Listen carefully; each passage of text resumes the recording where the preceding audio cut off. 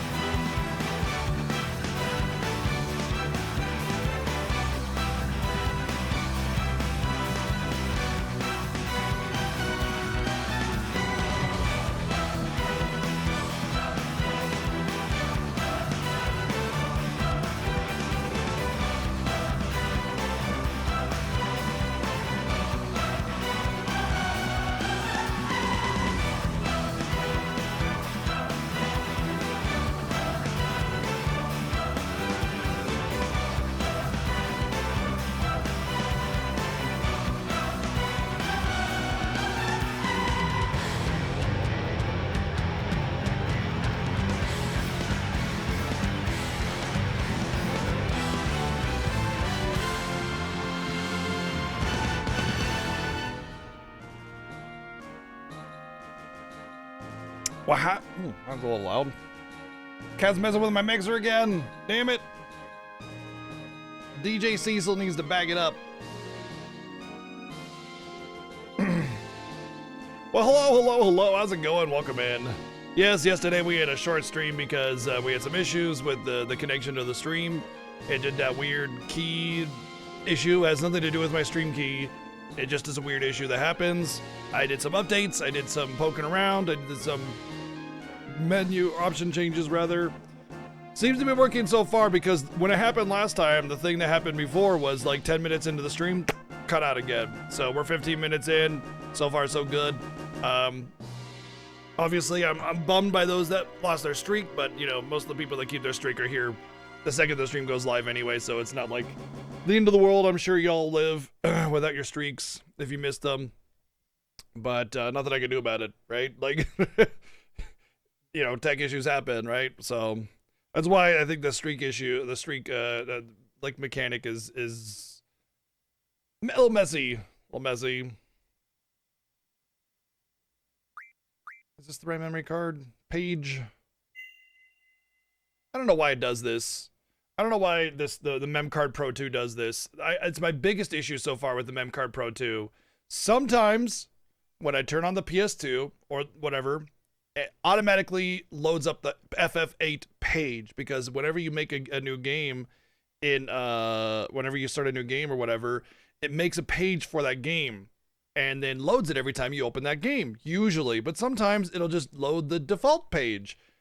And I don't know why. It's always, you know what it is? It's like every time I start the game, it loads the default page. And then every other time after that, it loads the page for the game. And I don't know why it does that. I really don't. So what I need to do is set up the Wi-Fi connection on it so that I can manage the pages and change it manually on the web browser. I just keep forgetting to do that. But like, the solution is to quite literally unplug it and plug it back in.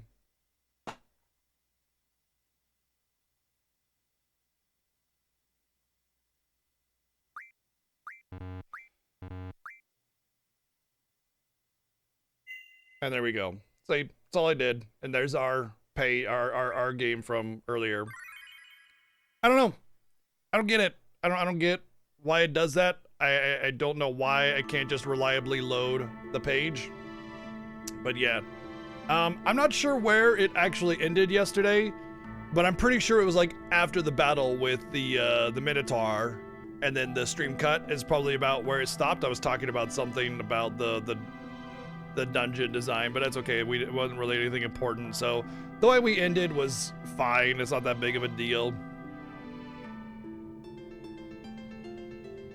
It's on Stone Age Gamer. I don't know who makes it though. I think Stone Age Gamer is like a place for retro things to be there, not a place where Stone Age Gamer makes them, you know?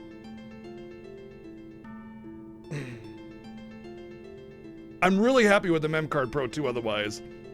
I think it just really flourishes when you utilize the Wi-Fi function of it, you know? And I'm not really super knowledgeable about those kinds of things, so I kind of put it off, and it's been like a year or two. I just need to do it, you know?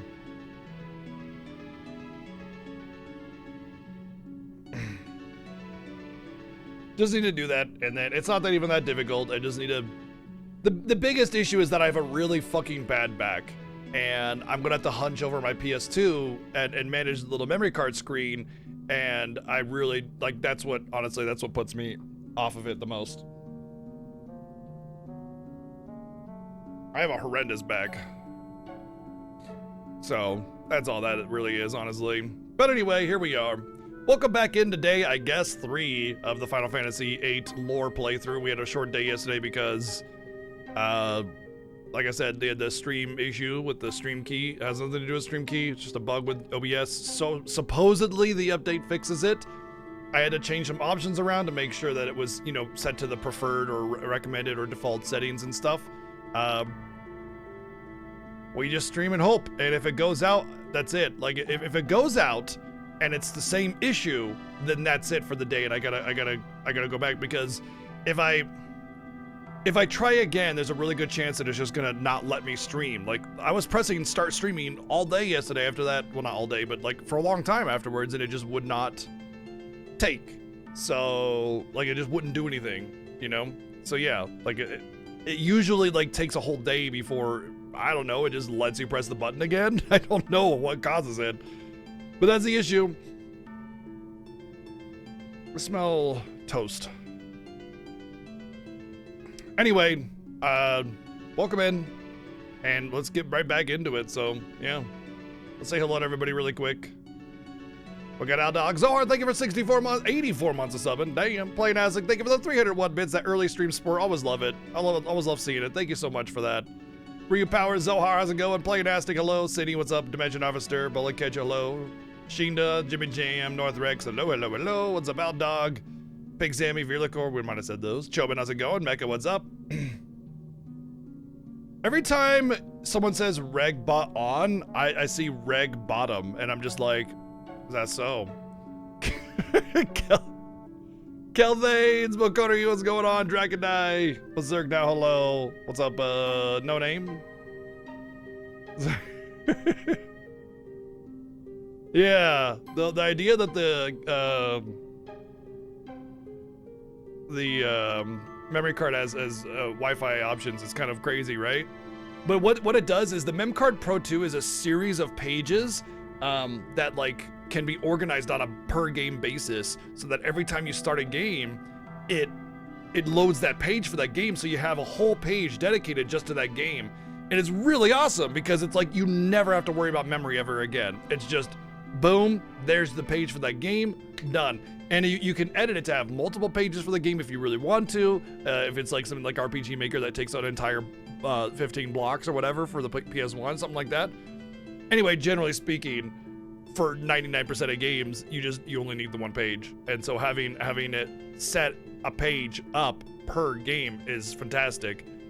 And then there's the generic page. Hopefully what I can do is move things around when I get the Wi-Fi. I imagine the Wi-Fi interface on the web browser will be really, really intuitive, and well, not necessarily intuitive, but like really a lot of options that are very easy to use, you know, because it'll all be on a web browser.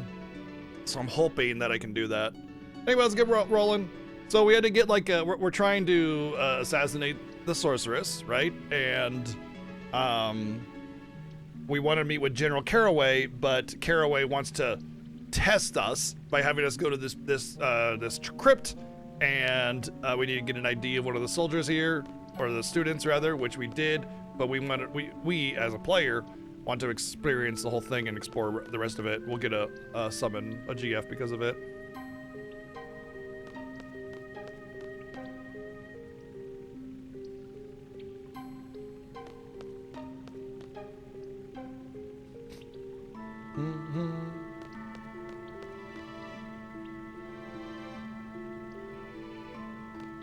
Yeah, you'd think with a company as big as Cisco that they'd be able to hire better graphic designers to design their interfaces, right?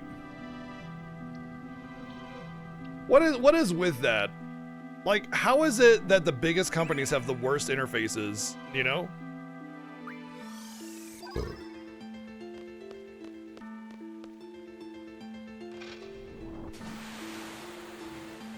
It's not that hard to hire a graphic designer, you know, like easily affordable.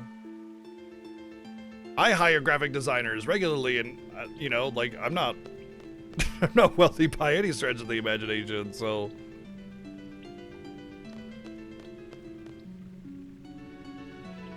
I understand that there needs to be like a minimalistic approach if you're in certain kinds of like programming boxes and stuff, but there are better ways of making that more intuitive and usable.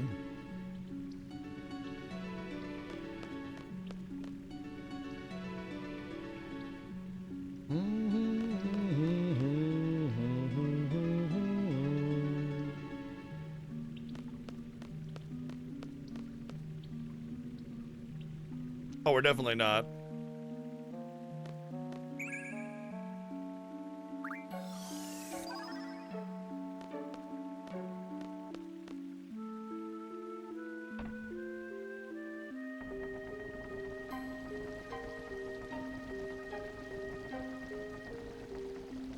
Oh, I didn't realize a safe spot spawned here when you did this. That's interesting. I don't remember either of those two safe spots spawning normally. I gotta research something.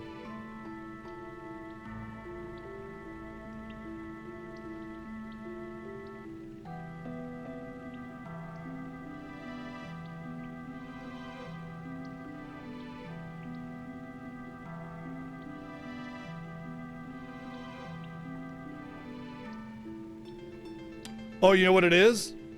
I have move find item on.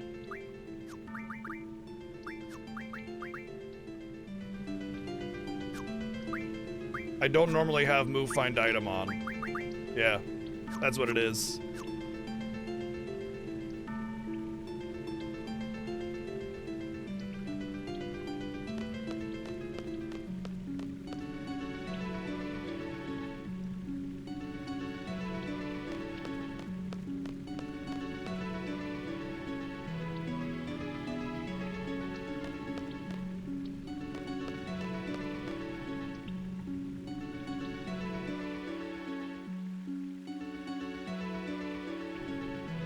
The only thing that you would get then is like a better organization of files and more like streamlined loading times and stuff than if there was nothing else.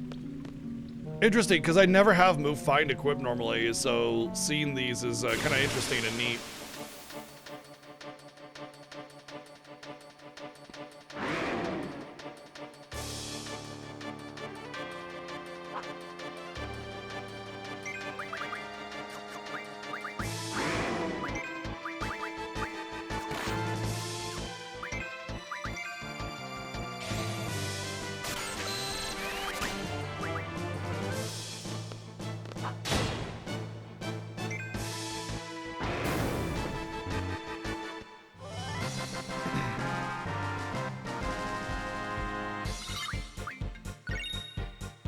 Armando's card.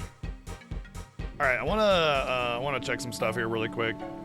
So first things first is I want to check to make sure my GFs are doing their thing, and then I want to see if there's anything that's kind of close, because the boss gives like 30 AP usually, or something crazy like that. There is one. Usually tons of AP, and I don't want that to go to waste. Can I even fight a battle in this area?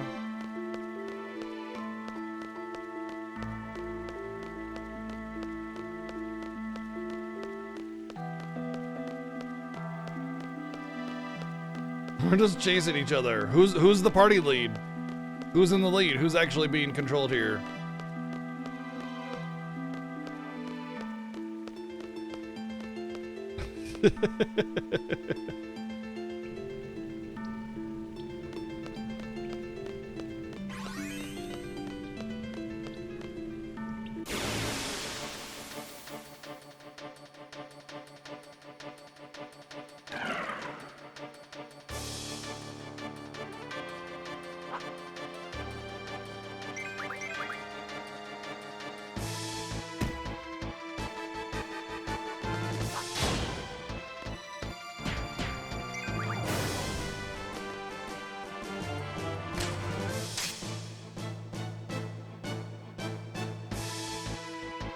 Did my rank actually go down? Sometimes if a mission takes too long, you can rank down.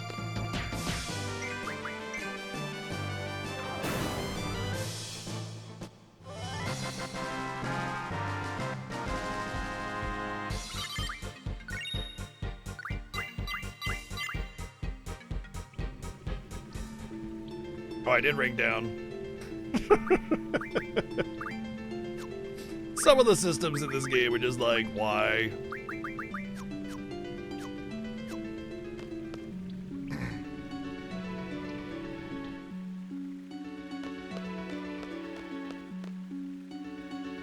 What's up, Brad's at?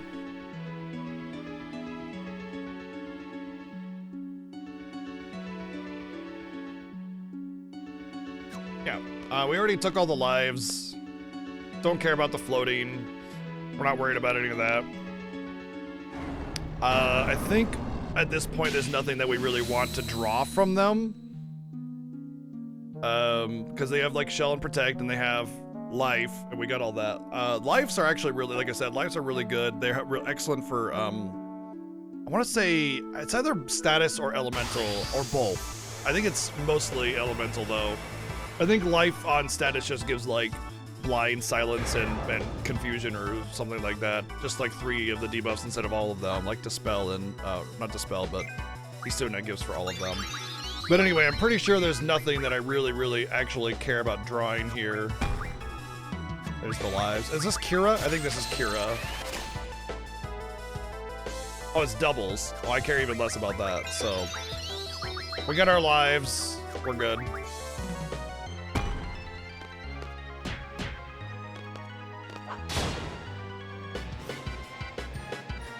What's up, Joshua? Thank you for the 3 months of subbing.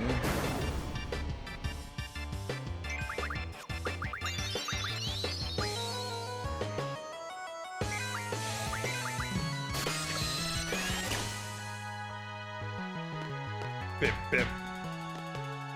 Slam! How could the brothers be defeated? I guess we'll join you. And then you get Minotaur and Sacred card, which is great. So, both of those cards are actually decent. Oh, it's just a sacred card. Never mind. Oh, 40, yeah, 40 points. Definitely did not want those to go to waste.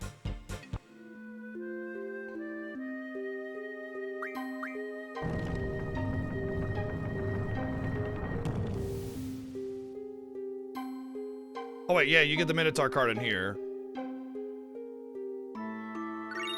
There it is. So one, the biggest thing about the Minotaur card, or one of them, I can't remember which one, is the Adamantines. Actually, not that bad either, but the Dino Bones are excellent because they will refine into earthquakes.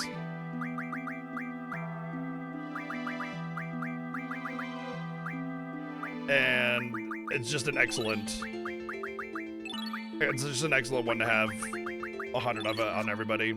So I don't know what the Adamantines can actually refine into. I'm not sure what I could do with those, but they're like plus 60 vitality abilities. So I mean, you can just do that. So there we go.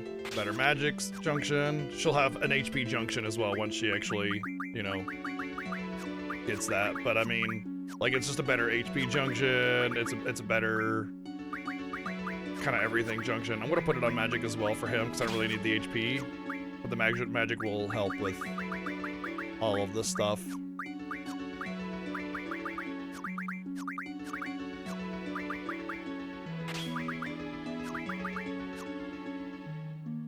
But yeah, as we get different junctions, we'll eventually put Quake onto HP, just cause when we get like a better Magic junction, it'll just be better HP, like just straight up, you know. So it's just a nice junction to have, and it's very, very easy to come by. All right, 206 strength, because I learned 40% strength. Oh, wow, computer parts, awesome. Congrats on the new build. All right, so from here, we're good there. We're good there. Now we get to learn strength bonus.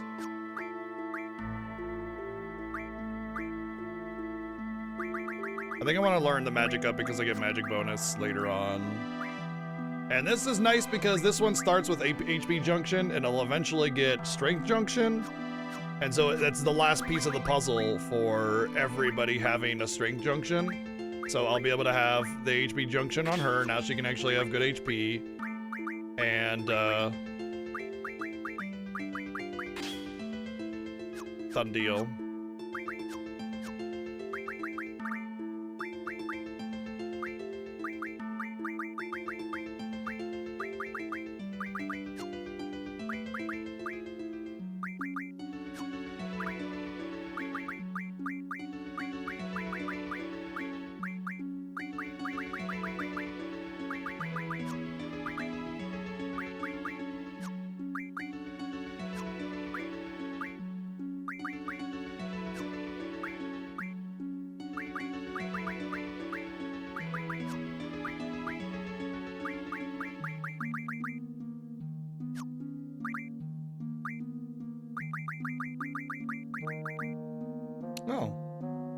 Armadodo refines into a Dino Bone as well.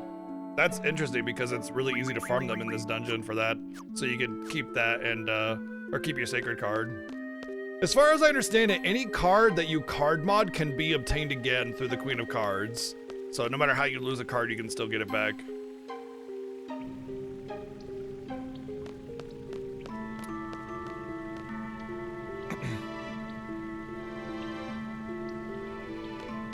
What was it? 098? 094. Glad I searched it again.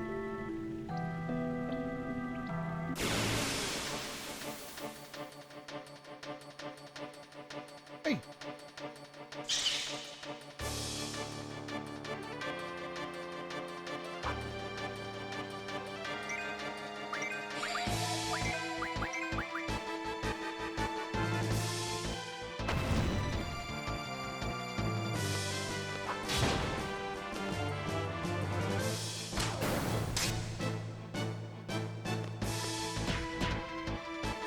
So at this point, everybody should have an HP junction, a strength junction, and a magic junction, which is like probably the most important 3 stats in the entire game. The vitality and spirit stats you know, try to get him up, but like whatever. Honestly, especially at this point of the game, where my HP is so bonkers high, it doesn't matter. Nothing's gonna even phase me, and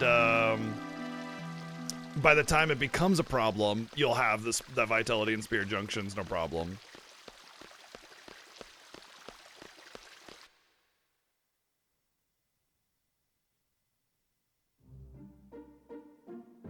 Wasn't float like a really decent junction for hit percentage or something?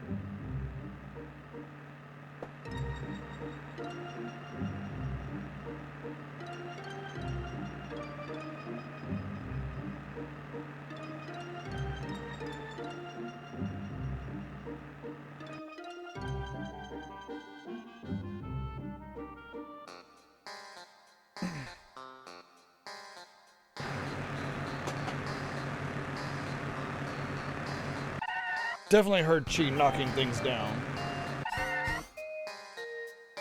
But I don't see her.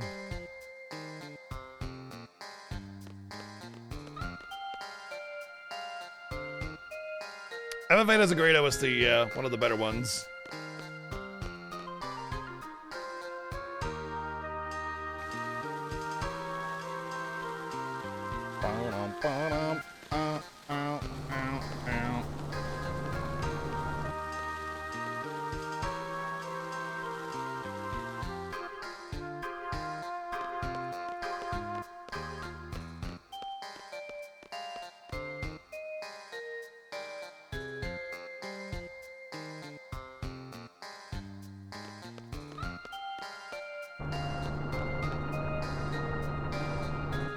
Ready to answer.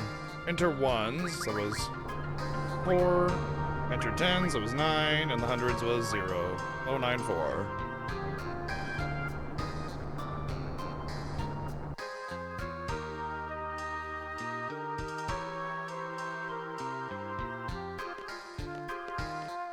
We made it to Caraway's Mansion.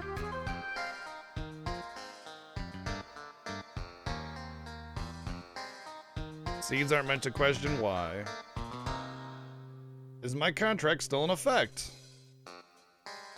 Don't leave me in this house. Want me to explain why? You should know by now, just tell us what to do.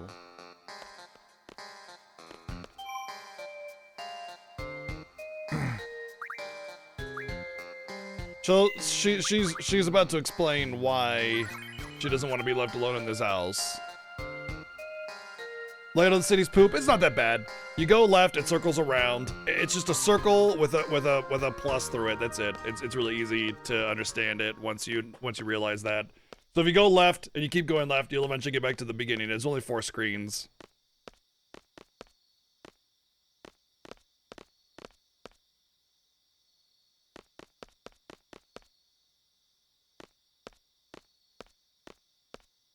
They suggest getting on a bus because they want to give the impression that the city is big, but it's actually a really, really simple layout.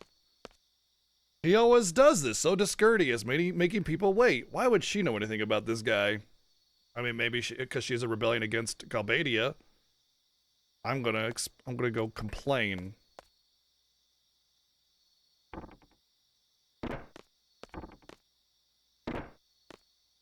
Oh, by the way, this is my house. Oh. So the leader of an active rebellion faction against Galbadia is the daughter of a general of the Galbadian army. That couldn't possibly be bad. But then why is Caraway trying to help us? Actually, we don't really know why we're here. We're just here to assassinate the sorceress. We don't really know if we're here to be anti-Galbadian, right? Oh, so he put Renault away because she doesn't have the training, especially if she stays out of this operation. Can't remember the last time she called me father. Well, definitely not a good relationship.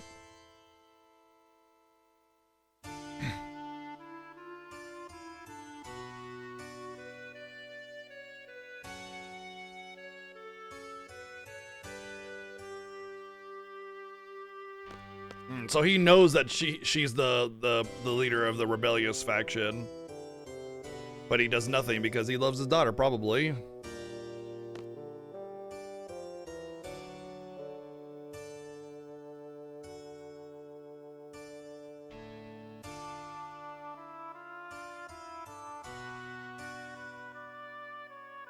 Okay, he's basically saying, we're still under contract under her, so we don't have a choice. If she gives us an order, we do.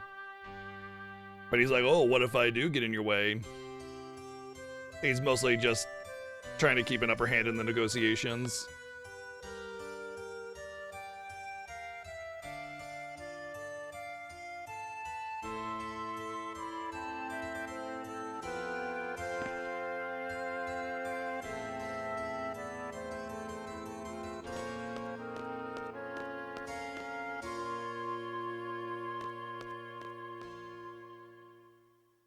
I don't know. I think she's about 17, yeah.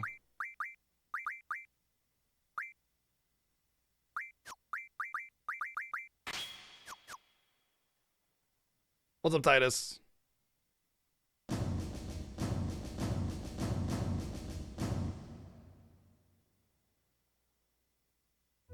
Okay, so the sorcerer's name is Adea. Oh, okay, we're learning stuff. There's gonna be a ceremony tonight to commemorate the event. This is the plan being laid out about how we're going to assassinate the sorceress.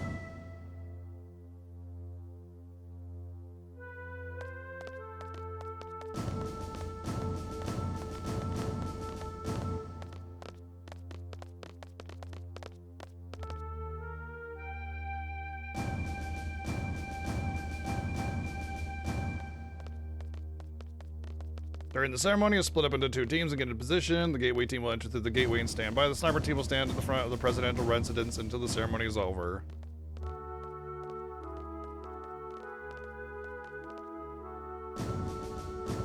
The sniper team will wait here.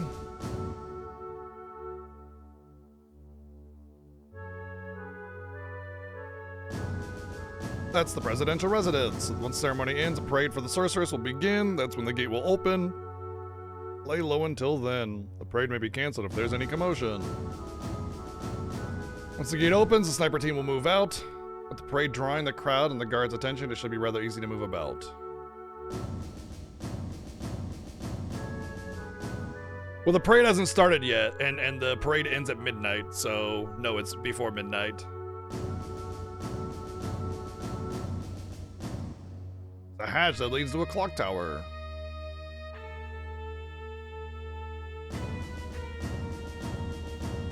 Oh, okay, when the, stand by until the clock tower, until exactly 10 p.m., never mind, not midnight.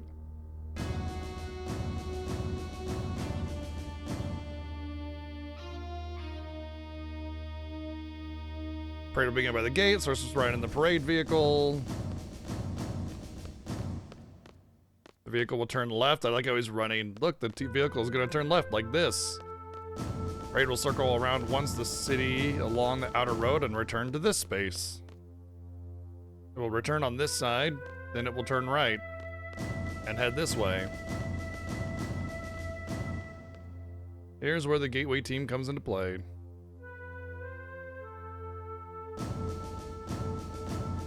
At exactly 10, the parade will pass under the gateway.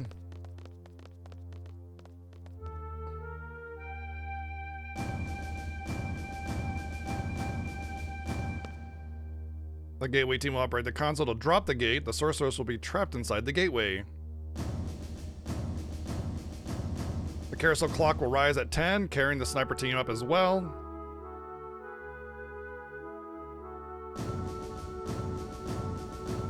There will be no obstructions between the sniper team and the sorceress. Also, the bright lights of the carousel will actually drown out any kind of personal movement behind or underneath the lights.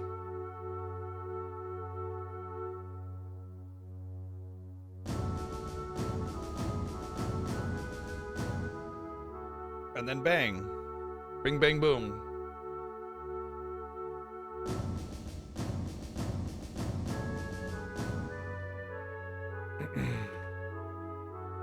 And he's like, stay out of trouble.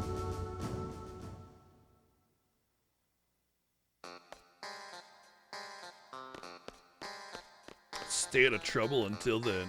Troublemakers.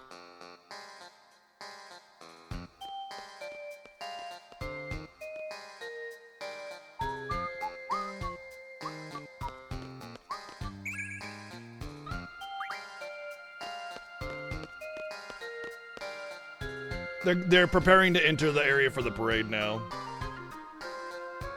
Hi. You want me to throw that, but you didn't bring it to me. You brought it 10 feet away from me.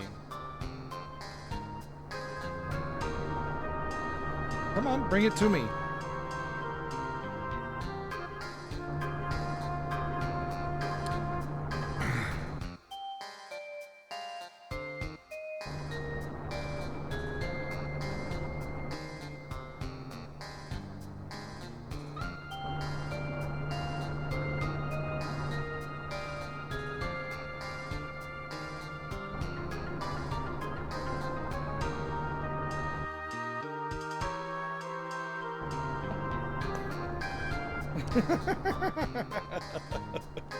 Cam's running back in, like, hey, We're not done playing. like, well, if you bring me back the toy, we'll play again.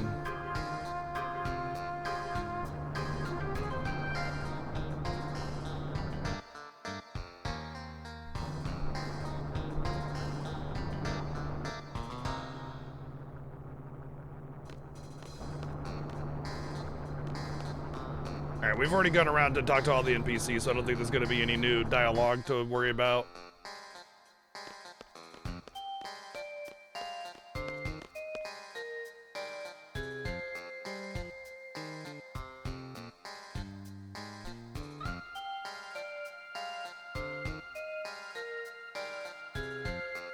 Time to form the teams. The sniper and the leader of the operation will form the sniper team.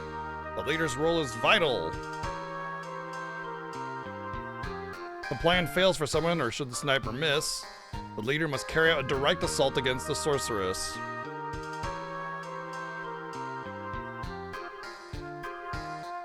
While they want it to be covert, the objective is to eliminate the sorceress, period. So ideally be covert, but if you have to go in person, you gotta go in person. So who's gonna lead the operation? And then everybody looks to Squall to lead the operation. So he's like, I will.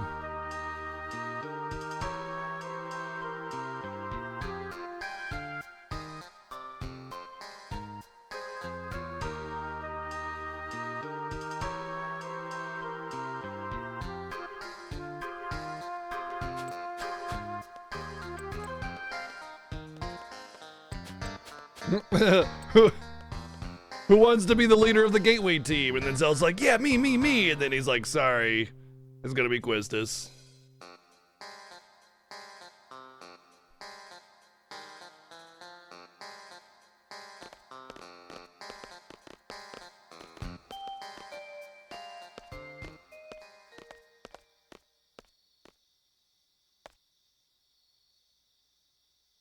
Yeah, seems like a pretty fine day. All right, we don't have to worry too much about the junctioning right now until we actually start fighting stuff. And then here comes trouble.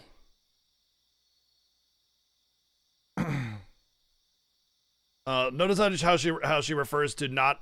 She doesn't refer to General Caraway as her dad. She refers to him as that man, because you heard earlier last time when we were talking to General Caraway, he said he doesn't remember the last time she called him father, so obviously issues there.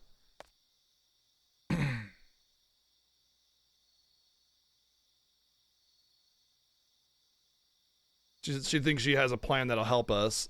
Take a look at this. It's called an Odine Bangle. I found it in that man's room. Not her father's room, just that man's room. What are you gonna do with it? It's supposed to suppress the sorceress's power, but its effects are still unknown, so I don't think they're gonna use it for this mission.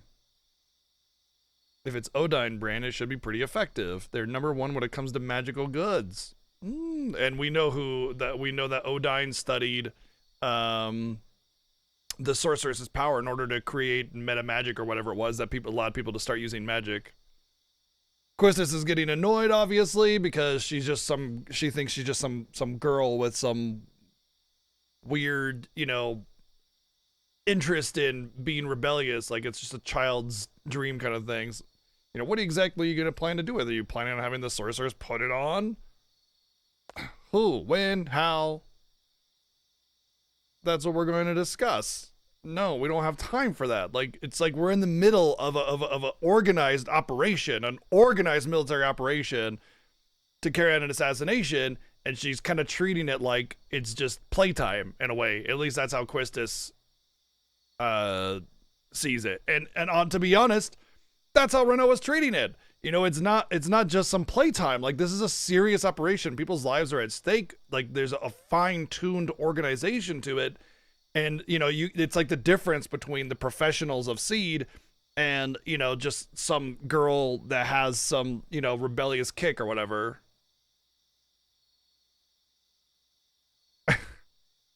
Oh boy. Well, I appreciate it.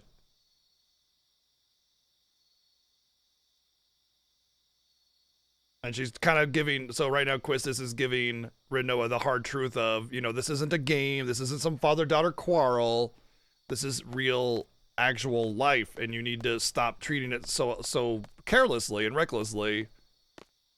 And so she's obviously hurt, even though we're under contract under her. And, you know, it's like, she understands what's going on, she understands it's not the game, but she lacks the professional quality. And that's what makes it feel like she doesn't understand what's going on. And you know what? I think she doesn't quite understand the weight of the situation either.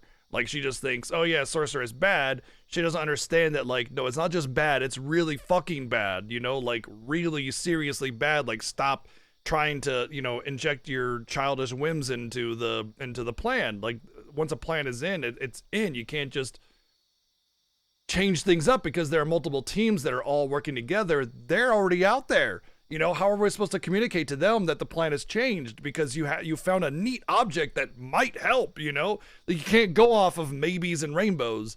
You got a plan, you stick by it unless things change, you know? It's not like you don't have a plan, really, because it seemed like you didn't have a plan. So it's like, you know, she feels like she could have done good. She feels like she was trying to help, and she wanted to, but really, she's just getting in the way.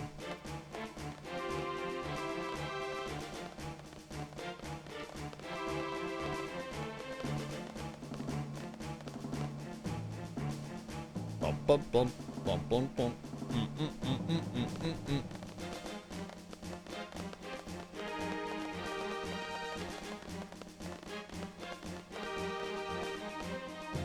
Irvine was trained differently because he's saying, is it true that there are times that Seed should not question the mission? But as a Seed, he should kind of know that. If you knew that your enemies were pure evil, you'd get more fired up to fight them.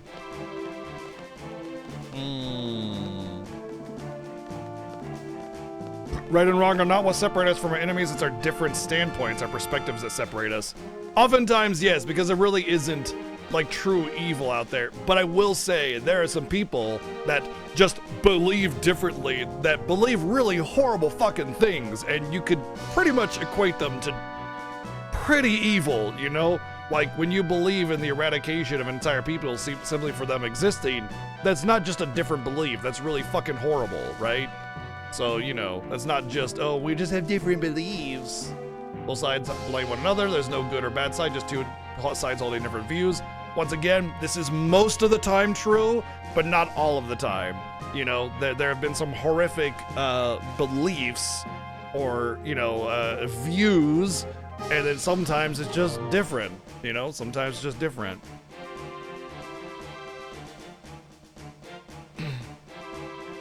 I think Squall being very young, like, I think this is a really, really interesting point here, you know, because it's obviously touching a lot on, like, real life history and current events at the time and everything, where,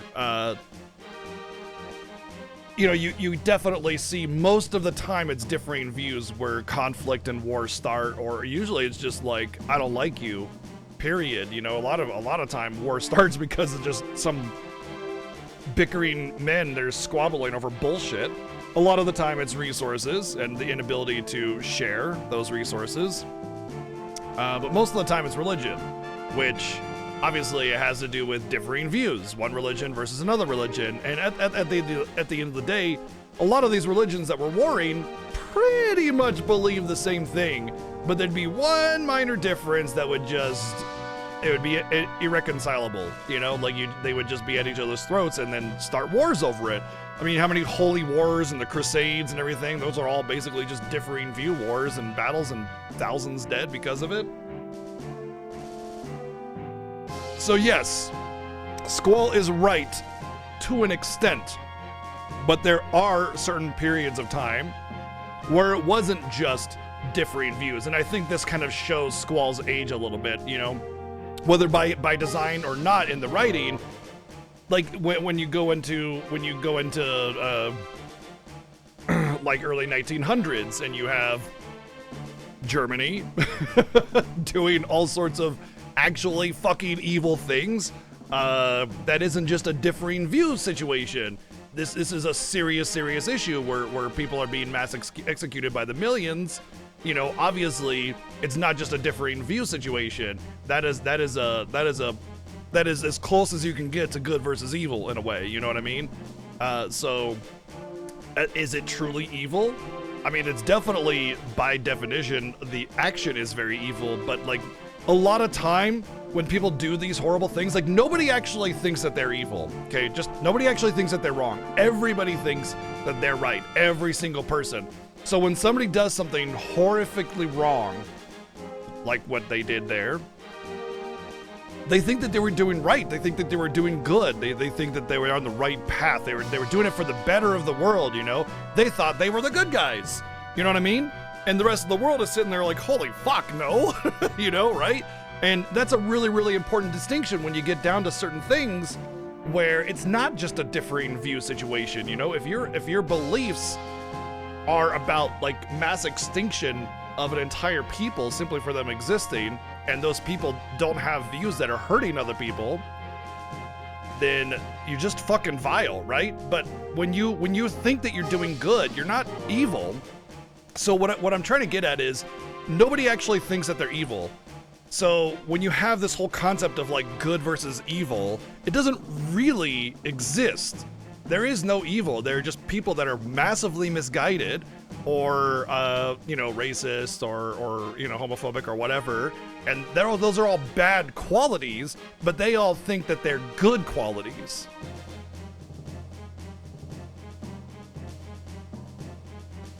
Oh yeah, are we the baddies? Yeah. So yeah, I think that's a very naive statement by Squall saying, oh, it's not about good versus evil. It's about, you know, differing views. And I think that's a really important thing to remember going forward, because we're about to really see the difference between differing views and good versus evil kind of thing. There's also the really important aspect of like the fact that we're literally fighting a fascist regime, which by definition is about as close as you can get to evil, you know? So like, because they're highly militaristic, controlling the population, you know, the whole lifelong president thing. Come on, man, right? So I really hope, because it's been a long time since I've read the story in this game, I really hope that it gets elaborated on, that Squall sees like, wow, okay, really, it isn't always just that. There's sometimes some nuance there going on, and I should care more about my orders and questioning them rather than just being like, it's a job, you know? So we'll see.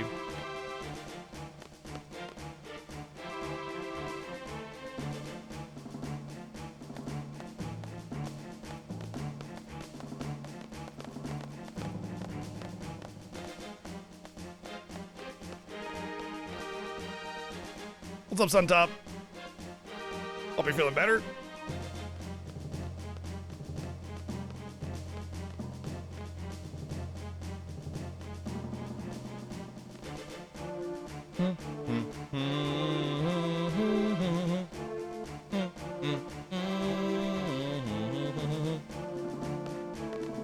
Is he missing an eye? Or is that just the hair covering it, making it hard to see? Why has the sorceress decided to have such an extravagant parade? She wants to establish her place in Galbadia Gardens, and she is chosen it to serve as our base. Interesting how it went from ambassador to Galbadia to the one in charge, you know? That's why Galbadia Guard wants her out. Okay. So this isn't even about right or wrong. This isn't even about right or wrong. Galbadia Garden just wants her out because it's gonna be annoying for us. That's it. Wow.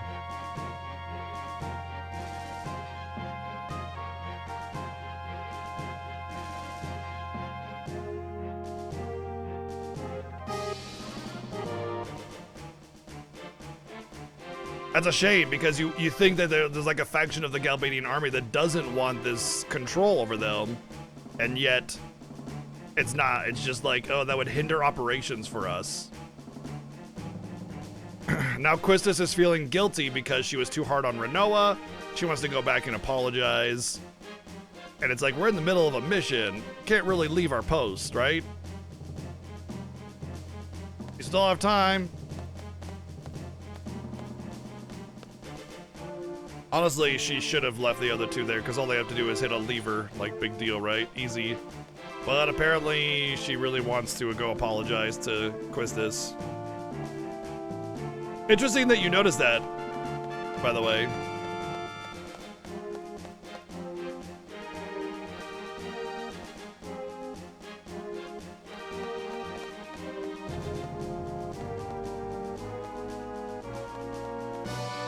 True.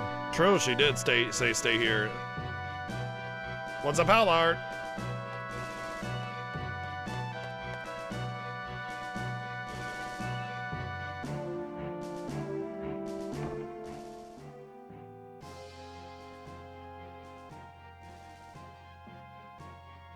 Just waving him away. Go away. There'll be chaos out there soon. You'll be safe here. Waving him away again.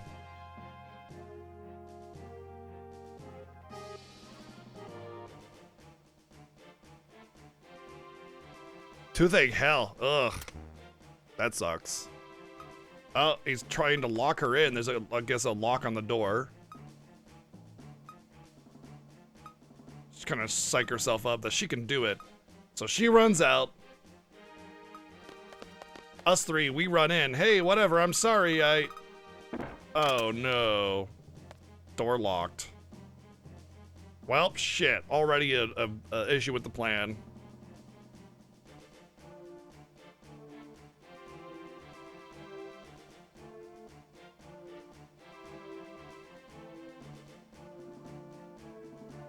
And now Renoa's probably on her way to see the sorceress because she wanted to help us.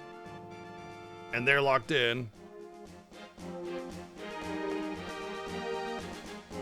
How do they all miss each other? I know, right? There was like seconds between them, yeah.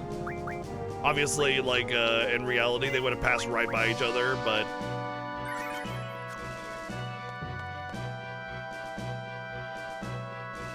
So Renoa's gonna try and... I'm not a seed, but I can still help kind of thing. That's what she's trying to do. She's trying to show that she can help. She can be useful to them.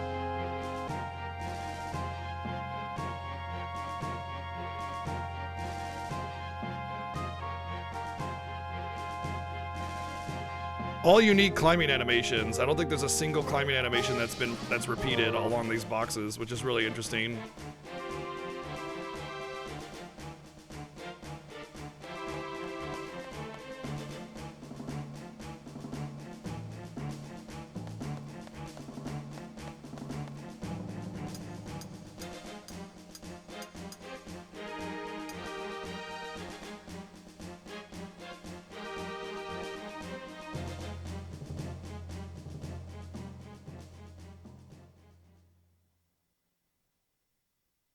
Take it easy, Shindub.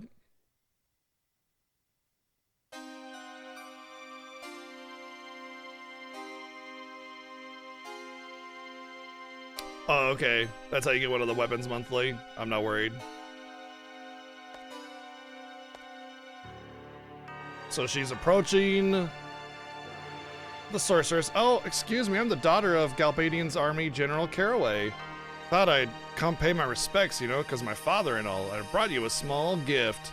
So she's trying to claim that she's, oh, look, I brought you this gift. Look at me. I'm just showing my respects. Oh shit, kaboom.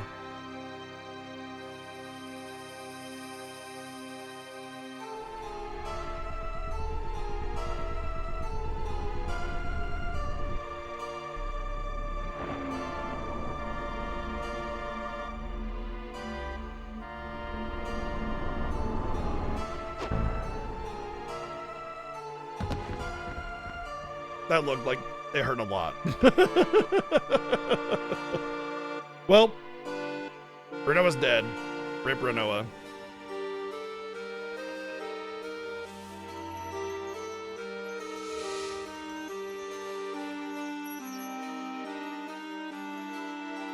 Oh, maybe not dead.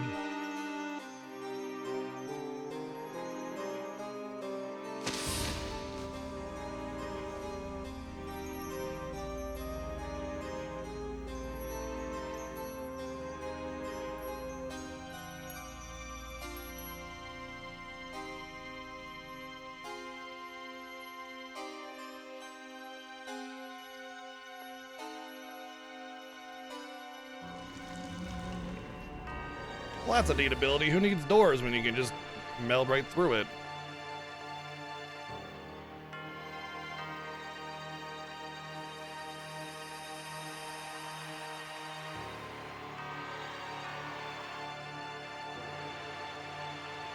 Here she comes. Looks like Renoa's being controlled. She's just kind of dazed. Why else would she be following like that? Yep. Nice and mind controlled of some kind.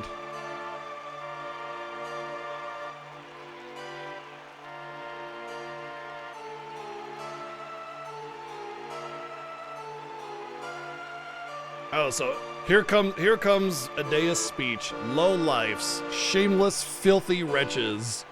How you celebrate my ascension with such joy, hailing the very one whom you have condemned for generations. Have you no shame? What happened to the evil, ruthless sorceress from your fantasies, the cold-blooded tyrant that slaughtered countless men and destroyed many nations? Where is she now? She stands before your very eyes to become your new ruler. A new era has just begun, and then the president's like, Adea, are you all right? Adea, this is reality. No one can help you. Sit back and enjoy the show. And they all cheer because she has them all basically dancing to her tune. All the masses are just being controlled by her.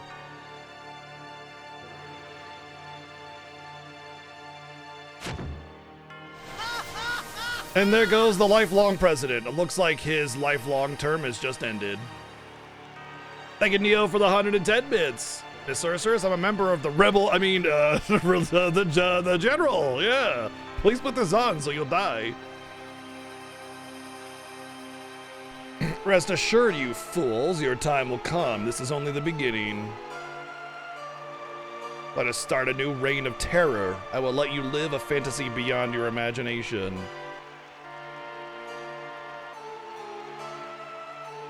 And they all cheer because she has them all basically just what's the word I'm looking for? She has them all under a spell, basically. I mean, you've already seen many times over that the sorceress is powerful. She just stabbed some dude with her fingers and lifted him up, like, you know. Let us end this ceremony with a sacrifice.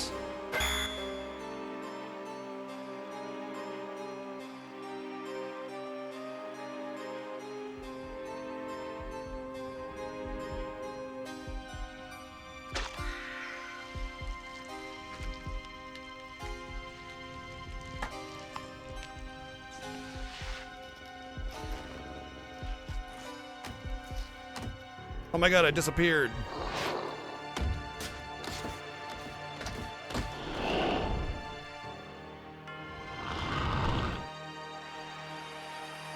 Enthralled is a good word. Yeah, that works. I undisappeared. She's in trouble big time. We gotta go help whatever. Coconut, why? God damn it. Thank you, Dio, for the sub gift to nom nom nom nom. Parade isn't started yet. The gate's not open.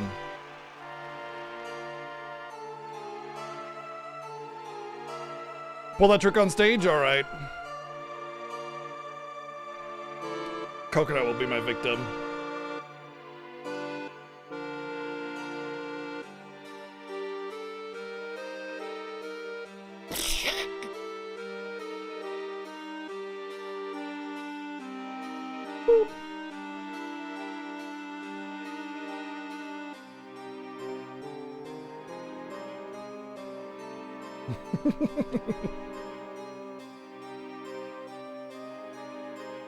Oh no, it's starting. So they're trapped in the room. Just break the window. God damn.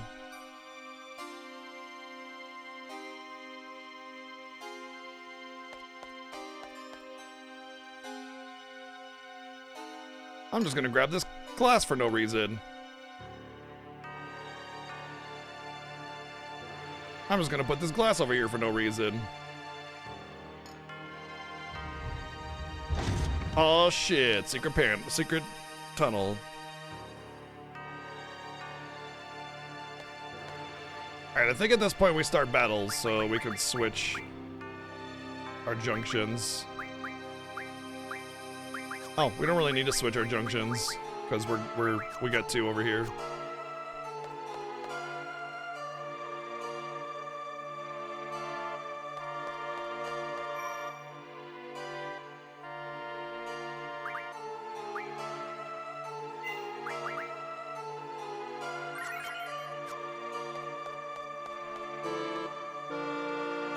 Spellbound, yeah. Spellbound would be a better one.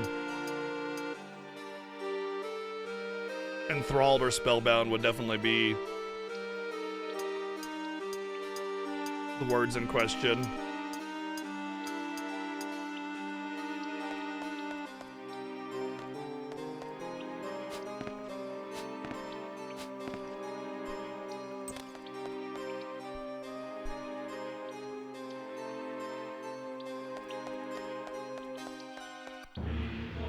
Uh-oh, it's starting. Vito set. Vito set. Vehicles. Vito set.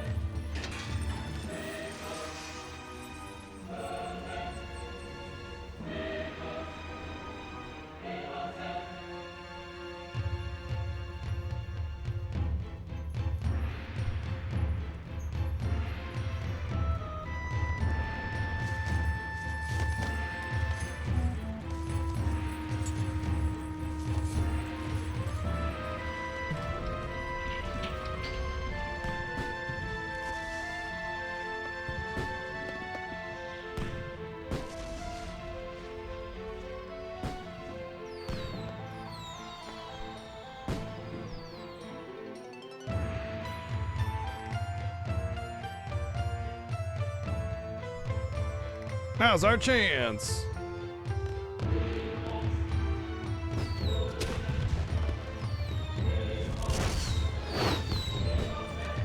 Oh, you know what? I can't remember if we fight the thing with Squall first.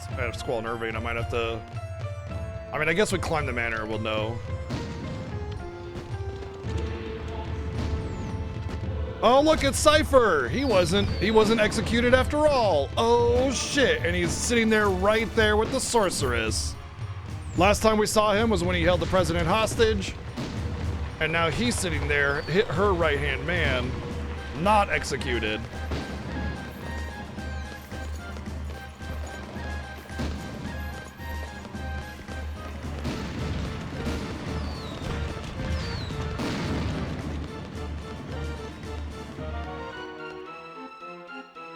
I mean, they would have to. That's literally how dance choreography works.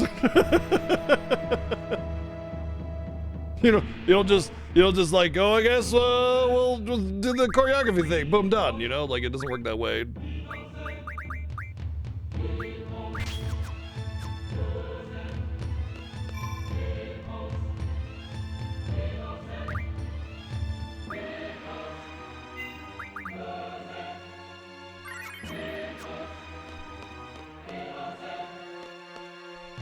That's okay. They're all enthralled and shit, so, you know, they're just kind of going whatever.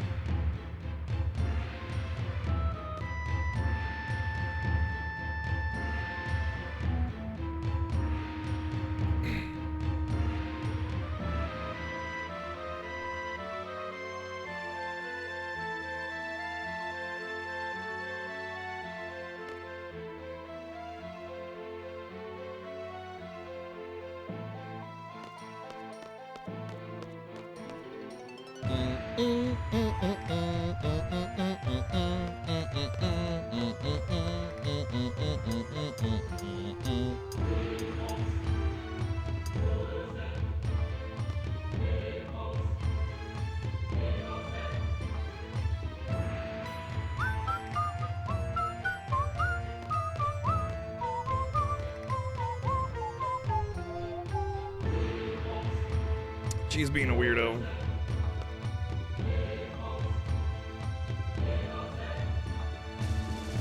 So those like iguana type things got summoned on Renoa, and we're trying to go help her before we go do our part of the mission. But we have to go in here anyway, because that's right down here is the secret panel where the sniper rifle is. So this is our destination anyway, which is nice for us.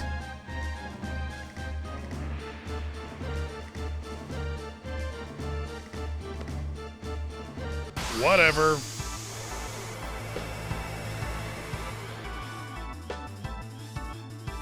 No, if you go down there, he says, no, it's not the time to get this.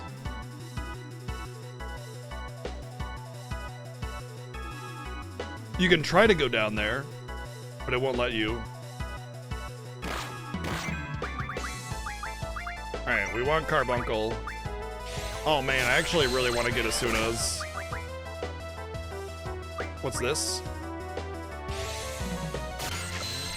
I think it's like Petrify? Breaks, yeah. I'm gonna kill one.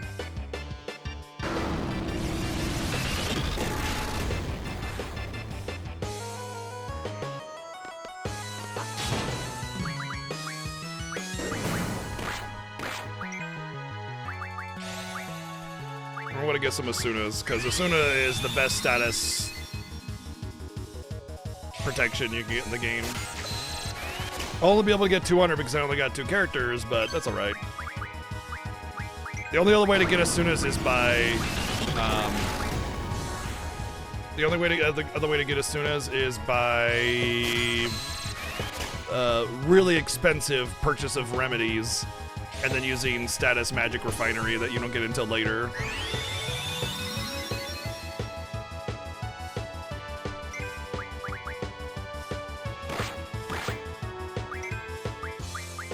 What if I can sleep them?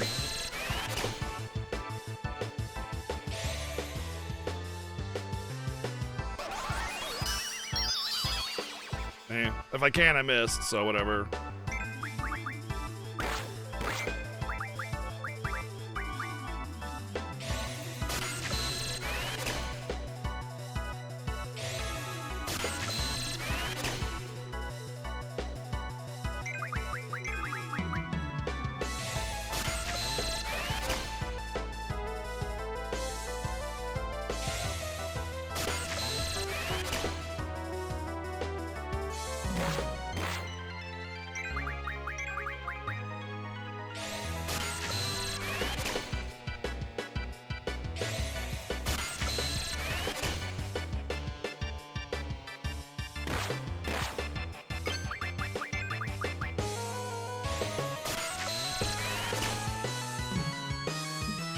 Cats are playing around my feet.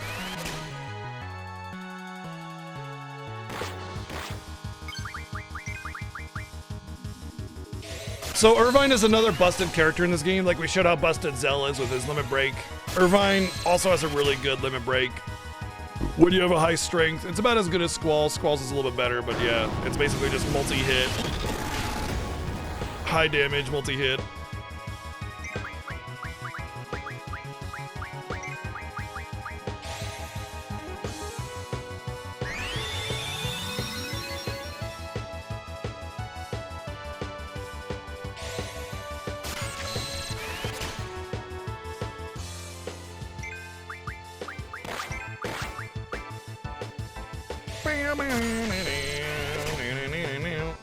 A lot of what you can get from these enemies and bosses is dependent on your level.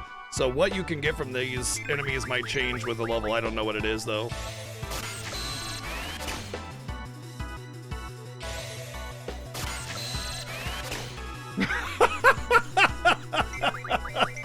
I just watched Chi right on top of Cecil and then they ran off.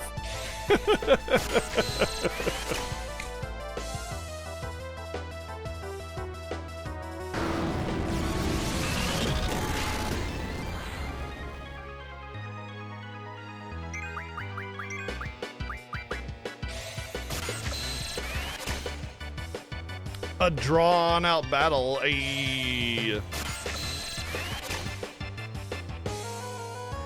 Oh, I got 2 there. That means I'm very close to being done.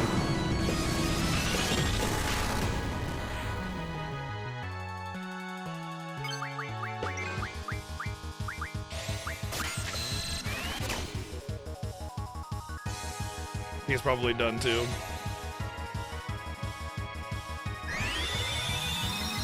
All right, now it's time to put it into this.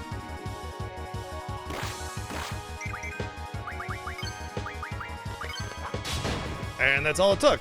The end. Sat there getting beat on, taking all their magic just so I could slap them in the face. Kapow!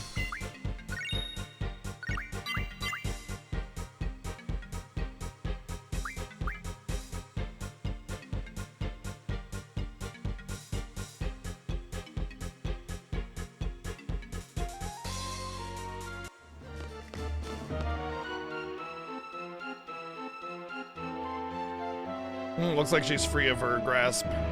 She was scared. Really scared. It's over now.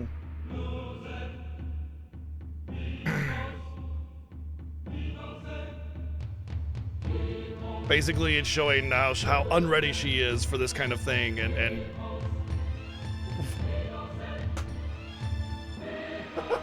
plop. What are you here for?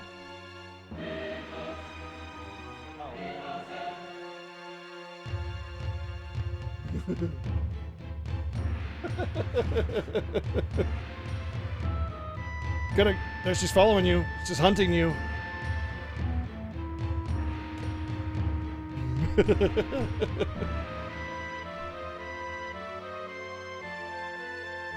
I did not name that. Chad did.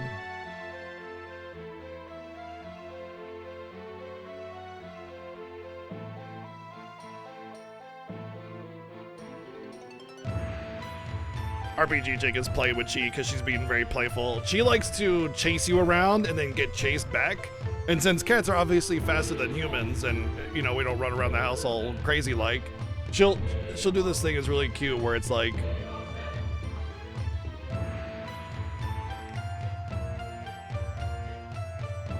she'll run, she'll kind of trot away from you really casually because she knows that you can't keep up with her. So it's totally like this fake slow running just to play, and it's super cute. She's like, oh no, you're gonna get me. Oh no, whatever shall I do? Really funny.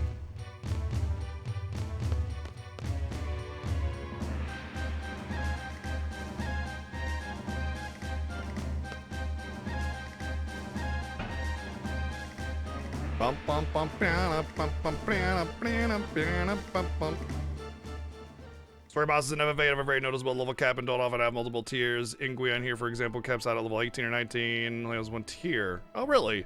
Then why does Cerberus have like a huge difference in what spells he can have?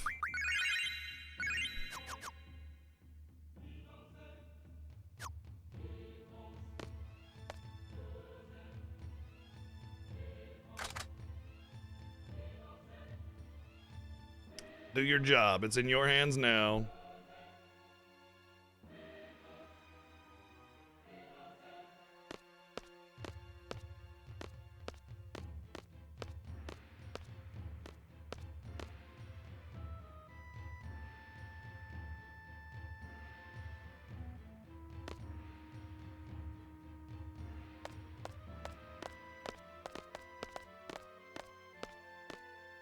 Loneliness of a sharpshooter. Guess he has a point. Can't hear anything from here on. So now we just wait until this thing rises up. But he notices Cypher. Cypher's alive. He was in the parade with the sorceress. What does it mean? What does it all mean? Who knows? If I were to face the sorceress directly, I would have to go through Cypher. That's the way it seems as a seed. You can't choose your enemies. I may end up killing Cypher.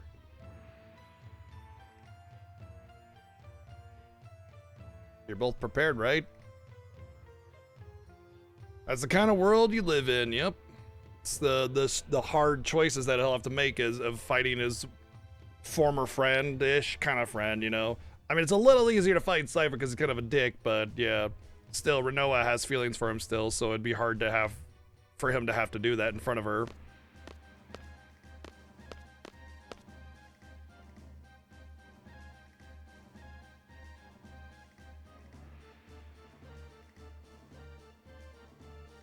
Oh, he's getting the jitters. I can't do it. I can't do it.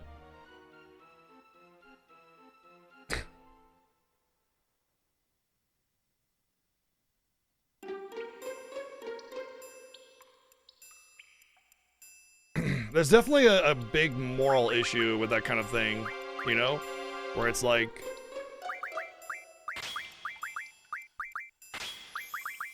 I guess let's just swap everybody, right? I should have a chance to change everybody's stuff. The reasoning is because, like, I mean, it's one thing you know you could justify killing someone because you're at war with them or something like that. It's not a good justification, just so we're clear.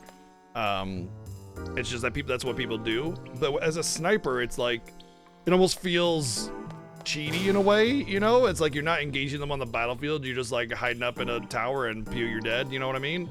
So I imagine as a sniper, there's a lot of moral hurdles that you have to get over.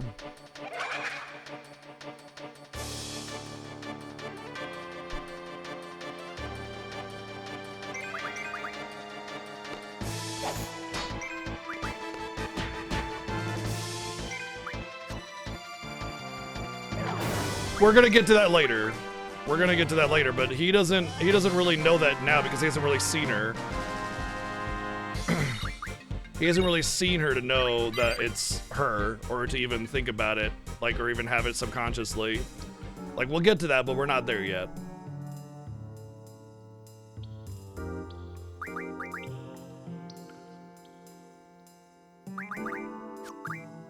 Like, he's just having normal jitters right now, right? It's not about what he subconsciously remembers. I think we're pretty much done with Shiva for the most part.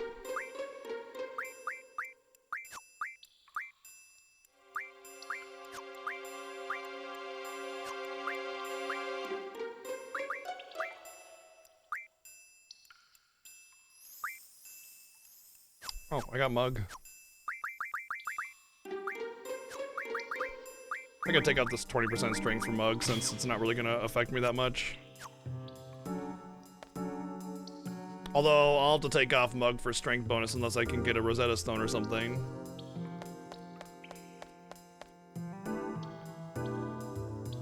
I'm definitely not gonna get the Rosetta Stone in the desert prison. That's not gonna happen.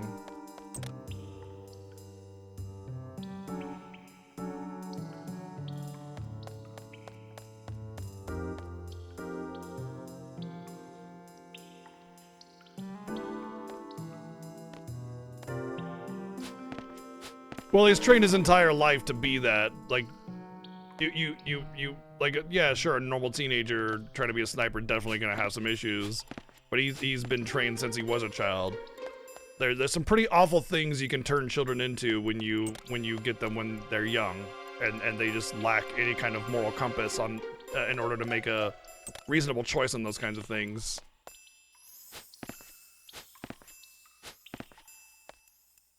I never remember which door is which at what point. This dungeon's kind of shitty, to be honest. And that's not just because it's a sewer. Just every room looks the exact same.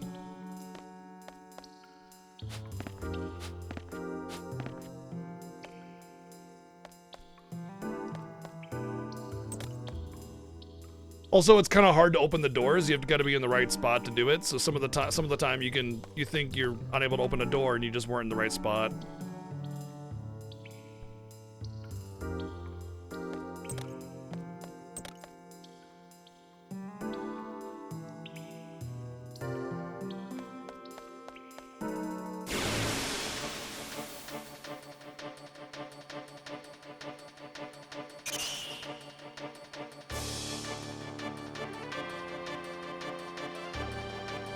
Yeah, well, there are some side paths for like some magazines and stuff, but yes.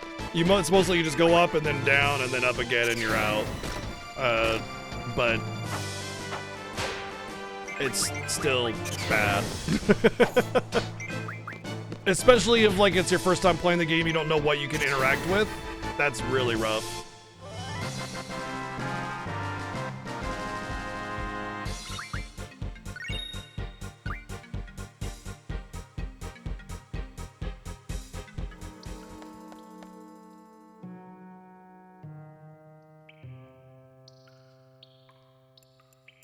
There's the magazine in question.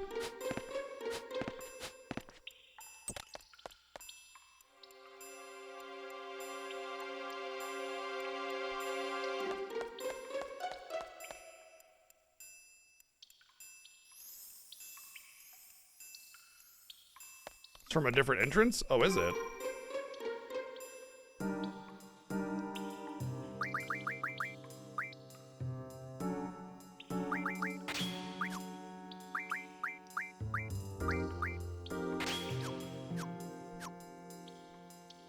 I want to say the third person for the fight is Renoir.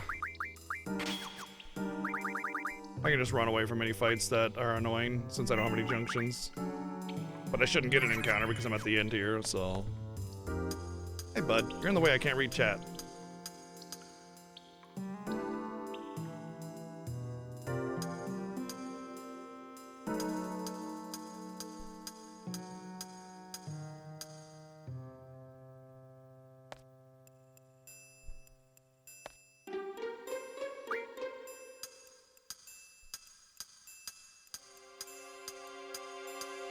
That's okay, if I can buy it in Esther, I'm not worried.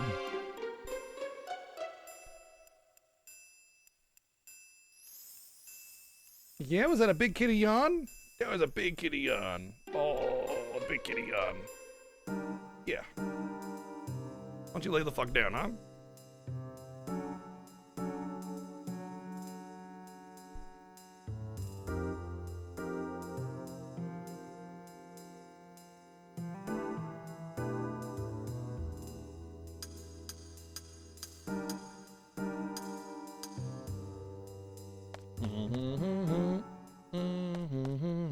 All right, we made it. Whoo! So we made it to our destination despite getting trapped in that room. Just in time, too. Boom, 10 o'clock. Here comes the carousel. You're up, Irving.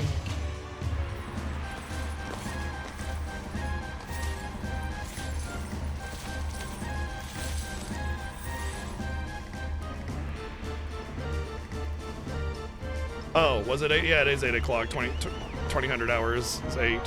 You're right.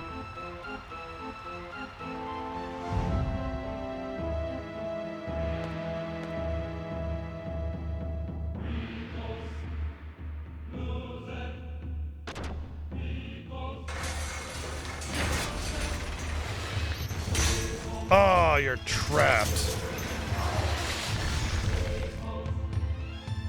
Who could possibly be resisting my control? She doesn't look happy. Irving Caneas! I can't, I'm sorry, I can't do it. I always choke like this. See, it has nothing to do with that. See, he's saying he always chokes like this. Try to act all cool, joke around, but I just can't handle the pressure. Forget it, just shoot. Bullet, the sorceress, I'll go down in history. I changed the history of Galbadia of the world. It's all too much.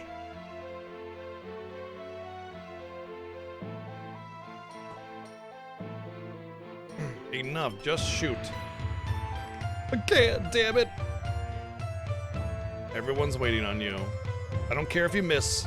Whatever happens, just leave the rest to us. So he's just like, just think of it as a signal, a sign for us to make our move. Please. So Squall is an excellent leader. He's talking down his panicking sniper and letting him know that it's fine. Just shoot. It's just a sign. You don't even have to hit. Just shoot the damn gun. You know.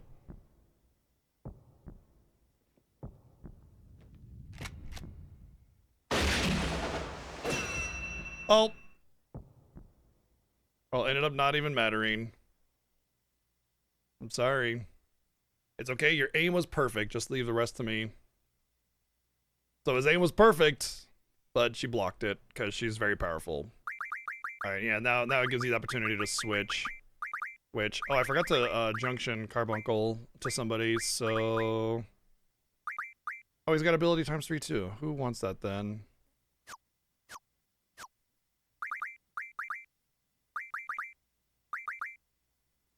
Yeah, you benefit from it.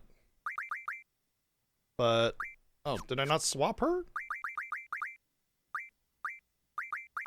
You being funny? Oh, you know what it is? Nope. Nope, everything's right. Weird. I thought I swapped Selfie and whatever before, but I guess not. Alright, in that case... Like, you get a Vitality Junction, but I don't really care about that. I care about the ability times 3. Sure, why not? You can still give it to her.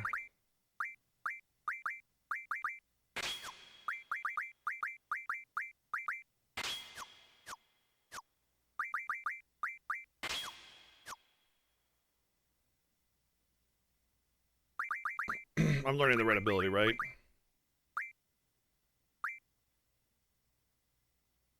Yeah, I don't really care about the rest of the junctions. Status defense will be fine, but meh. For now.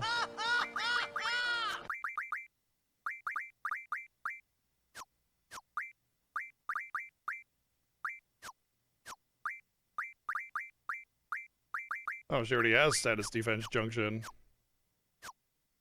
In which case, I might want to give it to Irvine instead.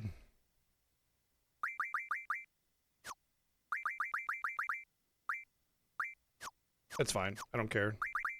But what I do want to do is give all of these to her. For now. I mean, I'll swap it obviously later when I change my party members, but for now, like this setup, it will be on whoever this setup is on, so that'll help with that. Okay. Take care of Renoir. Thank you, Dio, for the 110 bits. Oh, wow, the gates of the tunnel dropped down right as I passed through it. Gee, I wonder if this is a trap. I wonder where the attackers could possibly be. Maybe right on top of the ports. It just so happens to be perfect lookout. Yep, there it is. Attack in 3, 2, 1. Bling. Oh, there we go. Yeah, I mean, plus I imagine she has an extra awareness of what's going on and everything. Apparently there's a riot going on. People are trying to suppress it. Let's just run over everybody. Don't mind that.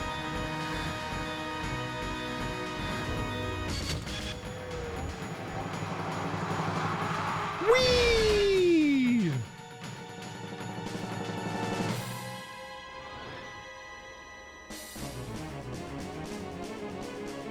I don't know, his driving was pretty badass. He like literally vaulted himself through the gate with crap by crashing into it. It was pretty sick.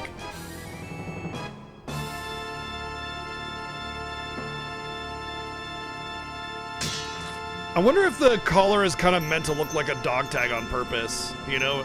Kind of makes it feel like he's just her pet, right?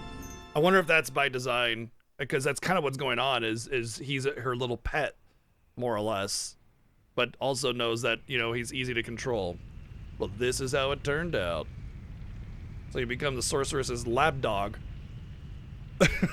I prefer to be called her knight.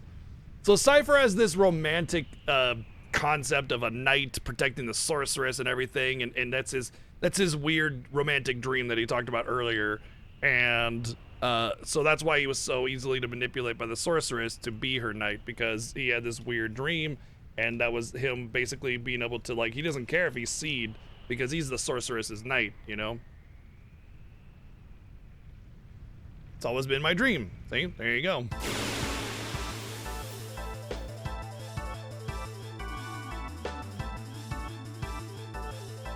Yeah, we were talking about that earlier. I wonder if it's just like a simple mistake, or maybe, oh, I stole a hero. Interesting. Or there's something else to it, you know? Well, Squall wasn't much of a knight because he just got his ass kicked.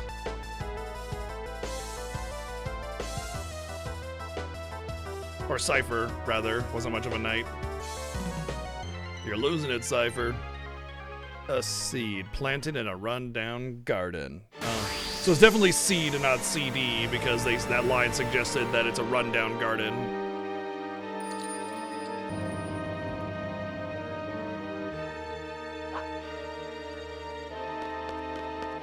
I'm here too. I have to redeem myself. Okay. Accursed CD. That's an important language. Accursed CD. Very important language there. We'll see that come back later.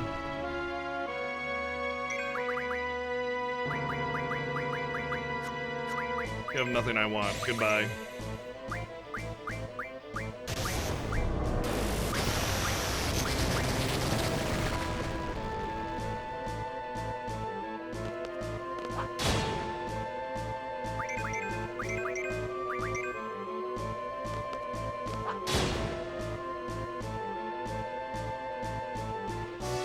Yay, we won. We're so good.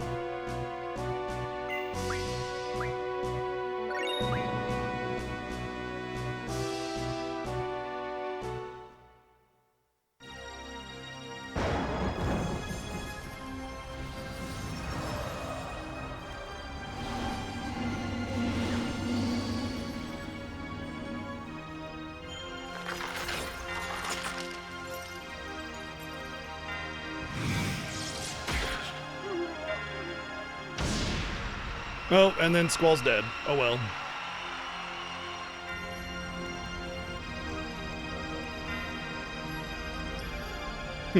Eyebrow raised like, you wanna fuck around some more?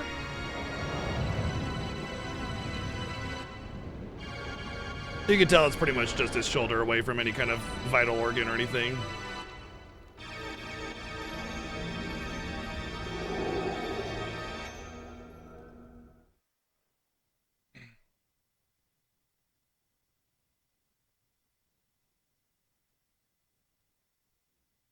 Oh yeah? Oh, interesting. I did not know that. That's funny. I was just one or two shotter.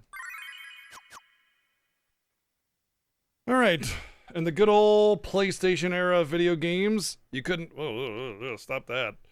You couldn't fit all of the game. Well, you couldn't fit all of the game onto one CD, but all the FMVs would take up space because back in the day, these discs only had like 700 megabytes of storage, and the videos, you know, well, videos even at 240p are still a lot. There's a lot of data there, so we got to change discs.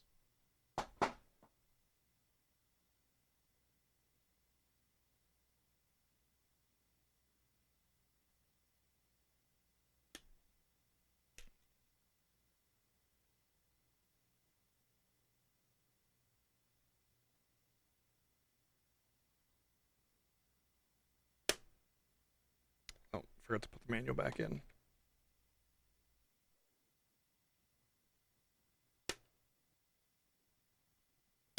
We have 4 discs in total for this game, so we'll have 2 more disc changes. Oh, I did something to my neck. Oh, fuck. Oh, we're doing Laguna Dream. There's someone here for us. I didn't die. Looks like he made his way out.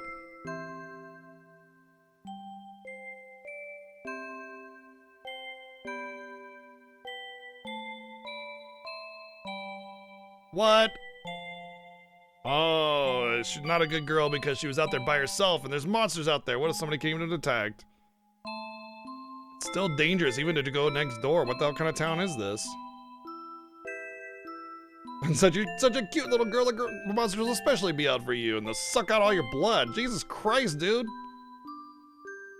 I'll be okay. Okay. I think we're fine on the junctioning.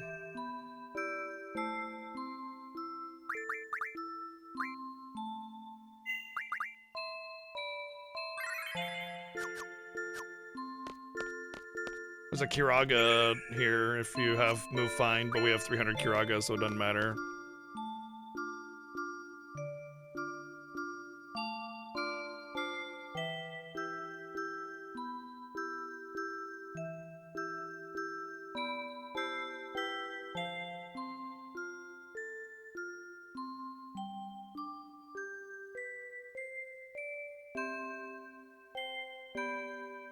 Oh, yeah, possibly. You know what it is, Neo? It's probably just disc 4 that doesn't have the entire game.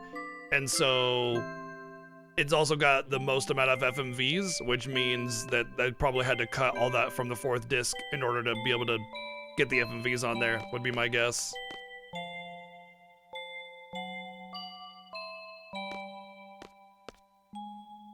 So last time we saw Laguna, he was fighting some kind of war against Esther, or battle or something in the lunatic Pandora. Now he's like sitting in this house riddled with bullet holes, probably because of the war. Probably might have even been a place where soldiers were holding up or something like that. And some little girl here, and monsters are all over the place, so we don't know what the hell's going on.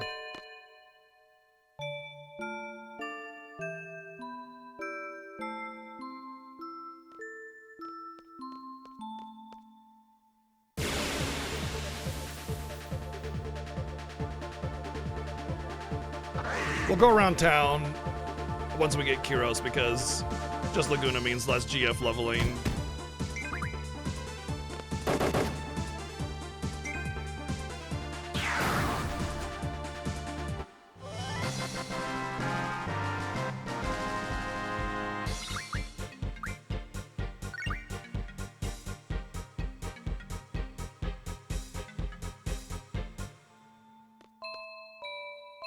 Now's your chance! Chance! Chansu! Woo! Barely made it. Yeah, I don't know if it explains why Monster's all about. Maybe just because, like, defenses for the city haven't been put in place since the war just ended. Oh, she's getting scolded by some other lady. She got in trouble. Because you broke your promise.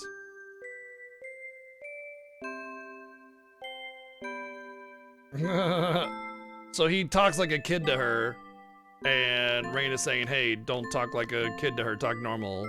It's one of those interesting things about raising kids is you don't like baby talk them. You want to talk to them like they're an adult or any other person, because it helps with like mental maturity and understanding how to actually properly converse with people, or else they continue to talk like this, where they raise their voice at the end of everything, and Anna did that, you know, like a kid does, and they continue that into adulthood. Oh, it's Kyros! It's been a while! Okay, so if the other things were 18 years ago, what is this, 17, 16 years ago? We don't know what the time frame is here.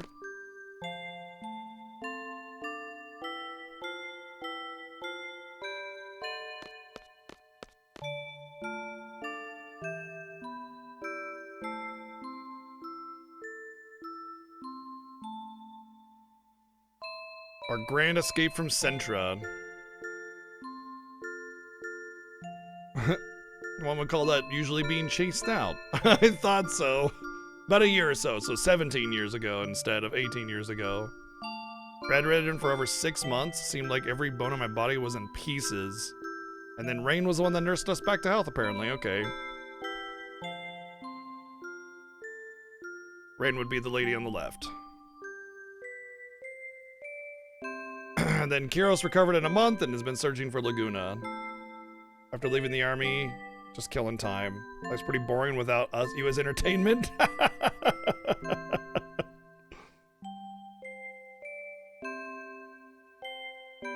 Let's see, what's up with Ward? Ward quit the army too. Luckily he found a job and he's working pretty hard. What's he doing? Janitor down at the D District Prison, which will come back, by the way.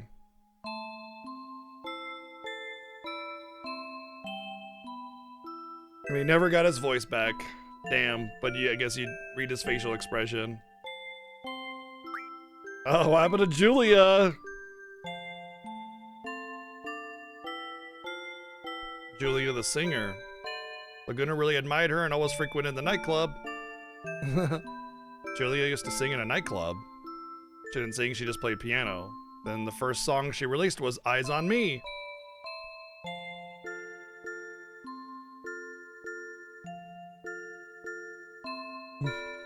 You never let me hear it. Interesting. I wonder if Rain knows that Julia wrote that song about Laguna. You never let me hear it. Interesting. Didn't think you listen to music. The song's about being in love. I really like it.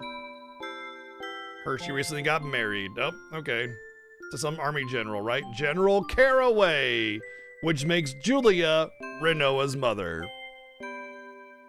As we have mentioned before, but yeah, not really, hasn't been decided until now. So now we know 17 years ago, right? Renoa's 17 years old. Julia married General Caraway after Laguna disappeared. So because Laguna disappeared, it freed up Julia to find love elsewhere, married some general. Boom.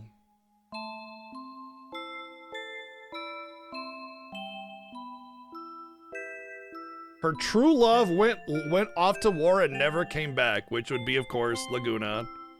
General Caraway comforted her while she was feeling down. That's how they got to know each other.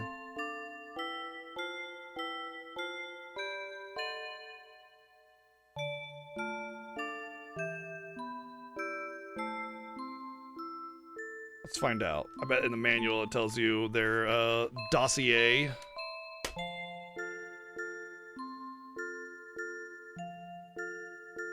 Usually in the older games it does. Squall is 17. Renoa is 17. Right there.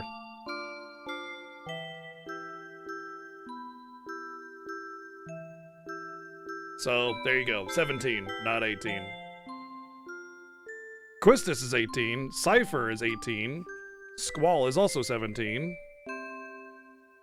Selfie 17, Zell and Irvine all 7. They're all 17 because they're all child soldiers basically.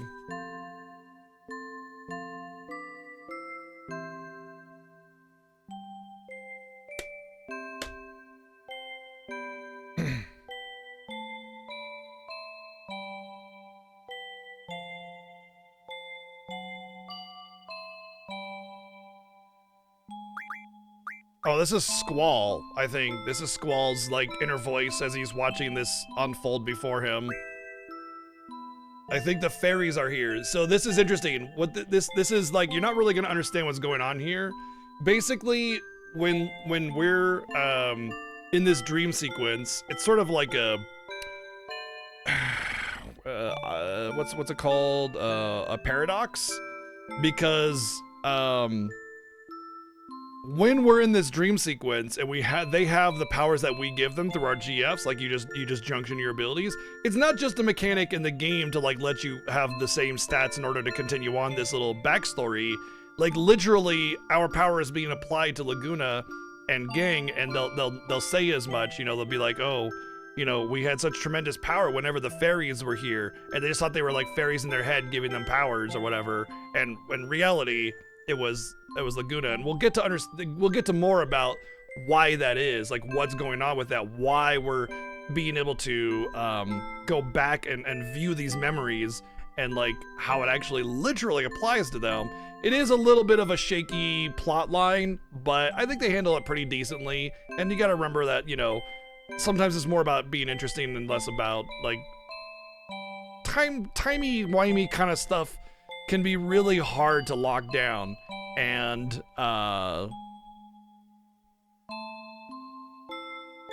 sometimes as long as you have enough restrictions and rules on it, you can kind of just let it slide, and as long as the rest of the story holds up, I think it's fine. Yeah, I think this game does it really well. There's a lot of interesting things that we'll learn about how it works later.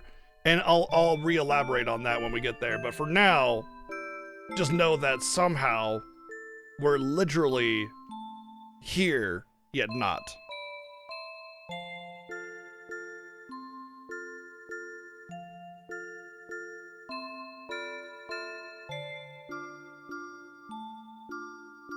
And then our work today should be a cinch, see? Instead of having to go out and kill monsters and struggle, the fairies are here, so our work today should be a cinch, which is to go and fight monsters. That kind of basically suggests that, oh cool, we got the fairies, we're powered up now.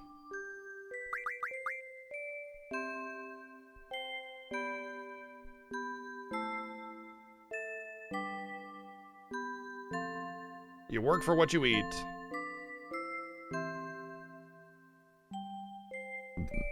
They're D&D characters.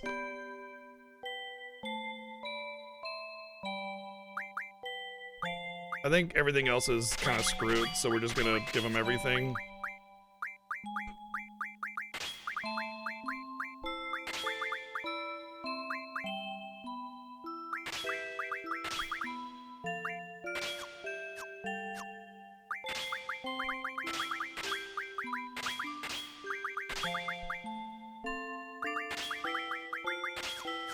That'd be fine. More than powerful enough to pretty much do everything.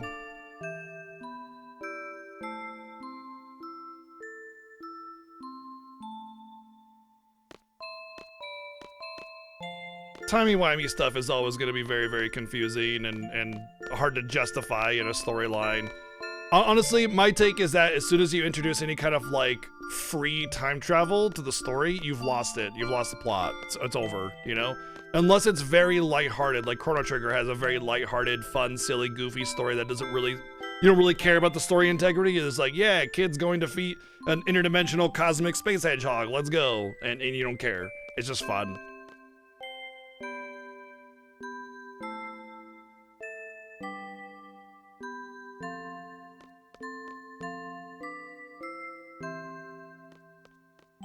If you know how to take advantage of the junction system, it sure does. So the Galbadia guards are on the lookout for Esther soldiers.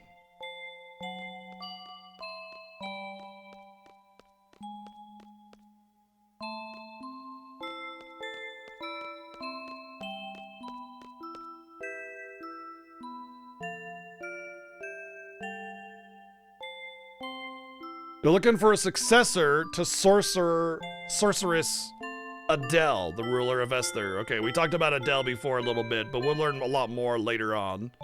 So, Adele is currently in charge of Esther, which we were fighting earlier. And we already know that Adea is pretty bad, and she talked about how all the other sorceresses were bad, so we can assume that a sorceress being in charge of Esther is not good.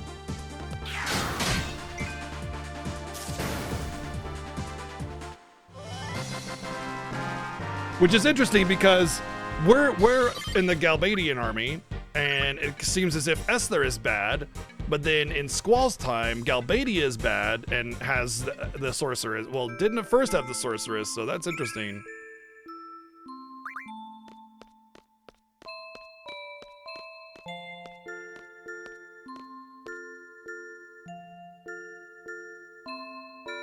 So what happened, you know? I don't know what happened with, because like Esther in Squall's time was kind of isolationist, so you know what happened between now and then, where Esther just said, okay, we're not going to war anymore, and then Galbadia took over and did exactly what Esther was doing to the world anyway, you know? All the working men were sent off to war. The only ones still left in town are old people, children, chocobos, dogs, and cats. And I'm sure you've noticed, but the monsters have made their way into town. This here town took real good care of me, so basically I want to return the kindness. So that's what's going on. Monster Hunter of Wind Hill. So we're in Wind Hill, a town called Wind Hill.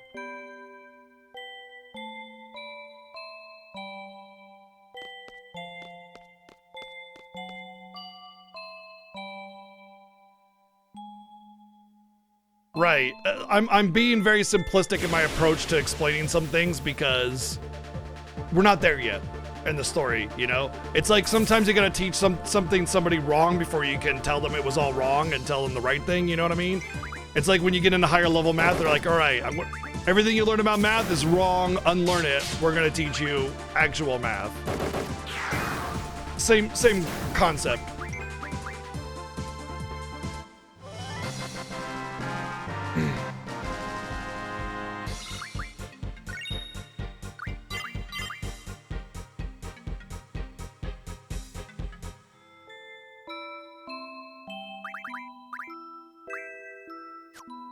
Same goes for biology too, by the way. It's simple biology. Well, simple biology is also kind of very wrong.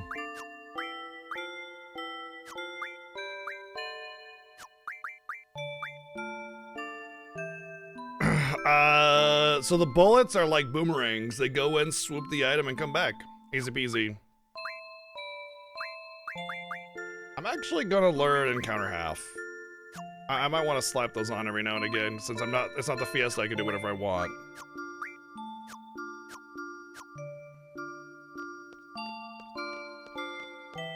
I mean, it could be that GFs just sort of stand outside of time, but really, I don't think there's any kind of thing there. I think it's just a minor plot element and a major battle element, and like that's it, you know?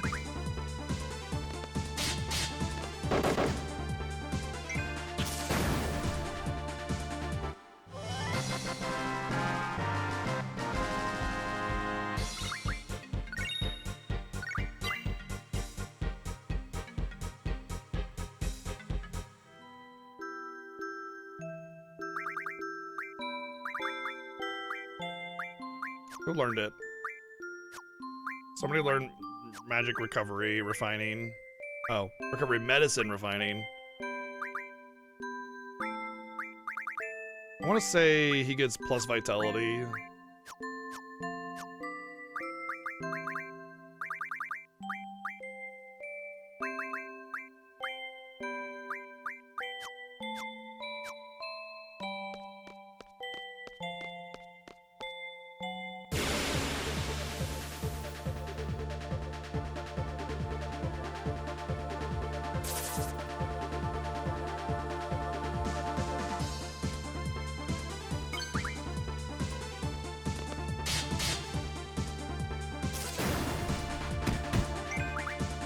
Mug is super useful, especially on Squall / Laguna, since they're doing all the killing. And it's just like, here's some extra stuff, refine it into magic, be even more overpowered. The way mugging works in this game, though, is a little weird. If you mug something, then they can't drop it, but they don't always drop it, but you can guaranteed mug it. So, like, you can steal an item 100% of the time you get into a battle with something, but you don't always get the drop. But if you do manage to steal, then you don't get a drop from that enemy. Kind of weird, but the steal rate is pretty nice, and it's nice because it kind of guarantees that you're going to get an item that you're looking for if you just mug it instead of, like, hoping that it drops. It'd be really interesting on, like, those flying things where I wanted the windmills from. If I just mugged it, then I get my windmills. Done deal, you know? Reflect. Oh, I can actually go down here. Neat. I don't think I've ever been down here. Not in many, many years anyway.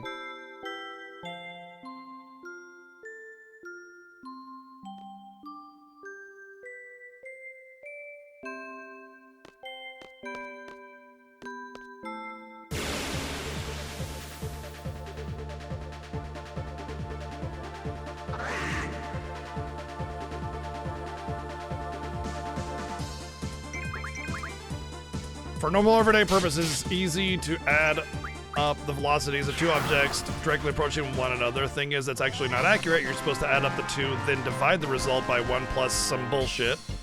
Since this normally results in essentially dividing by 1, you can skip the step in day-to-day life, but in relative speeds it becomes very relevant.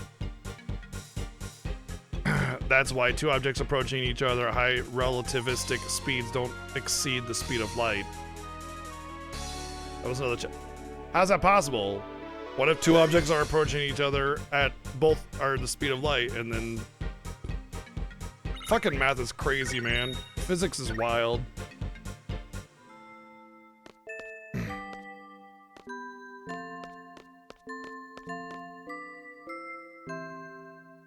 It's like when you think about something logically, and then it's like, no, that actually doesn't check out because math and physics. And you're just like, but why? And it's like, you can't explain why, it just is sometimes, you know?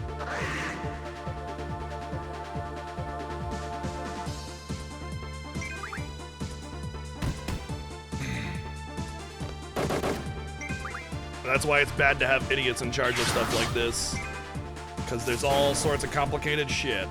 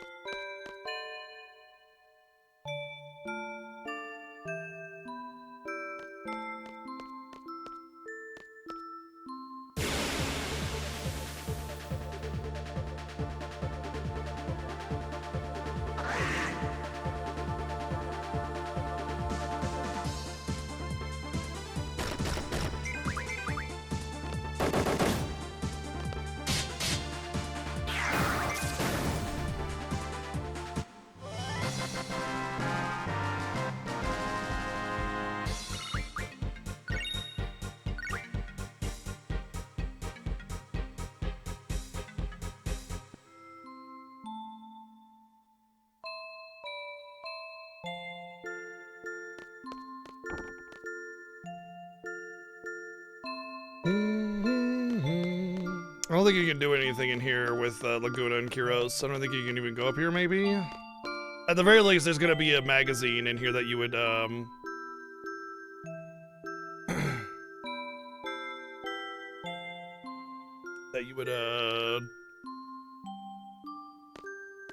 normally that you would get with Squall and Gang, I think.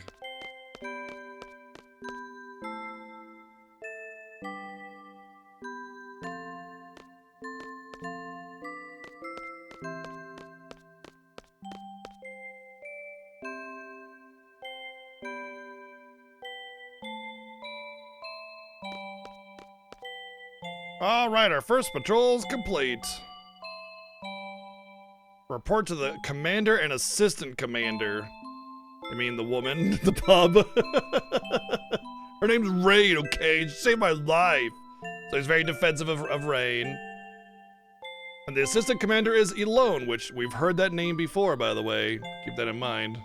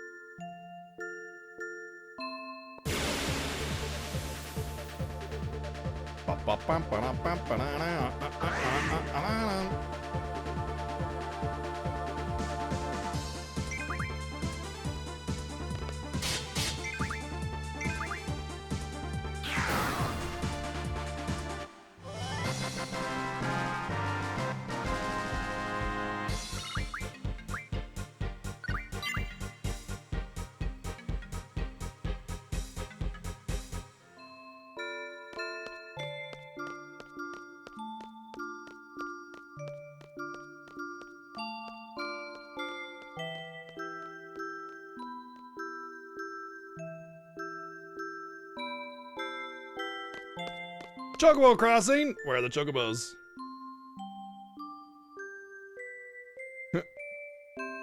You're doing this patrol thing every day. Thing? What are you calling thing? He's getting very defensive. What about the world traveling journalist? Timber Maniacs? I had a talk with the chief editor. He said he's interested in any article related to world travel. Oh, we should go talk to him. Okay, so his dream of being like a world traveling journalist, maybe something he can do actually.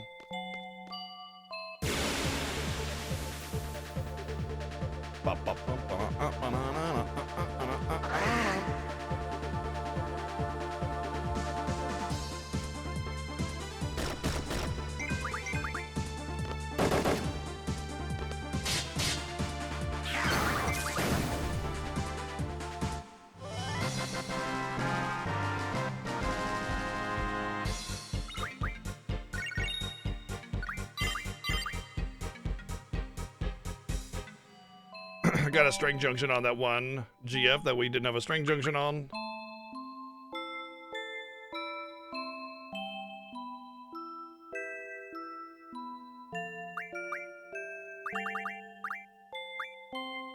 Wasn't you.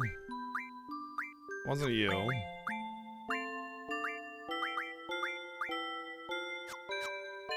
So now everybody should have every stat junction, although I had to screw everything up for this whole sequence, but whatever.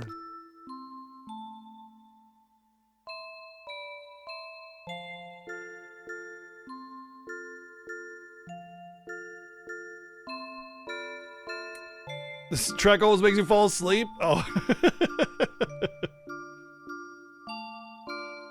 If you have recover, med, refine at this point, you could make infinite money. 4K guild, 410, someone make a potion, 5K guild.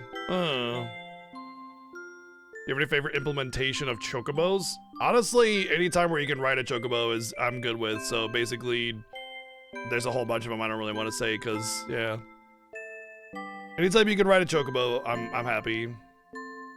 And I'm talking about like as a mount in the world, you know, not just like, hey, you can take a chocobo path or something like that.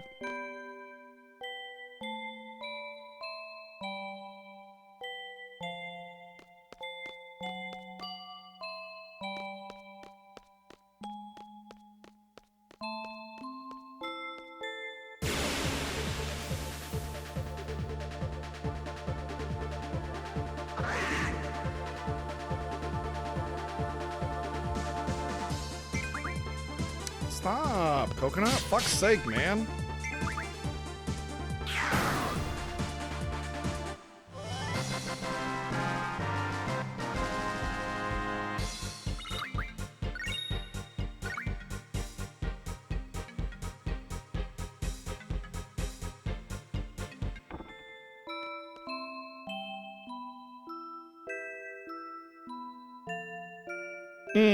Yeah, that's kind of nice.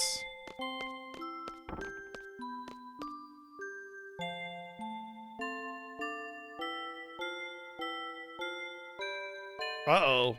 They're spying. Let's... Oh, okay. Hi, Chi. Yeah, come on up.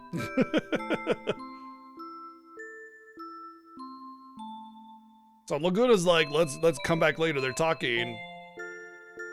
And then Kyros is like, we should listen inside. We should listen and spy, rather. Aren't you gonna marry Uncle Laguna? Old kid talk. Always with the most basic of concept.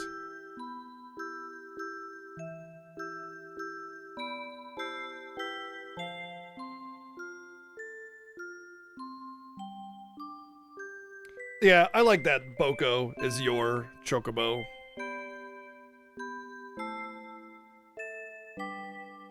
Kids are very blunt.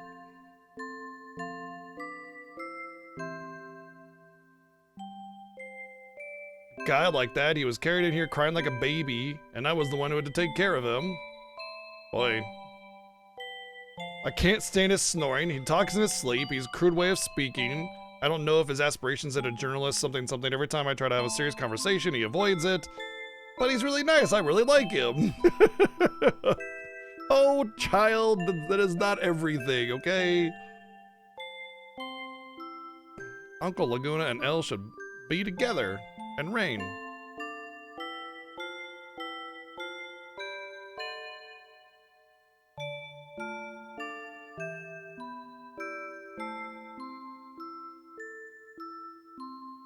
I think what he really wants to do is travel all over the world. Probably. Well, I mean, she also feels like she's not having anybody listen to her, so she can talk freely to a child or whatever, you know?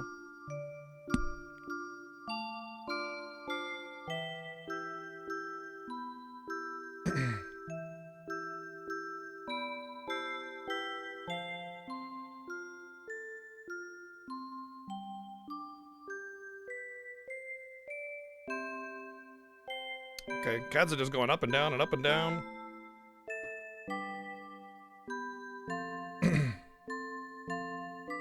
I don't think he has it in him to live in a quiet country town like this one. Some people are like that. What it seems like, with the way the language is being used, like she's upset by the fact that he has all these ambitions and he snores, because it seems as if she likes him, but doesn't at the same time. It's like, it's more of an adult way of approaching romance or a relationship where, you may like them, but you feel like it just won't work out, and so you don't necessarily sabotage yourself, but you basically say, you know, it's not in the cards, I should just move on, you know what I mean? And so you sort of just say, I'm not gonna bother because I don't think it'll work out, and and then you just don't go for it, and then of course it won't work out because you don't even try, you know? You look at like the position in your lives and what you're doing with your life and what your ambitions are, instead of just being like, tee-hee, I like you too, the end. Especially when you're in school, when you don't really know the ambitions of your parents, and you just go like, I like this girl likes me, we'll be together forever because you're in school, you're not going anywhere, right? You know, but you don't know what's gonna happen. You don't have the control over that part of your life.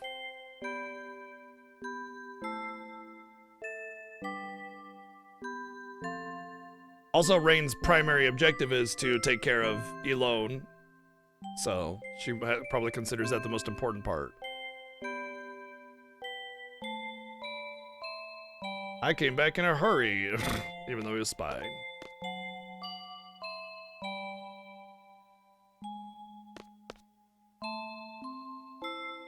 Here's my report.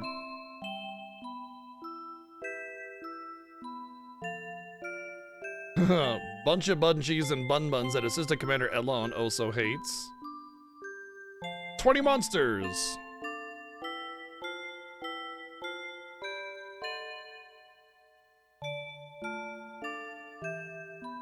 So we're gonna go take a nap now, because we did a good job.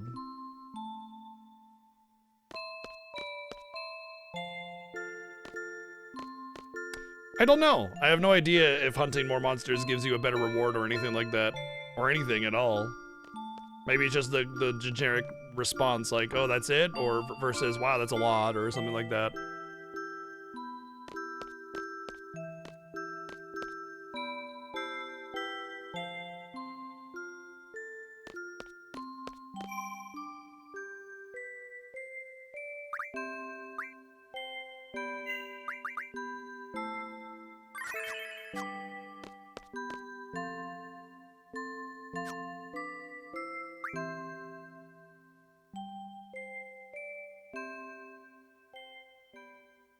I get scared of waking up somewhere else. Scared of not seeing alone. Scared of not seeing rain. What is this feeling inside? Yeah, that's love, buddy.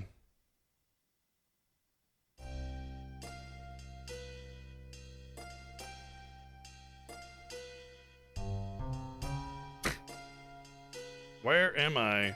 Now with the parentheses, you can pretty much tell that it's Squall.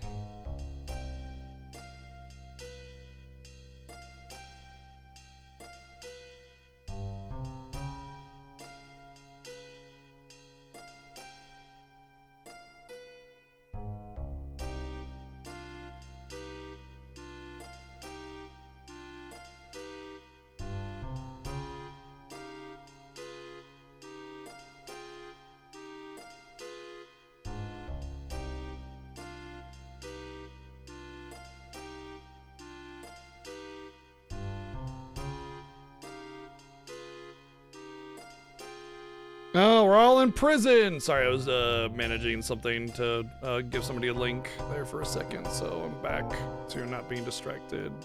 Let me get all my windows back up.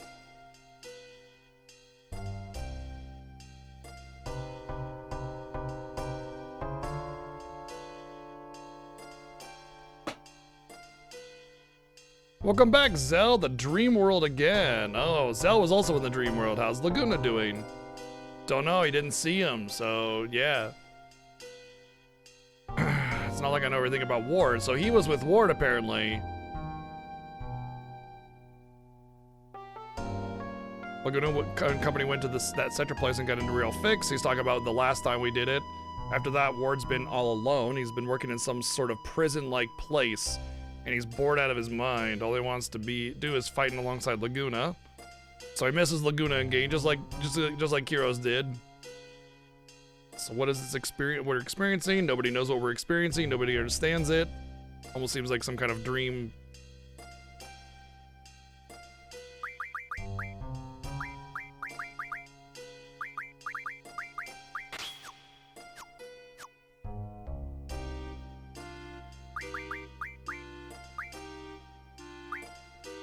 Who has everything else? I think it was all taken off as well. So I gotta, nope, he's got everything. Okay. Cat, get off my mouse, buddy. Laguna, I killed 0 monsters, all right. Wow, okay, good for you, bud. I think it's just these 2 is all I need, right? And then you get Siren for the status. Oops.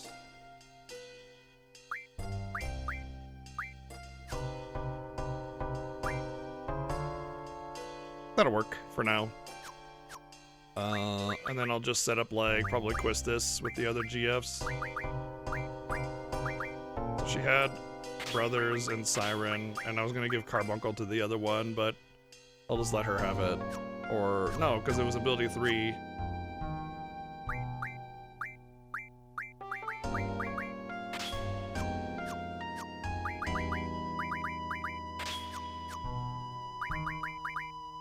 I'm just setting up my stuff again. Who has my magic?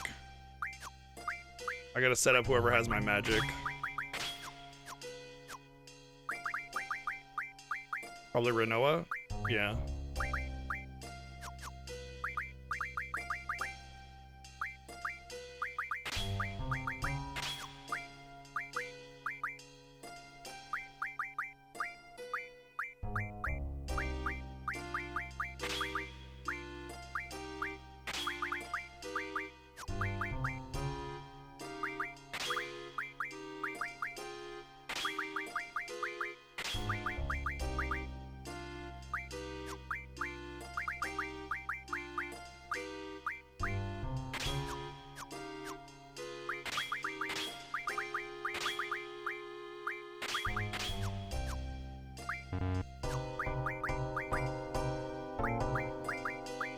Alright, everything should be fixed again to where it was, and I can just freely toss my junctions around to whoever needs them instead of having to have it all on one person just so I can get AP.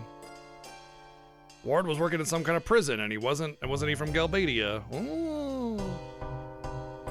Interesting that Renoa is imprisoned with us. So remember what I said about the transitional period we have between being with Renoa because we have to, even though she's not a seed, right? We were under contract with her, so we have to be with her because that's just what we're doing. And then being with her because we want to. We're still in that period of we have to because she got imprisoned with us for working with us. And I mean, she was there fighting a day with us, so of course it makes sense that she was thrown in prison as well by Galbadia. But here we are in prison.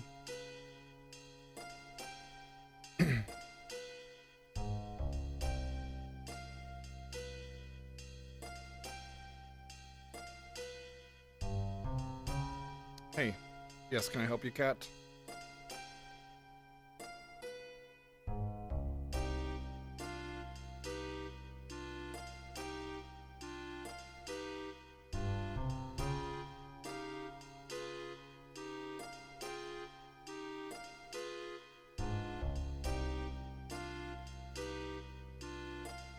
I mean, I think it's just the excitement, the antics, you know? Heck, Laguna saved their life, realistically. Shouldn't we be trying to break out of here? We should be trying to break out of here. What happened to Squall? We don't know what happened to Squall.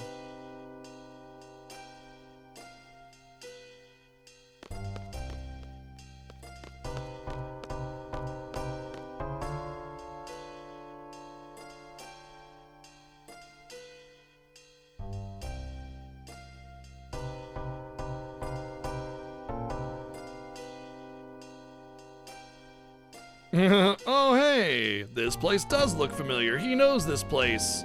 So Ward was a janitor, or is, I don't know, here. This is the prison that Ward works at. He's a janitor here. Hey, there's so many rooms just like that. It's gotta be here. There's a prison for political activists in Galbadia. This must be the place where Ward works. We did attack the sorceress. He didn't really go up against the president because he was killed by the sorceress, but yeah.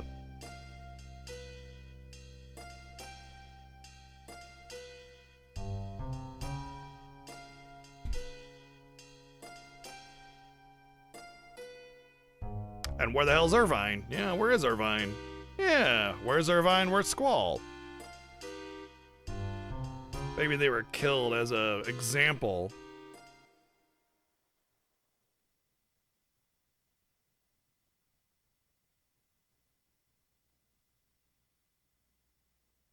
Oh, look, wait. Well, Squall's not dead. Whew, good thing. Because he had that ice through his shoulder, you know? Challenged Adia. His wound? No wound. How?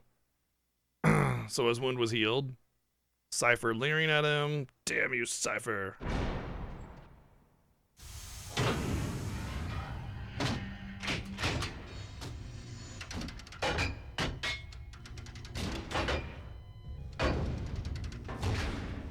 Wow, that's a hell of a prison cell, by the way, where you're just like a little pod just slapped into the wall. Ain't getting out of that, especially when, you know, if you were to open the door, you'd just be on a 500-foot drop, so good luck. Although that's pretty inhumane, but, you know, it's not like Galbadia cares about humane treatment.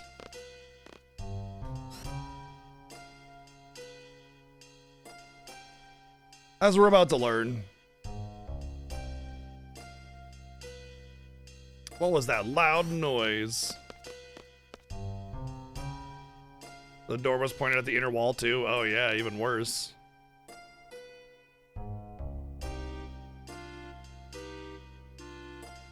It's the sound of your friend being tortured. Don't screw around with me, you understand who's in charge here?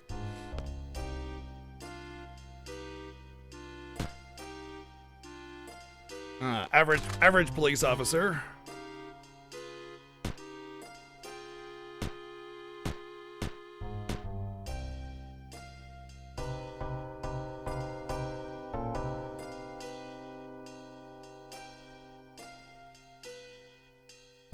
Is there a whatever with you? I think he means Renoa.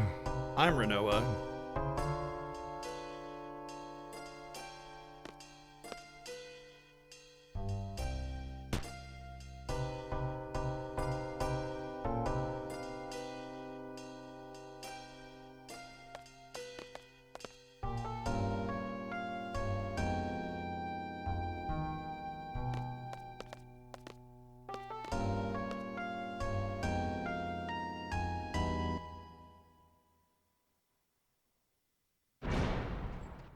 Well, there was the one in Game of Thrones, the Sky Prison or whatever, where you had like you overlooked the cliff and there was like a hole in the bottom of your cell that you could go off if you wanted to, you know, right off the cliff, nowhere else to go, or try to climb around the edge if you want. I'm sure a lot of people tried.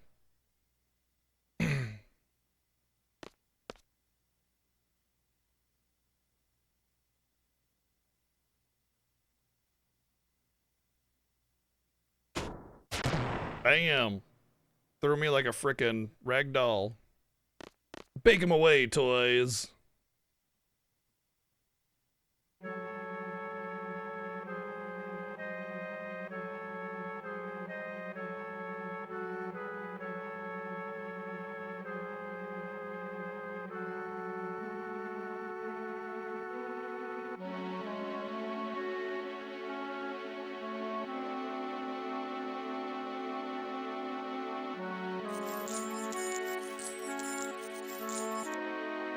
What do you want? Tell me what seed is now. Adea demands to know.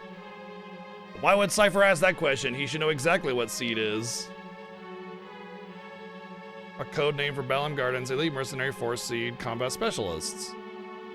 Don't you already know that? Yeah, exactly. Shouldn't you know that? Right? I'm not a seed. There must be some kind of secret you're given when you become a seed. Ah, he thinks there's something. There's nothing, even if were, you'd think I'd tell you. Cool. Cool. Thank you, Plant Isaac, with 123 bids. Oh no, torture. If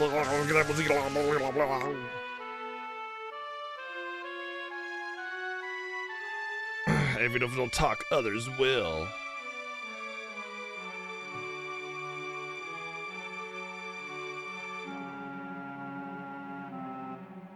Oh, they're all here. Oh, he gave that away. Cool.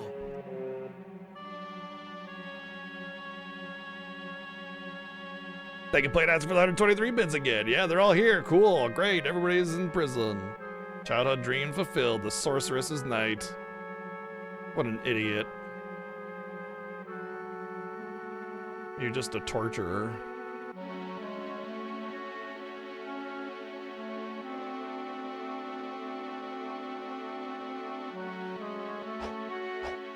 Tale of the evil mercenary versus the sorceress's knight. Oh, okay.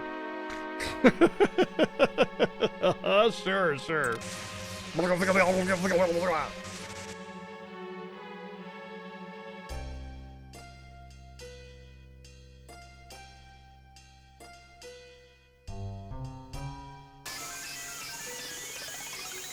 Oh, he's trying to draw here, but it doesn't work. So magic's all fucking.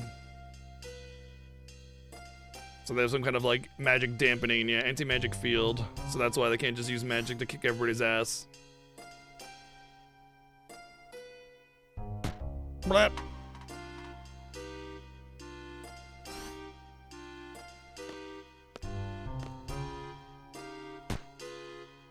Man, even kicking their own workers. The fucking, the little creature there brought our food and he tripped, so he kicked him down. Nice guard. Once again, average police officer. Zell standing up to him. Who do you think you are? Yeah, you big meanie. Oh, he grabs the baton this time. I mean, the thing is Zell doesn't need a weapon. Zell is the weapon. He's an unarmed fighter. He punches shit out of him, right? So they took their weapons away, but it doesn't matter to Zell. Thank you, Neo, for the 110 bits. I didn't think you would talk so easily. Luckily, I have ways to loosen your tongue. That's 1,000. Yeah, just junction Dundog into elemental defense. You're good to go. Easy peasy. Just heals you instead. Yeah, give him the sidekick, exactly. So you play it as it can get it. Thank you, play it as for the 333 bits.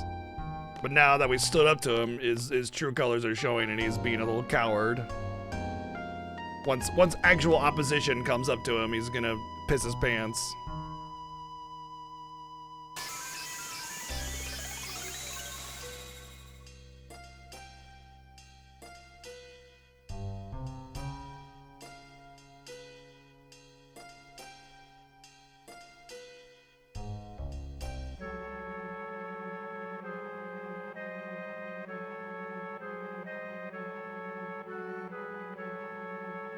What is CD and why do they oppose the sorceress? Well, we only got a contract to assassinate the sorceress, so we don't have any direct opposition to her necessarily. The missiles targeted for the garden are ready to launch. Uh-oh. Balam Gordon is going to be destroyed on charges of training seeds to oppose the sorceress. Think about that for a second. Think about what's going on here. Like, this isn't just like some kind of like wild plot twist or whatever, just because it's extreme or whatever. There's a reason for it. They're trying to control the world with their iron thumb, right? With their oppressive rule. Balam Garden is independent of anything else.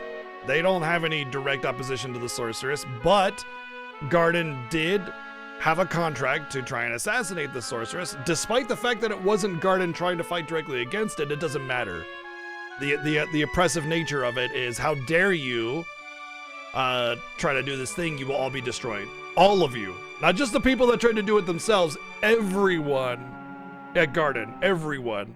It's like, I don't know, somebody from fucking New Jersey, I don't care, tries to assassinate somebody, and that organization or government or whatever decides to wipe out all of New Jersey because of it. Like, all of it.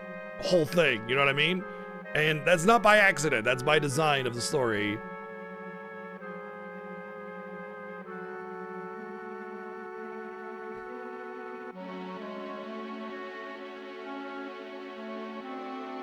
Orders are orders, and Nadea wants it destroyed. After the garden's gone, the seed hunt will begin. Hunting them down like animals. Hunt down every one of your kind. Also intentional terminology. As if they're not human. Dehumanization is another factor of a fascist control. Is the enemy are not human. You dehumanize them. You call them your kind, or you call them something other than human. Anything to make them feel like they're not human, because then it's easier to kill them if your soldiers have been brainwashed, or your whoever have been brainwashed to feel that they're not human. They'll give them up. They won't help them. Whatever, you know.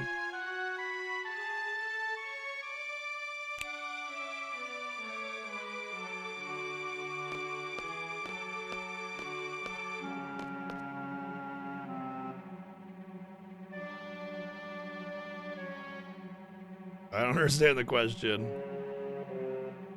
Don't mess with me. Nadea says you know something, now spit it out.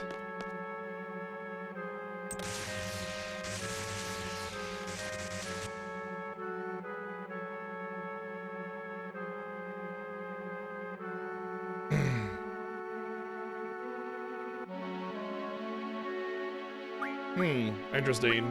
A lie? I don't know about this one.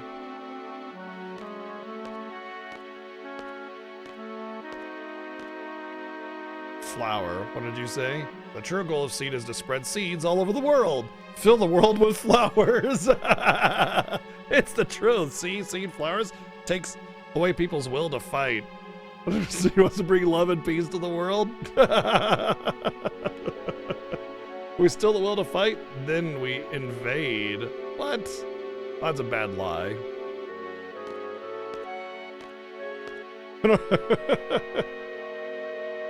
At least we don't get shocked again.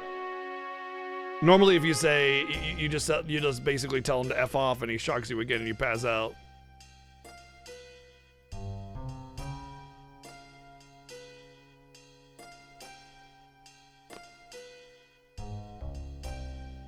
I just sat on top of the Moomba.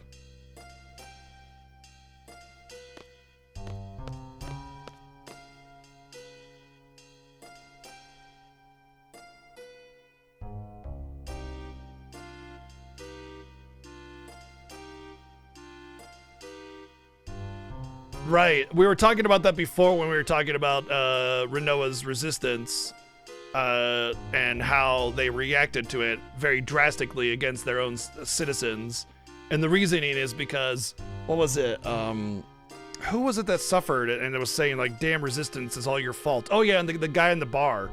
Like the guards were treating him poorly because the resistance was doing stuff. And obviously it had nothing to do with it, but it's a very important part of this control factor that whenever somebody resists it in any way, you hurt random people. It doesn't matter who.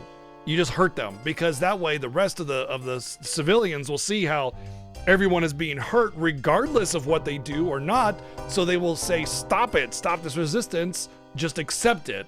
And it's vile and evil and horrible, but that's the way you get control. So, you know, when you see random people being like hurt for no reason because somebody else is doing something, like that's part of it. It's intended. It's so that when a resistance member comes to you or you see the resistance in any way, shape, or form, you will act against them, which is of course against your better interests.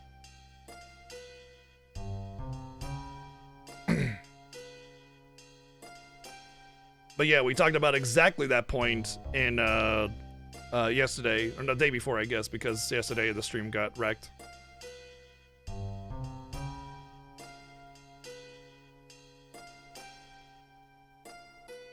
We could skin this little guy and wear him as a disguise. Oh my god, why would you do what the fuck, Selfie? What the fuck? I'm kidding, yeah. Uh-huh. Doesn't sound like you were kidding. We have to go with weapons and have to somehow get them back. My weapons are these fists of mine. Hey, there you go. I can do some serious damage without weapons. There we go. It's up to me. Let me go, I'll get the weapons back. Hey, Cerebral Wind, thank you for the raid. What's going on? Welcome in to our lore playthrough of Final Fantasy VIII. We're going deep diving and all the things, talking about character motivations, going and finding different cutscenes and hidden little pieces of the lore and discussing how that affects the story. So, welcome in. We just actually finished with our annual playthrough of the entire Final Fantasy series, and I thought it would be fun to kind of keep the FF hype up with some lore playthroughs, so here we are. I don't know about expert, but the game will not stand in opposition to me.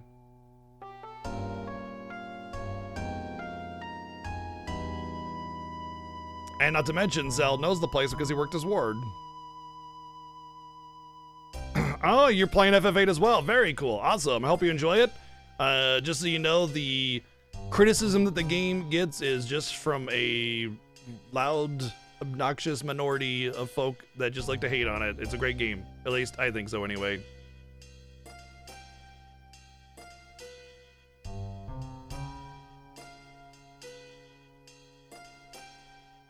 Can I help you? What? What? Well, I don't know if it's the best, but it might be your favorite, and I respect that.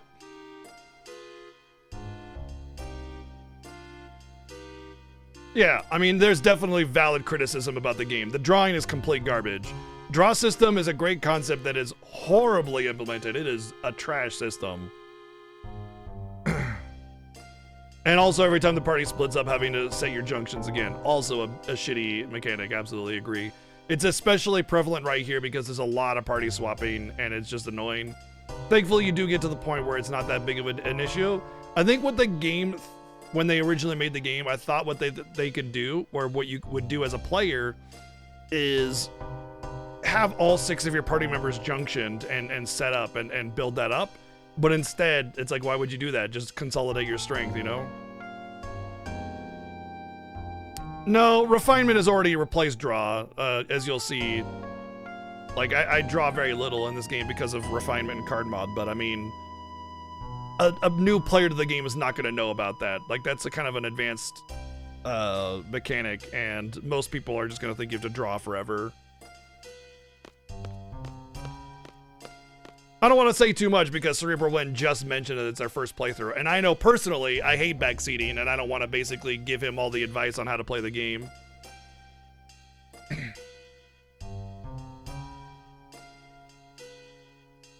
The women are unconscious. I think a snake bit them. What? Okay, so we're going to draw the guard in. And since Zell doesn't need his weapon, he's just going to be like, wham!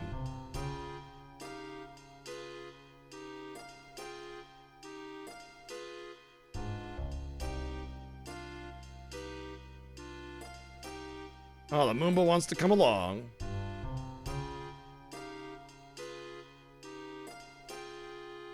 So, I mean, as far as, like, I'm concerned, like, we're level 13, 12, 11, very low level, right? But, I mean, my strength is exceedingly high, and my HP is insane, and that's all I need, right? So, there are some amazing things you can do with card modding and refining and everything, but there won't be any struggle in this game whatsoever for me. I guess I think I go up. I can tell you how I did it if you want. I don't want to play the game for you, but I can tell you how you can become insanely godly, basically as soon as the Dolat mission finishes. Right. I also agree that breaking the game the first time through does not make it makes it a little bit less fun. But I will say that this game is exceedingly easy to break, more so than any other Final Fantasy game.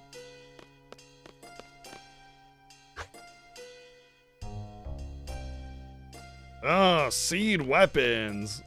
They're messing around with a gun blade. They don't understand how it works. Whip, nunchaku. It's actually a 3-piece staff, isn't it, for Selphie?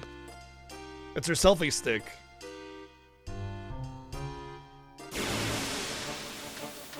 Favorite FF skill system? Hard to say. I like a lot of them. But yeah, Zell's gonna punch this thing for a lot. Bop, bop. 6,000.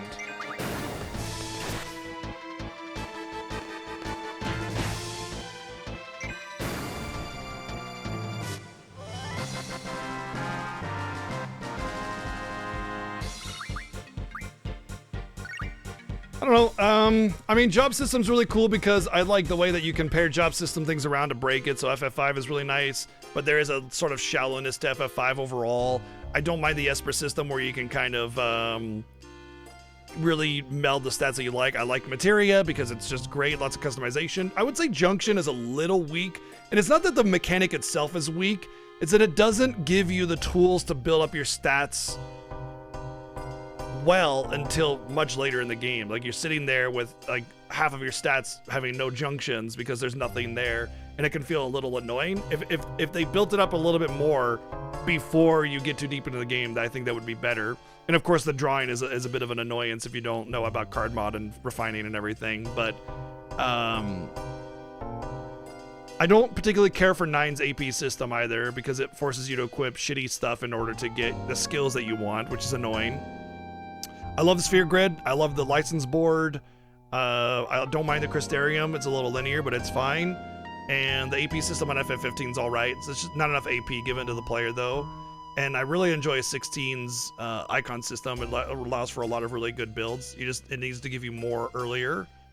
And as far as like those games go, great. I would say probably Remake and Rebirth probably have my favorite skill systems, though, because it's just You get a weapon, you do a couple things, you get your skill, done deal, and since all the weapons are essentially equal, you don't really miss out, you know?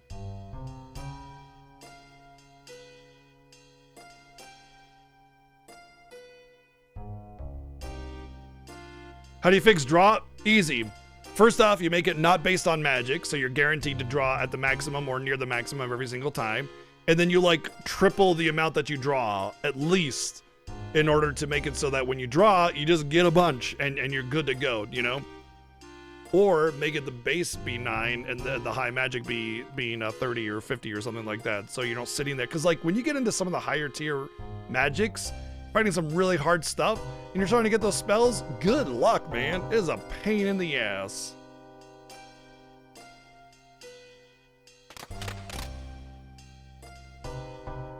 The Moomba's mimicking Zell. Love it. Moombas are cute. What's up, Matzi? Some of these weapons are known as Shinobu because nunchucks were strictly illegal because in the UK at the time. Oh, interesting. All right, we got our weapons. Time to kick some ass. Hoya! Time for some DBZ-esque posing.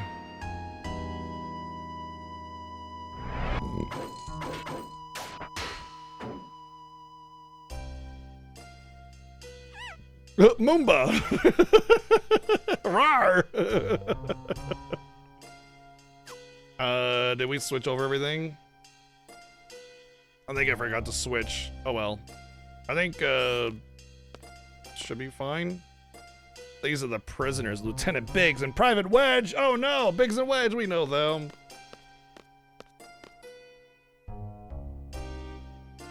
It's you! These were the two up on the top of the communication tower at the Dolite mission in the beginning.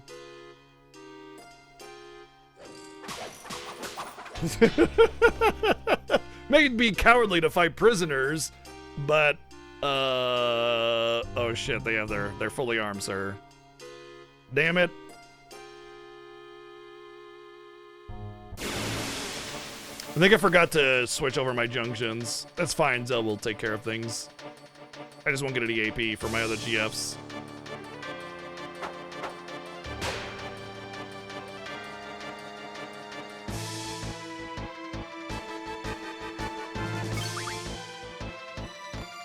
Blip blap.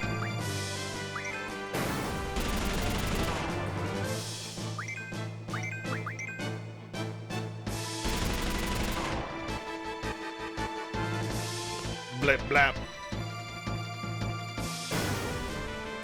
A regen ring, nice. You just remove his arms. Or hands even. Done.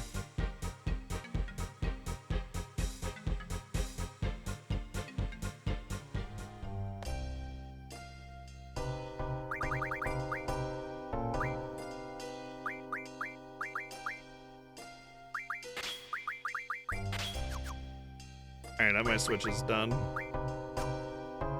Oh, let's set our GFs because we learned something.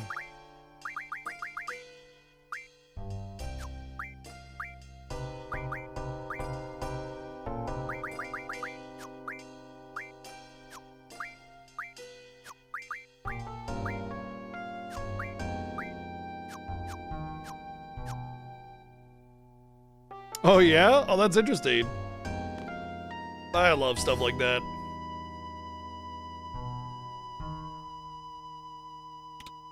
Uh-oh. They're gonna do their I'm dying but I'll do last thing before I pass out deal again.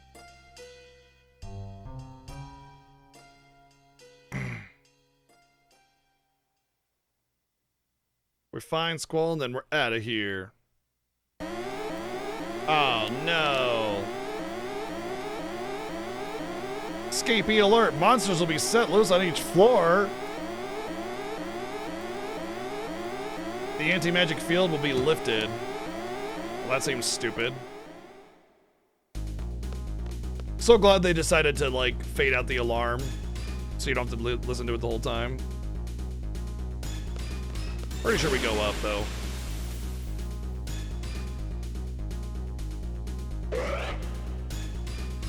There is one enemy that has haste, and we definitely want it, so it's one of the few things that I'll draw because getting haste is kind of annoying up to this point, and we're getting relatively close to the point where we can actually get a speed junction, and we'll want haste.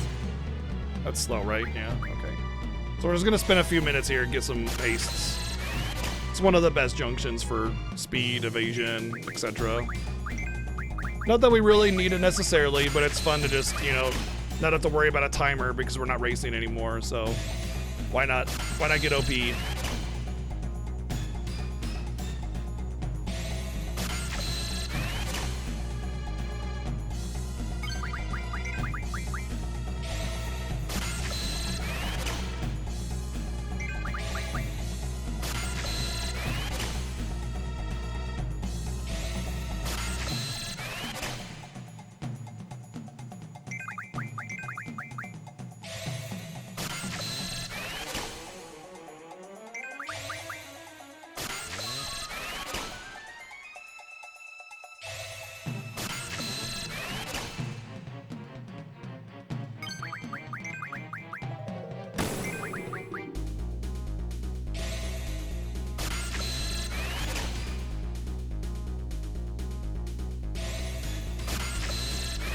Put him in a Chinese finger trap. There you go. That would disarm Zell.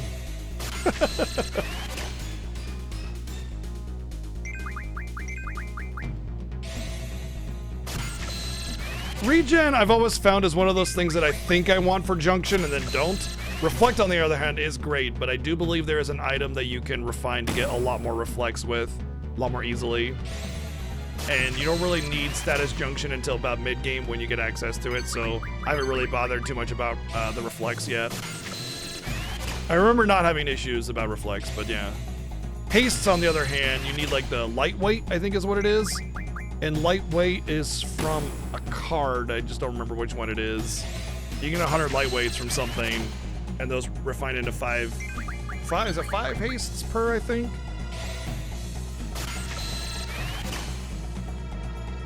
Which means you need 60 to get 300.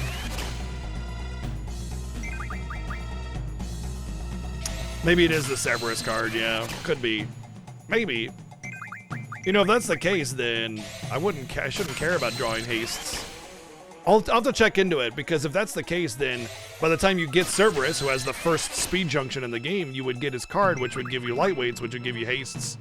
So I'll look into that when that card comes in, which is not too far from now. It's, I would say, a few hours from now.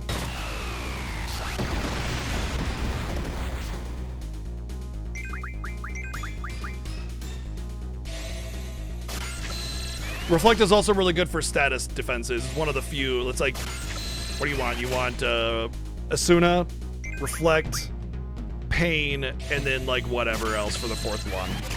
I mean, I suppose you can just go with whatever debuff you really want to be resistant to.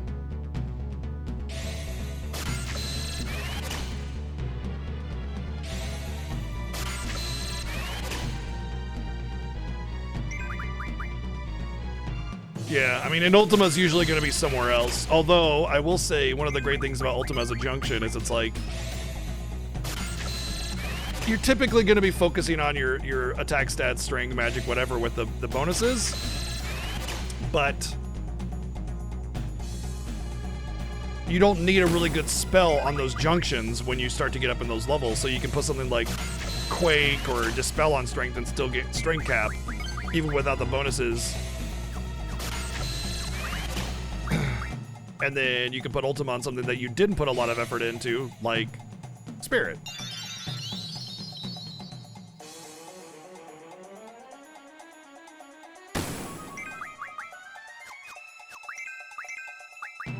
Whoops. Damn it.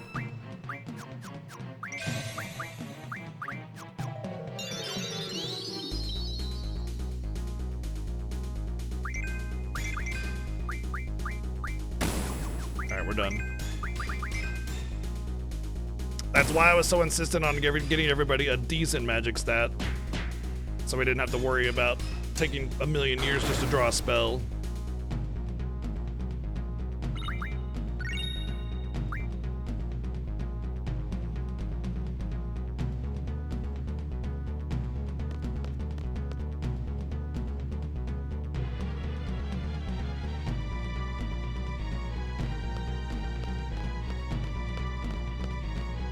thing is, at least for my strategies, I don't want absorption on elemental defense because I want to keep my HP at critical, and if I get healed by a magic spell, then I'm not critical HP anymore.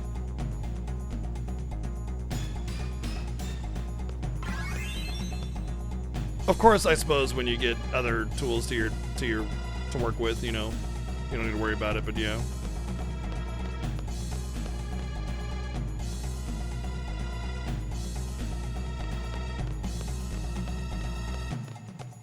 Yeah, I can definitely understand. I see that for sure. I found that getting stats like or getting spells like Confuse and Berserk can be kind of annoying.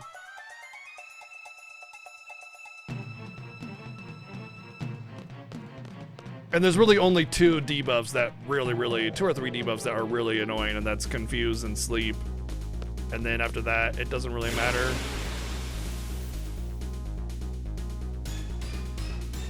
Also, this game isn't very strong when it comes to the use of debuffs against you.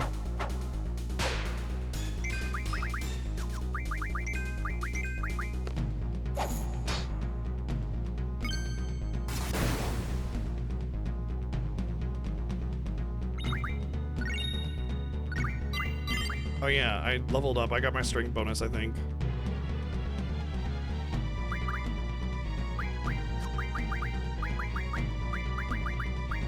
Oh, I did not. Okay. I did learn something though, didn't I? Almost.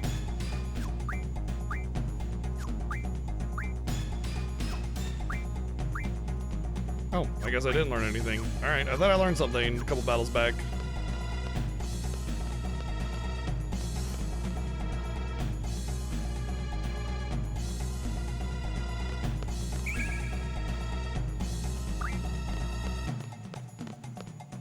I know there's some things in this prison area that are kind of neat secrets. I know there's like a punchy magazine that I don't want to get, but yeah. Yeah, like Red Dragon using fire. Lo and behold, who would have thought that, right?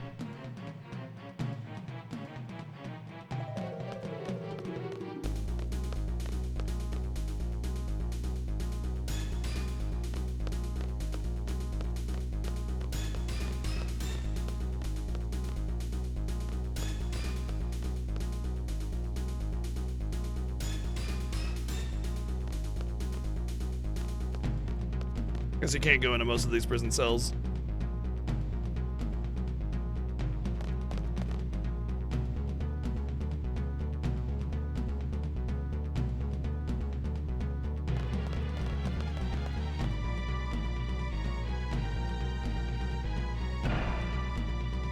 Wow, they can unlock everything. Useful to have around. Well, that's if they're high enough level. At lower levels, they do the Flame Breath and Firaga. Oh, hey, it's Squall. We found him. It's at the higher level that they use Flare, right? Or Meteor, or whatever it was.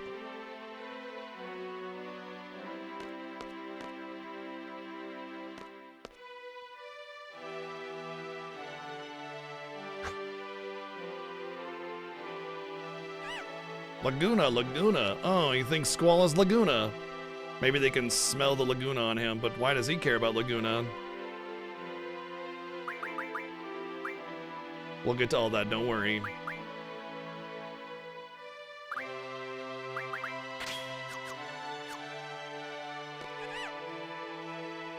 Oh, a shortcut?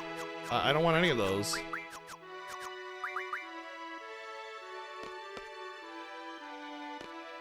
Interesting, I didn't know about the shortcut. Let's get the hell out of here.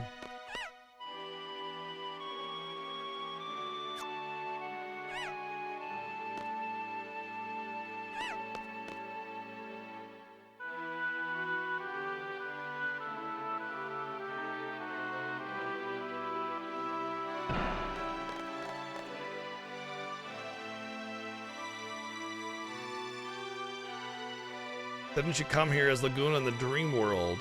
No, well you did. Oh, no, Zell thinks he did because Ward was there.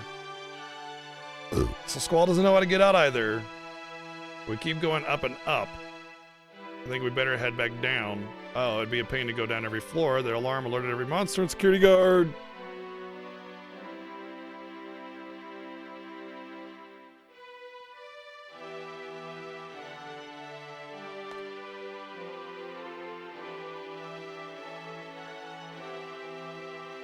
I mean, we went up and up and up, right? So it makes sense that we would go down to get out of here.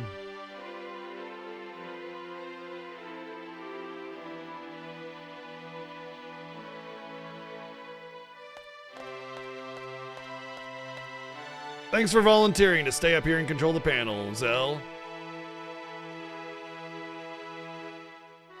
The shortcuts remove the barriers between the stairs. Oh shit, dude. I gotta remember that. I hate those damn barriers. It's always a pain in the ass.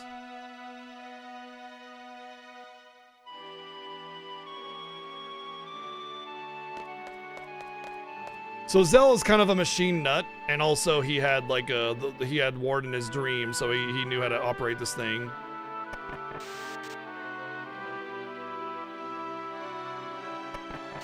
Press the run button. Wait, if we have to press the button, then why does Zell have to wait?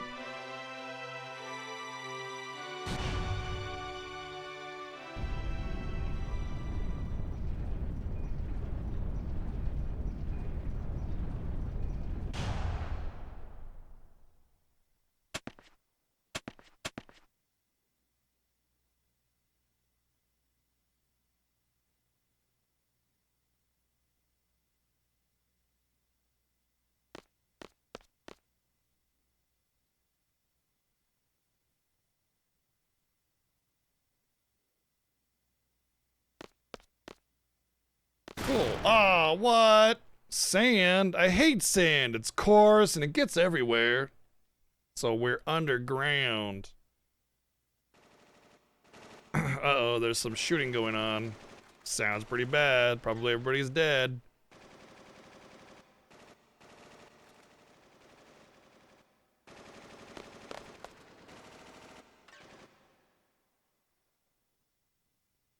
Well, Zell's dead. Time to get us another 6 party member. C is the escapee. I forgot you had the solo Zell segment.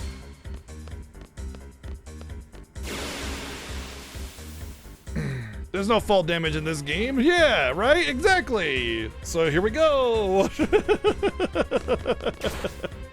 And Selfie was never heard from ever again. The end. Thank you to you for the 110 bids.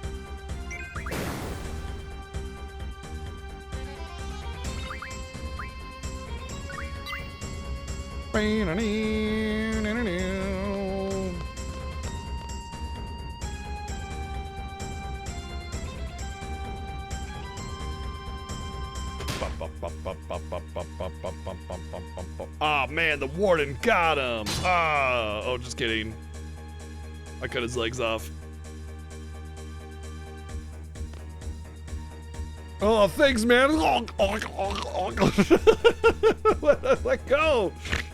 Donk, donk. I love that. It's what the hilt of his sword to get him off of him.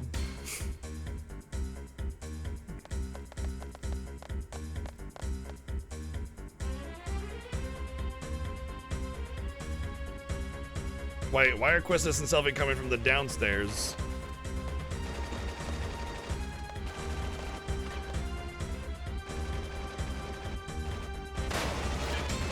Whew.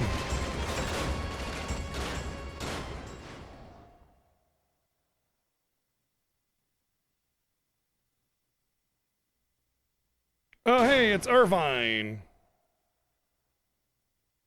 He'll take care of these gun peoples.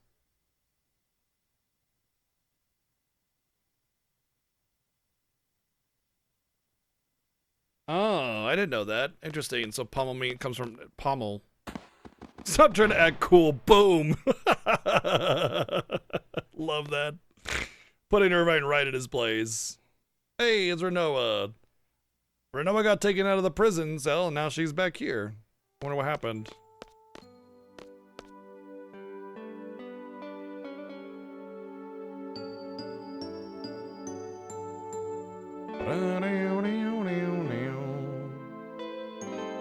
Her father pulled some strings with the military, told me to get me out, but only her. Oh. He came and got me, knowing you were all captured. So basically, she used her moments of freedom, having that privilege of a general as a father, to stage a rescue, but we were about to rescue ourselves.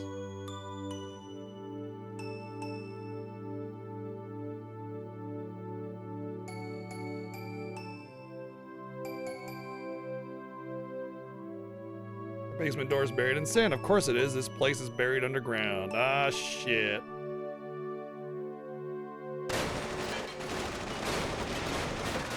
By the way, once again, that little gentle little theme there is a motif of Eyes on Me, of course. Like Renoa's version of it.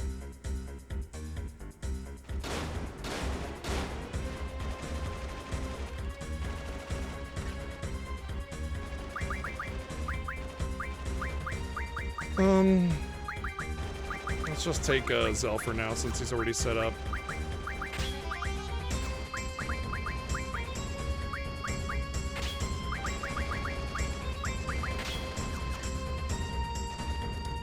I think Julia, Renoa's mother, passed away like shortly after birth. I think it was like birth complications kind of thing.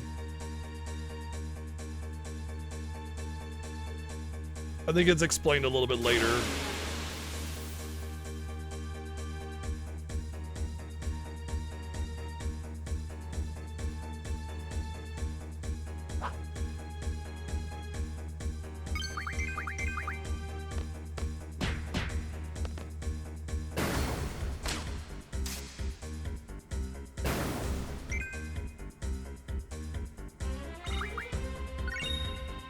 But I don't remember exactly, so don't take my word for it.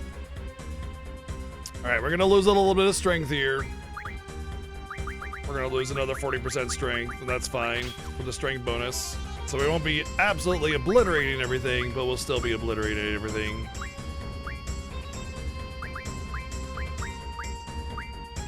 I guess that. No, you're awesome. No, you're breathtaking, Colin. Ammo refinement and tool refinement are pretty nice so eventually, especially now that we have Irvine, which we won't really use anyway, but still.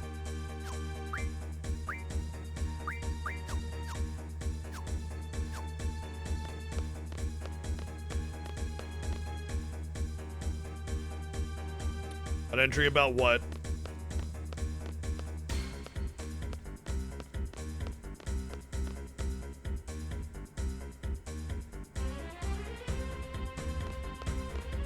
Yeah, there's some information about the game in the game later on about that. Absolutely.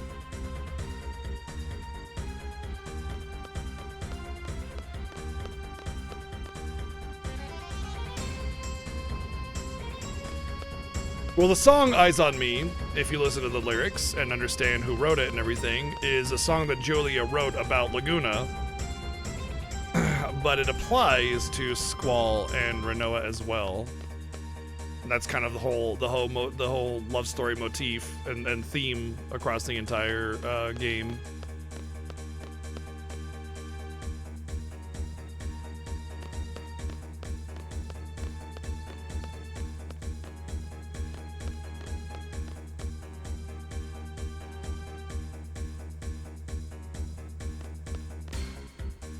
Oh, true, yeah, for sure. I don't think it's really elaborated on. Like, she's more the daughter of a general than she is the daughter of a singer, because she stopped singing or she like released Eyes on Me.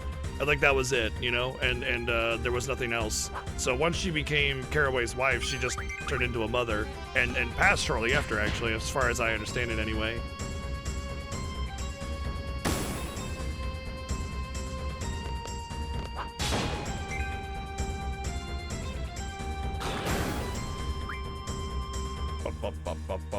So it's possible she never even knew.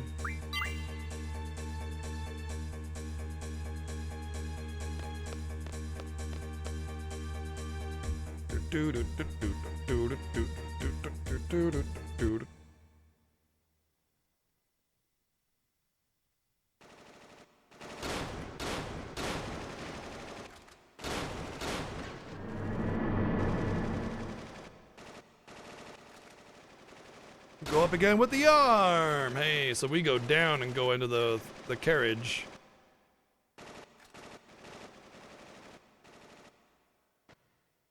So they go down, the other team goes up. We go back down again.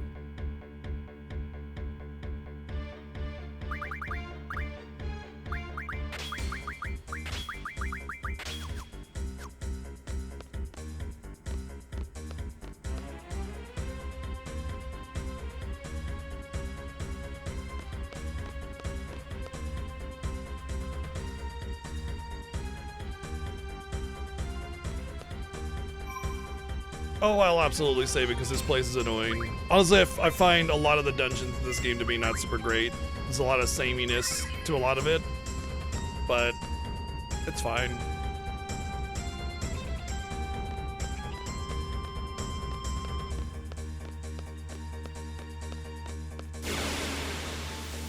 It's actually interesting because you have to wonder if, like, because the project for Final Fantasy VIII was very ambitious. They wanted to do way, way, way more with it.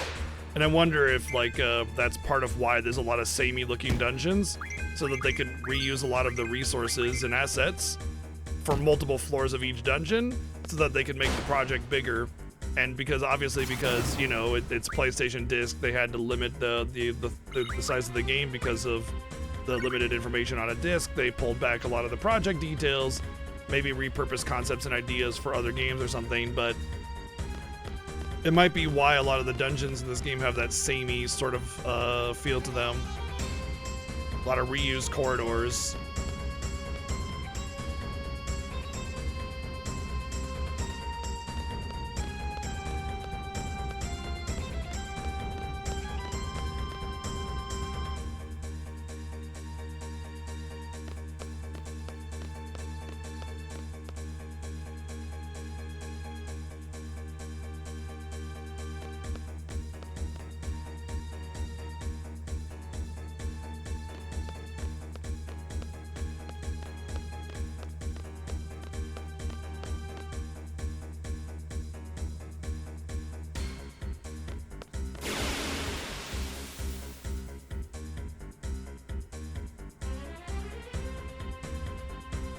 Oh man, I keep yawning, I don't know why. I barely even started today.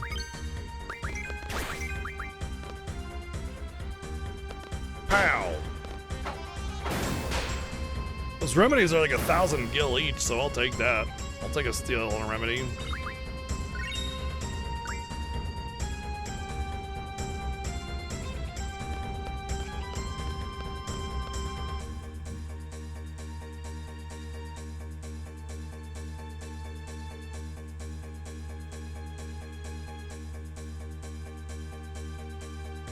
Tutorial.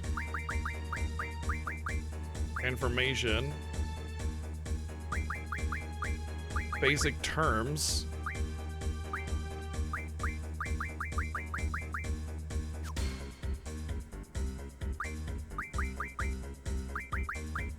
Oh, maybe information again. Term. There we go. Timber Maniacs, Sorcerer's Power, Sorceress, Odine items, monsters, radio interference, eyes on me.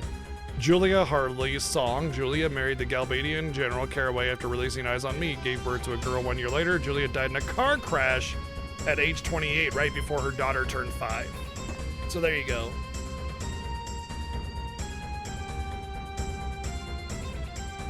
Interesting that Renoa refers to herself as Renoa Hartley and not Renoa Caraway.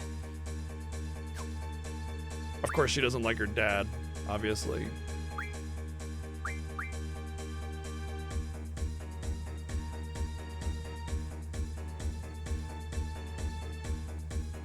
Centra was destroyed 80 years ago by the Lunar Cry. Oh, do we have the Lunar Cry now?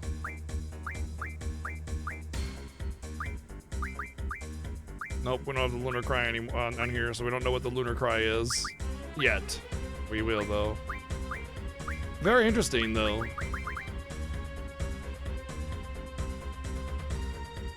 Because of noise across all frequencies, however, short transmissions are still possible, believed to have some relation to the moon, but details are unknown. Interesting.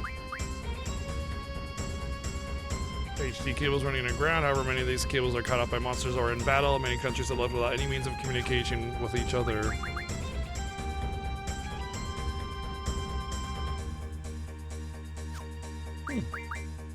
Interesting. We'll have to go through here a little bit when we've gone through some stuff. That's really cool. Oh, we need to.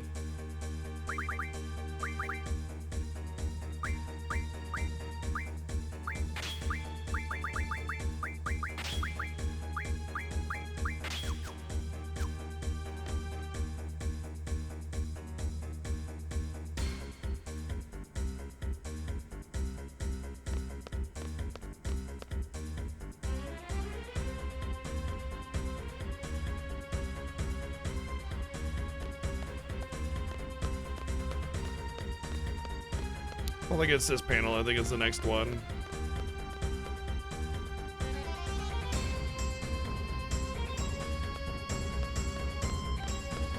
That or we just leave, I think. Maybe we just leave. I thought we messed with the panels here, but I don't remember. I always get confused as to the exact sequence of events. Oh no, prisoners aren't allowed here. Damn. I guess I'll turn back around and go back into my cell then.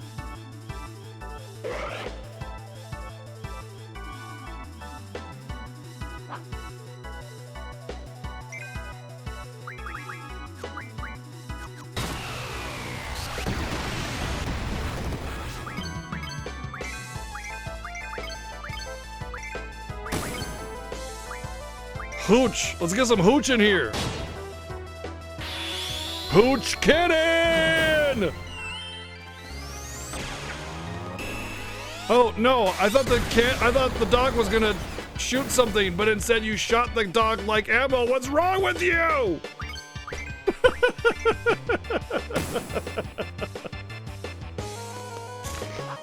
Who the fuck puts a dog on their arm like a cannon and shoots them and lets them explode? What the fuck?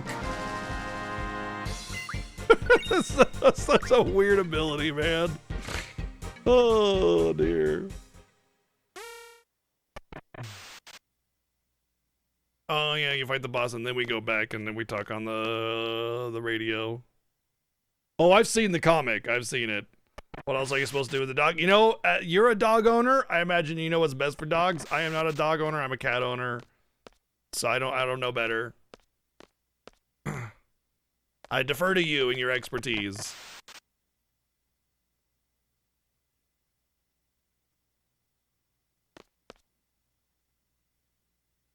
Interesting how you pull the arm up from over here, but you push the arm down from inside the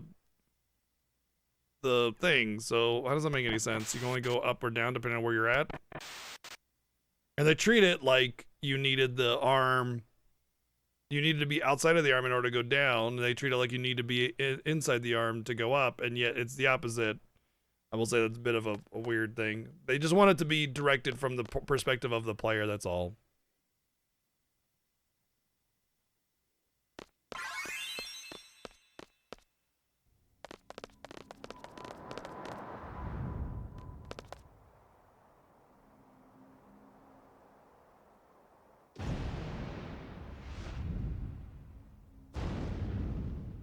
Oh boy, not a fun place to be.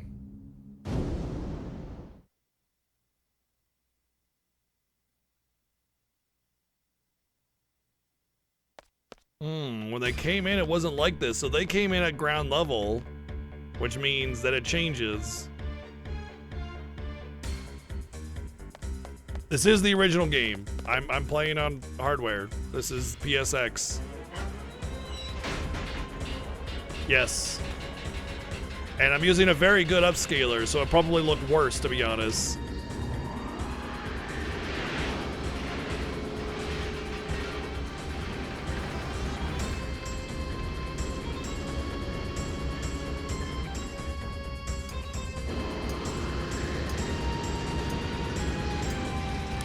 I'm using a RetroTink 5X. And I'm capturing. I'm using a PS2, which is actually using RGB component. So it's a good input signal plus a really good upscaler. Yep, you can get a game over here if you don't move over far enough. You just have to hold right. It's not that big of a deal. But you get the same cutscene whether you make it or not, and it's really, really, like, annoying. You don't know whether or not you're gonna die. Yeah, when I was a kid, I had a little 13-inch TV that I played all these games on. Just a tiny little 13-inch TV was in my room. It was a really awesome, like, amazing Christmas gift to get as a kid or a teenager. To have your own TV in your room was huge back in the day.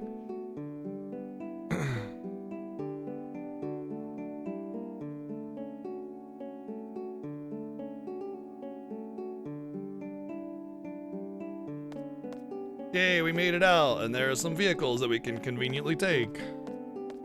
I did have a built-in VCR. No, but I did have a VCR later on. That was a different Christmas present.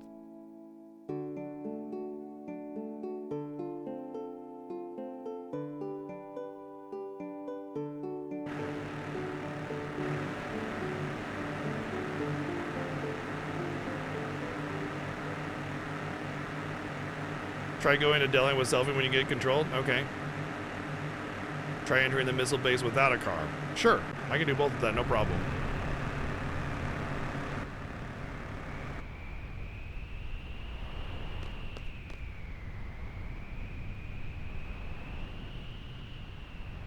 The sorceress is about to launch missiles at Garden. That's what Squall or Renault heard from Irvine. We're to go back to Garden and warn the students. Obviously, we should go. They're targeting both Bellum and Trebia Gardens. We have to interfere with the launch. Yes, stop the missiles. We must stop the missiles.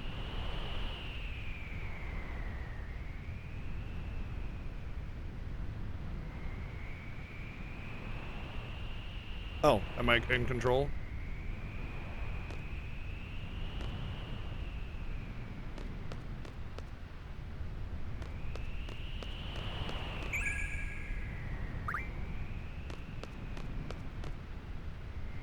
I just transferred from Trebia Garden. Yeah, can't sit around knowing the Trebia Garden is in danger. We gotta go help them. We gotta go stop the missile base before it's too late. What if something happens to the party members? I choose.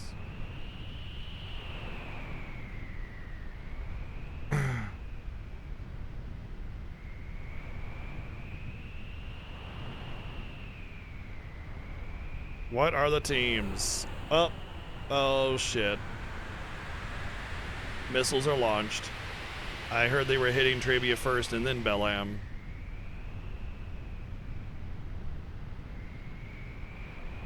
Rip Trebia Garden.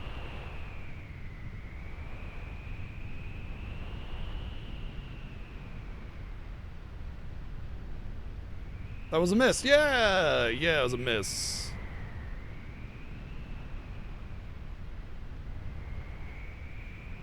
So one team is going to go into the missile base, one team is going to go back to Balam.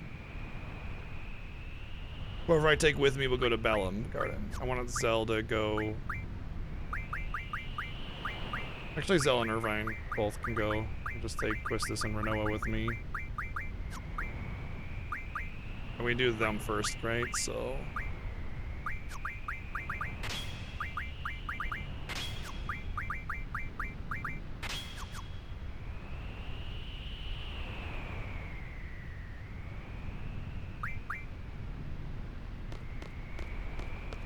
More than likely, it's possible. I imagine that's what all gardens are equipped with. It's just you never see that.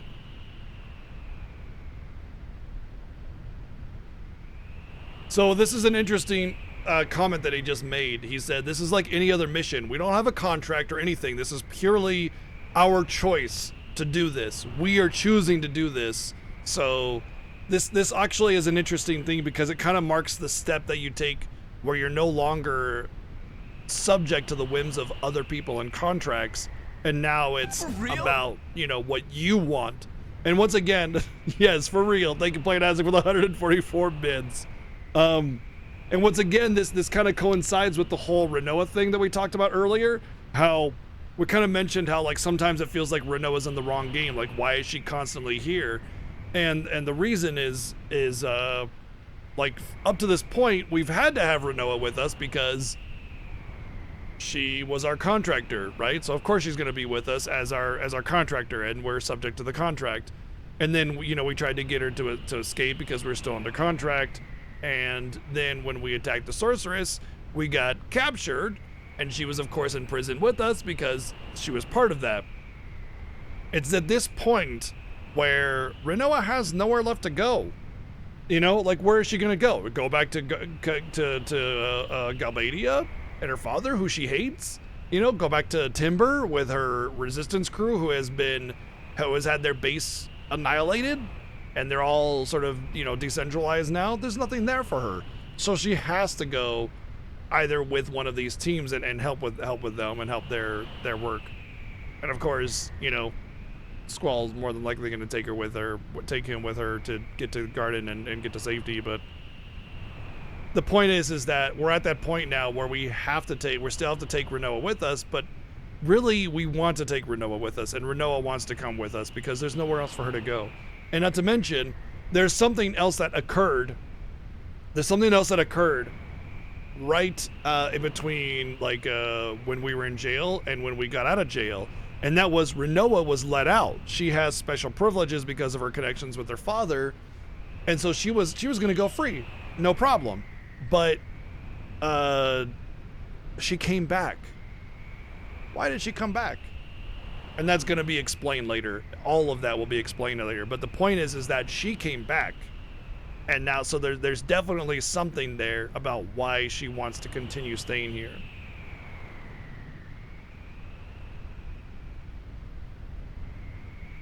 She's actually a boomerang in a human costume. Yes.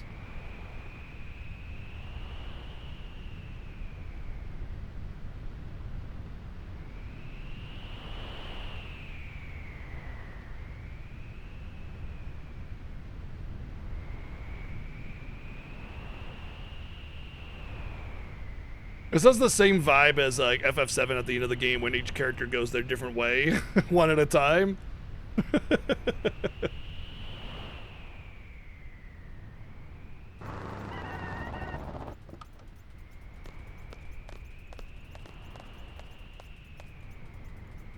Let's take that train. We're not gonna take the train. We're gonna take the train.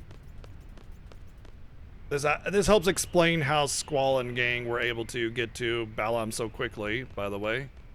Because we straight up, take the train. We just take it. My train.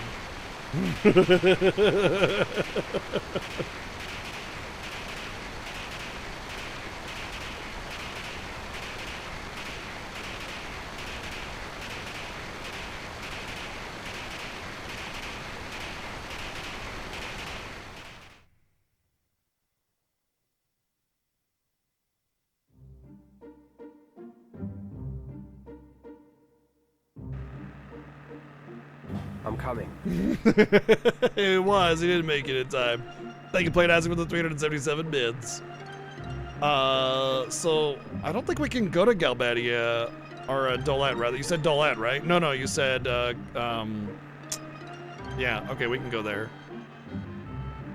Fucking President City or whatever, Delling City.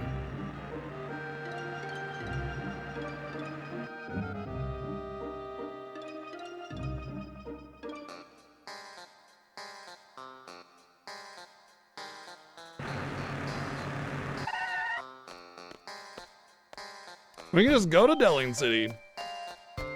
We're just back here, back at Delling.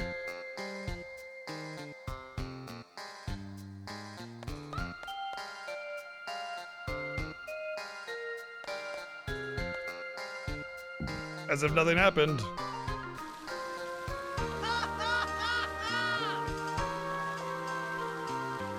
Yeah, the missiles might be being shot soon, but, you gotta have that night on the town, exactly.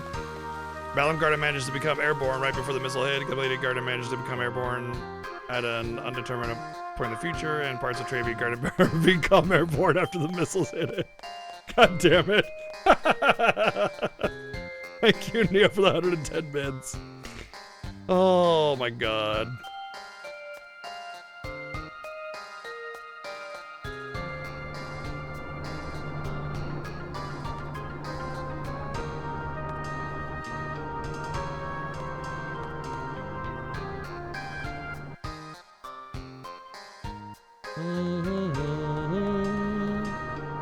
So, is there any reason, like, you wanted me to come to Delane City, or is it just that you can go to Delane City? How neat is that?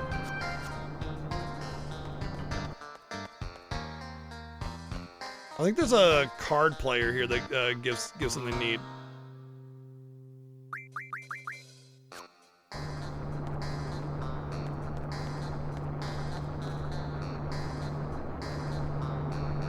Uh-huh. Some people follow strength over charisma. Sorceress Ardea, that's what I call a real queen. So everybody's basically completely enamored with Ardea, the sorceress. Call it saying she has grace and beauty, she's a queen, etc., etc.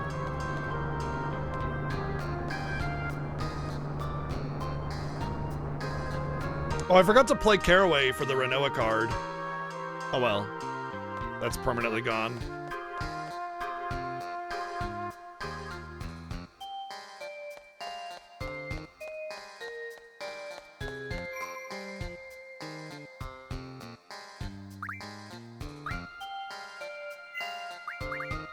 I wonder if you put Renoa in this team if something happens if you bring her here.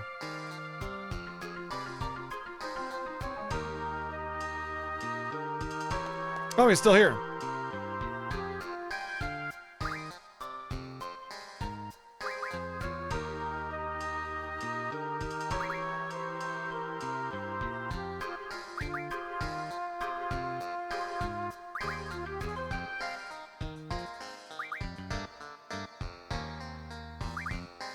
Did I save it? You know what? Let's save it just in case, because any rule that aren't just the basic rules are kind of garbage, so I don't want to get screwed over here. And yes, I know that you lose the Ifrit card, but I thought I permanently lost my chance of playing him at cards when I didn't play him right away.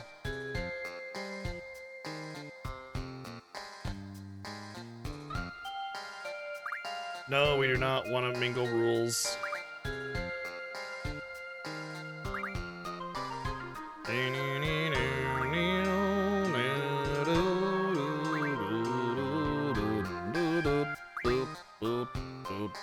I don't want to mingle rules.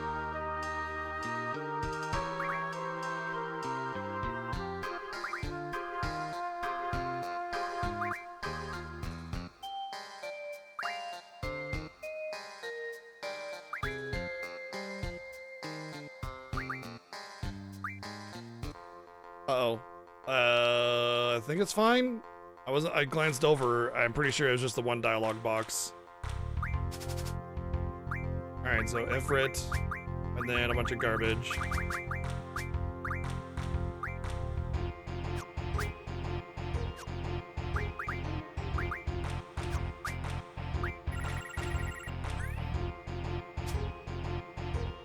Let's see, I should do this. Alright, cool, good move, good move. Let's see, let's do this. Yeah. Ah, dang it. Okay, what if I did this? Damn it. Are you serious? Are you...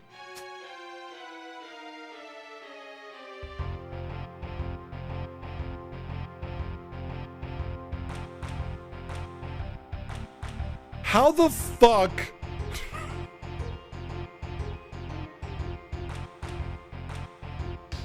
I fed him the victory and he still only managed to tie me, dude. Like, come on. How bad at Triple Triad are you, my dude? Stop drooling on yourself and let's play some cards, all right? Come on. God damn, dude. Oh my god.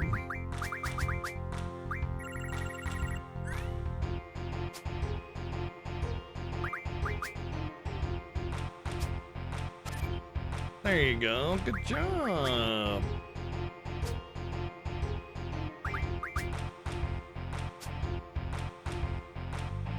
Come on, man. I can only do so much. I don't want... Oh, my...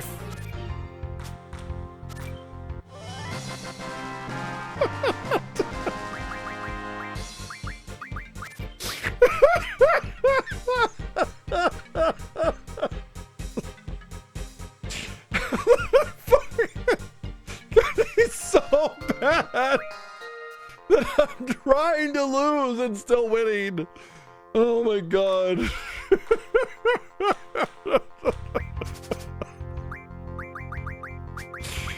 Oh. Watch it be a huge issue when I get to trying to win my Ifrit card back and I just can't. Oh my god. Oops. Damn it. There you go, bud. There we go. Good job. You managed to win. You're so good at cards, idiot.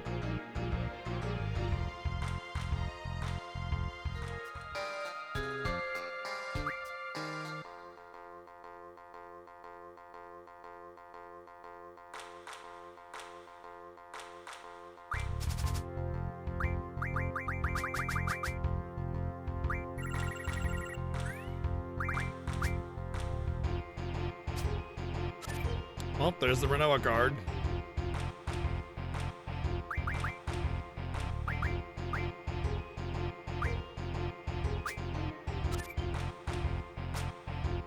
I knew that was gonna happen.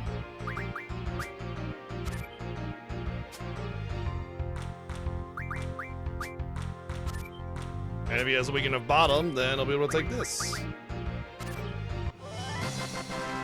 I'll take my Renoa card, thank you very much. Pretty sure you can win Ifrit back from him, though, which is what I intend on doing.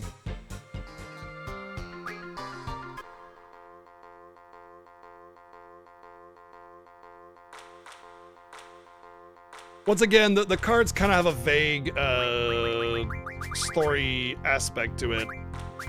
And in this case, you know, General Caraway is Renoa's dad, so of course he has her card, you know? And what's interesting about it is it suggests that, you know, obviously he still cares about his daughter, but she won't refer to him as dad anymore. You know, their relationship is a bit shaky on the rocks. You know what I mean? So.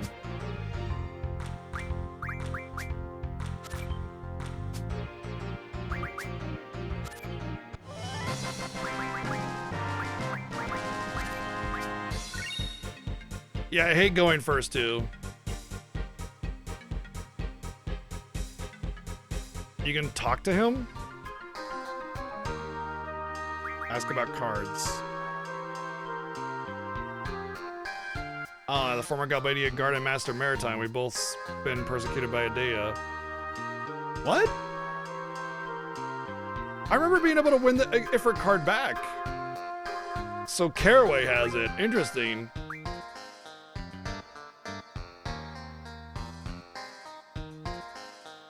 So they're talking about how Esther took over the world with the Sorceress Adele. Ever since the end of the war, Esther has kept silent. No one knows what became of Sorceress Adele. Esther itself remains hidden and isolated. We were afraid of Esther. We occupied other countries to build up a force. Things have been going awry ever since then. So they thought that because of the risk of Esther being a reality again, they tried to build up a military might and try to oppress the rest of the world in order to, like, come together. So their intention behind Galbadian's army was that they wanted to be protected against the threat of Esther again, but they went about it in a very oppressive, militaristic way instead of like a coming together of multiple nations. Cold War with magic, yeah.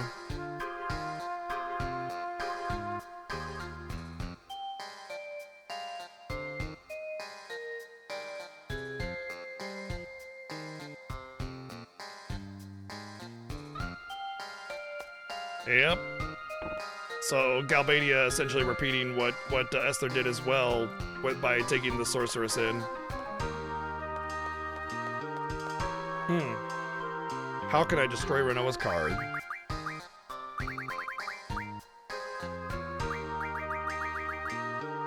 Magic armlets.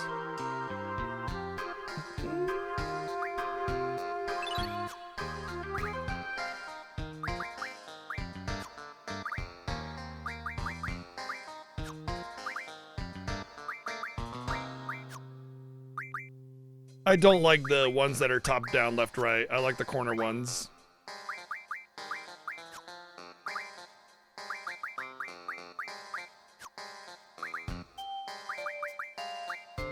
They are nice when you get into positions where you're like, you just have the top down and left, right, spaces left. You know, there is a function there, but generally speaking, you're gonna end up missing an opportunity prior in the game by not having a corner card. And that's why I don't like them. They basically can't be played until the end.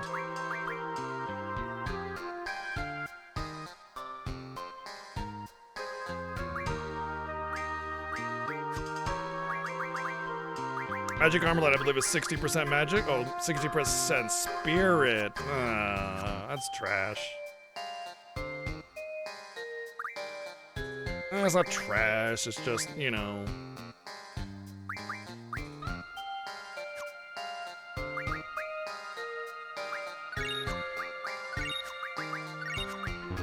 Sardines! It's sardines, yeah, exactly.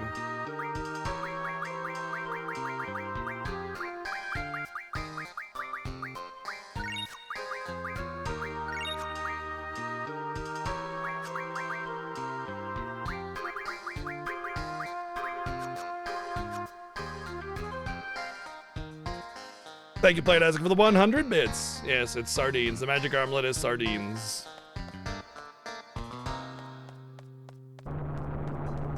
At the end of the day, as long as you have like a few rare cards and a couple decent cards on top of that, there's not really many card battles you can lose. Oh, now I want a big juicy burger. Damn it. Oh. I am getting pretty hungry, but yeah, I would love to have a fucking big ass juicy burger, some fries. Hell yeah.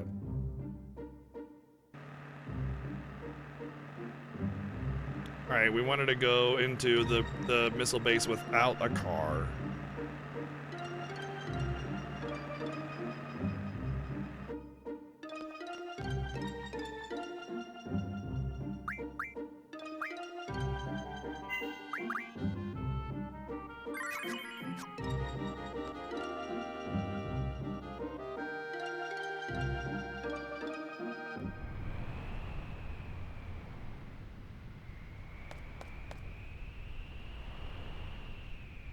I just want to take a peek, pretty please. No, this isn't some kind of club you can sweet talk your way into. Besides, you're just a kid. I prefer someone more mature.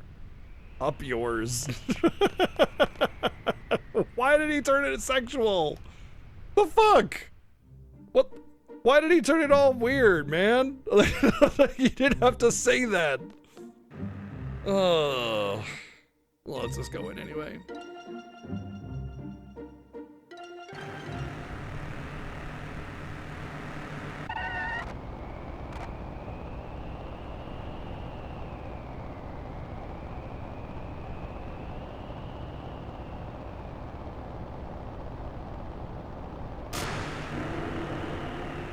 This is a maximum security prison. You don't have IDs? That's all right. Go on in.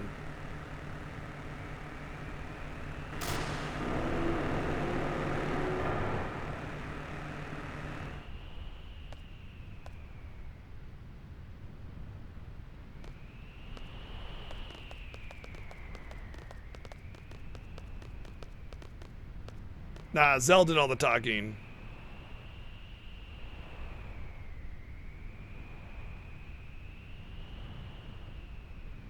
So the objective is to stop the launch and then blow this place to smithereens.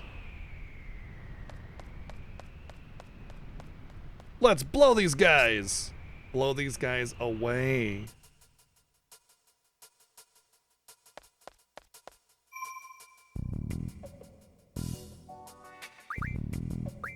Now we got the 70s porn music track going on.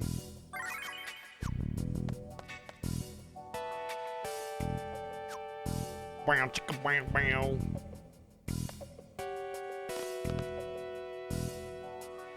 But we don't have an ID card. Oh my god, Selfie, relax. Hey, I found this in my pocket.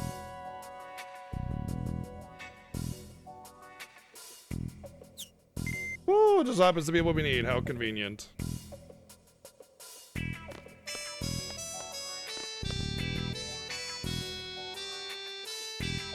Oh, it's the other door that gets unlocked. I mean, I enjoy the kind of like funkiness to it. It's a good track.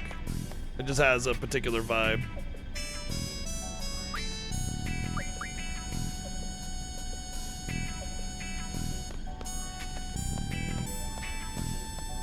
We're gonna act casually as we walk by this guard. No problem. Oh, hey you, stop right there. Uh-oh, we look suspicious. Walking in a single file, your parents must have raised you well. That's very good manners. Always be thankful to your parents for bringing you up. Okay, thanks, bro. Thank you to you for the 110 bits. Meanwhile, in real life, papers, please. Don't you know who I am? Nope, papers, please. I'm blah blah. Now open the gate before I have you fired. And I'm the gate guard now. Show me your papers before I have you fired at. Yeah, exactly, right? In real life, you'd have to have a pretty inept guard to let somebody in without proper authorization.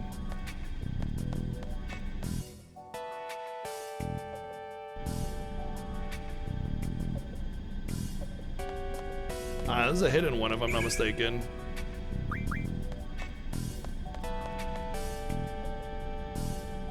I'm busy. What do you want? What are they fishing? I think they're fishing. I'm pretty sure they're fishing. These two are fishing off of here. There's water underneath, clearly. Aren't we supposed to inspect the circuit room soon? Hey, you guys. Tell the guys in the missile launcher to go on ahead, and we'll catch up with them later. There's just gonna be a lot of back and forth FedEx questing, basically.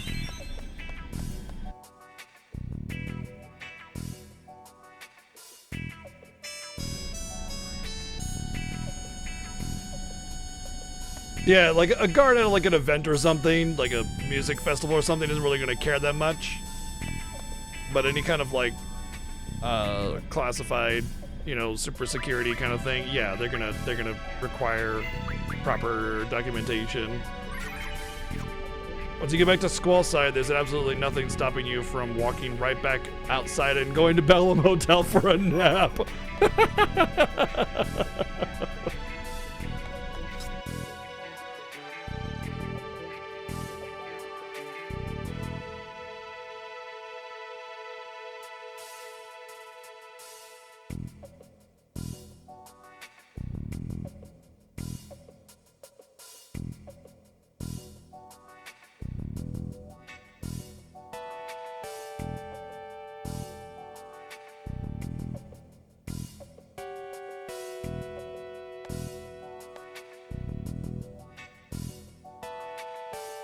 This one is hidden, and I think it's like holy, oh, full life, yeah. Pretty crazy. There's a full life hidden one here.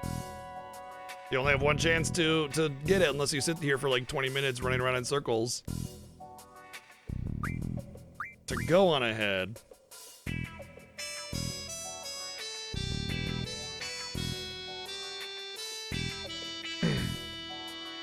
Now we gotta go back and say, well, no, we can't, or whatever. We're not ready, or something shit. It's just a lot of back and forth trying to...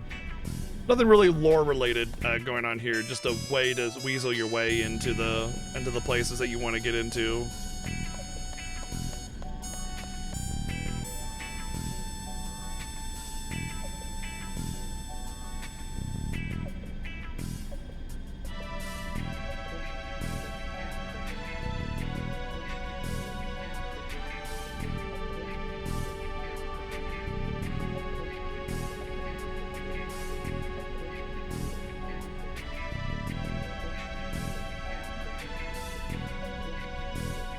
So we're gonna go into the maintenance room and make sure everything's running smoothly.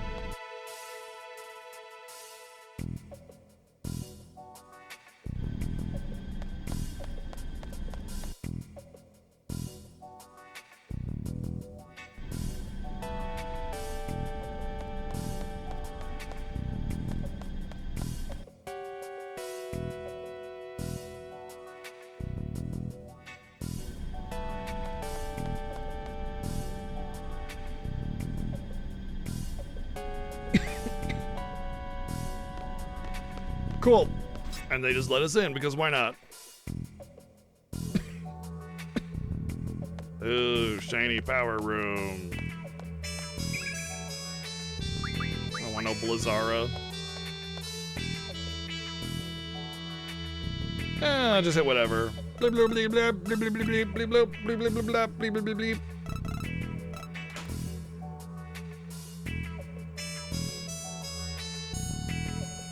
Just bleep, bleep, bleep, bleep, bleep, bleep, bleep, bleep, bleep, bleep, bleep, bleep. Doesn't really matter what you pick. At the end of the day, the power goes out.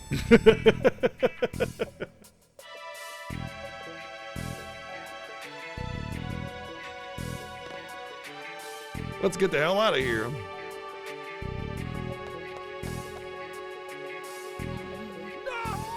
Nuclear launch detected. Thank you, Flight Isaac, for the 299 bids. What's going on here? Try to talk your way out of it. We were just about to go call on you. Oh, okay. We'll take care of it then. But we're not gonna let them take care of it.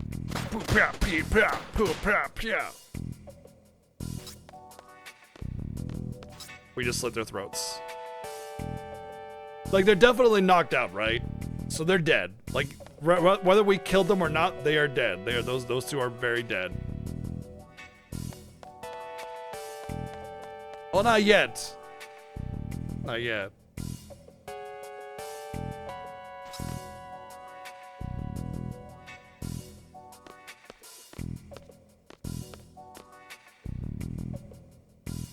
Power's down and we need some help.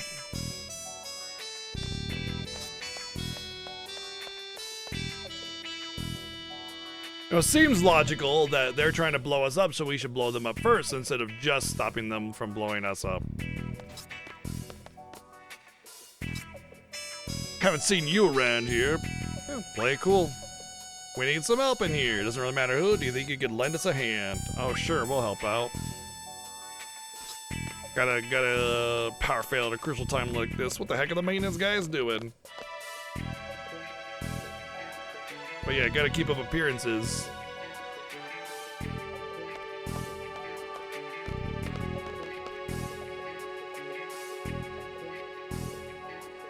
Let's push the instruments of Balam's demise back into the correct slot. Oh my god, I just warped through the corner there.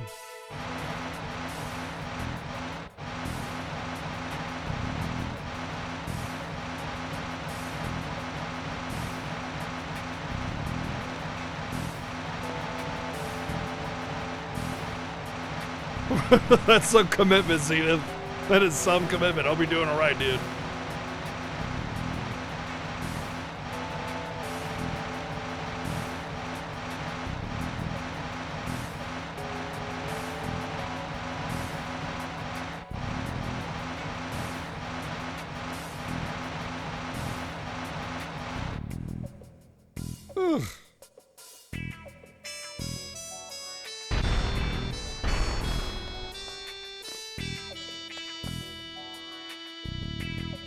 Good work. All right, now we get to go. They're gonna have us input the coordinates. We get to push the buttons.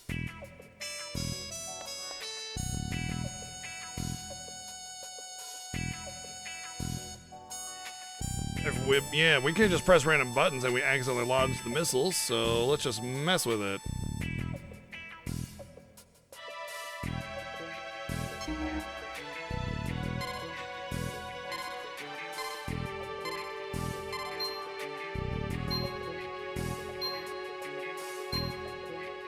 Galbadia Republic something department?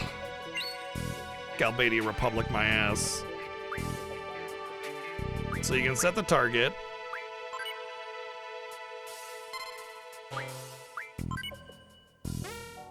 Ah, damn.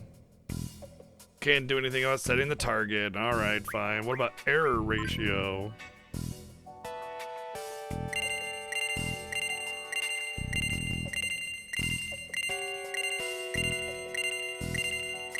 This is as fast as you can go.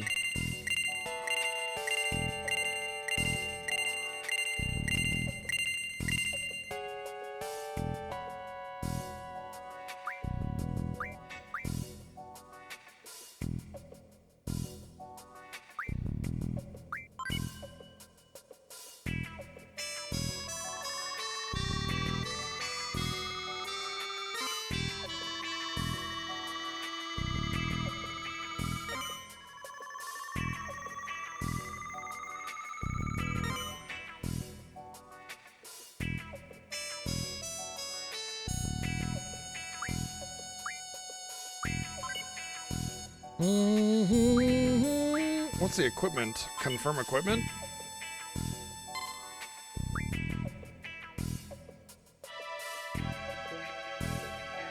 Okay, that's it, I guess. I don't remember the simulation. What's the show?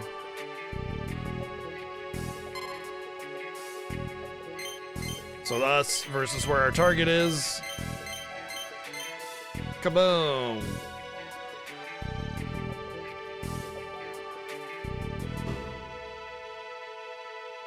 Oh, getting a little zoom in, a wireframe map. Damn, advanced technology on this computer.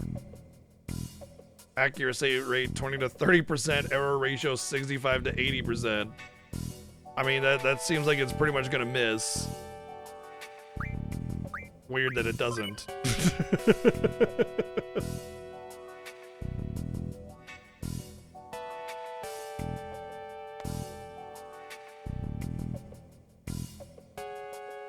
XCOM, 1% is 100%, 99% is 0%.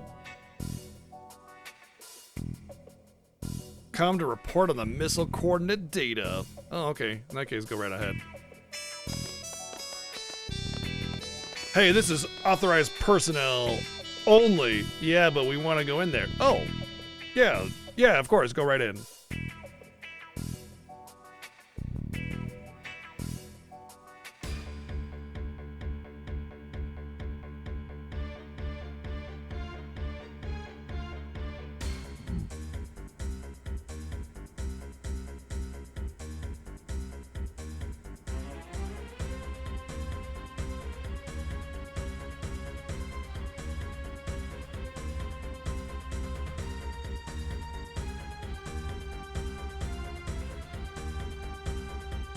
Prepare the final launch. Hey, TV heads with a passion. Yeah, I'm not too fond of them either. Pretty sure we're all set up on this team. Yeah, we're good. Let's go. Yeah, what's up, Motzi? What are you doing in here? We've come to report on the missile coordinates. I thought you looked suspicious. You're the intruders. What intruders? Thanks. Thanks, Motzi. Well, we made it as far as we can.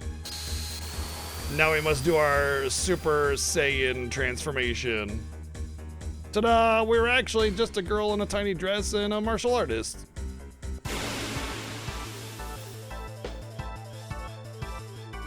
We're actually just 3 teenagers in a trench coat trying to sneak into an R-rated film.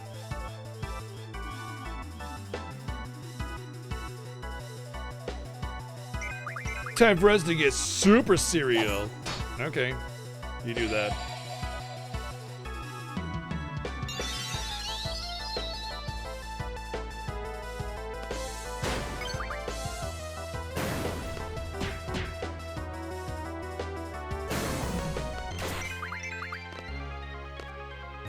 Flip.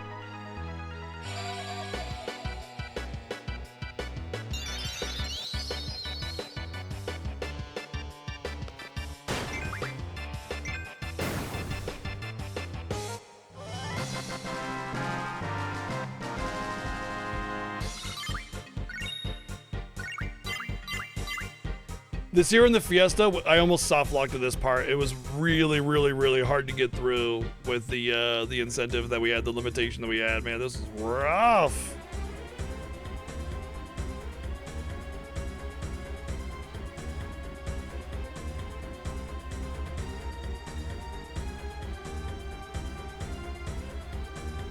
What do you mean by no cheese? I don't get it.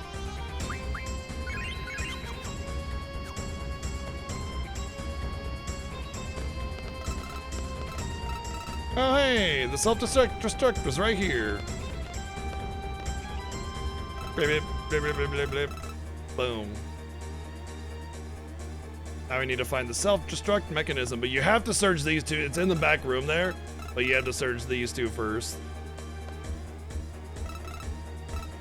Can not cheese this game? Yeah, if you just set the controller down when battle starts, is the only way that you can't cheese the game.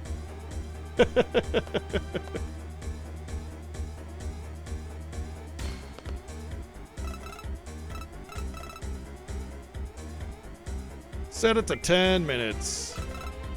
could set it for 40 minutes, but we're gonna set it to 10 minutes.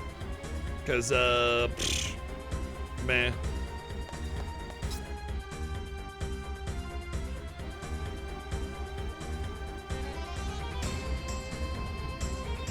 I'll get you for this, my little pretty.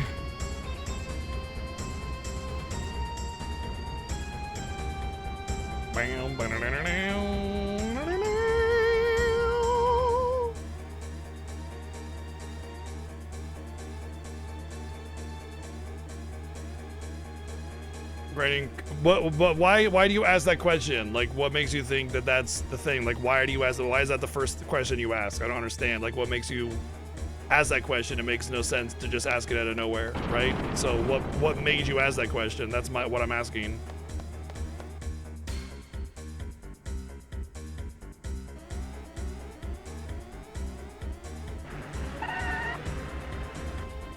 Does it say somewhere on my title that I'm doing like no cards or no junction or something like that? Because I don't remember putting anything like that on it.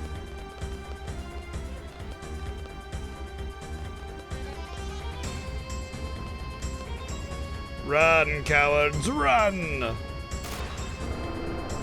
Ha ha ha, yeah, it's not the Final Fantasy Fiesta right now though, is it?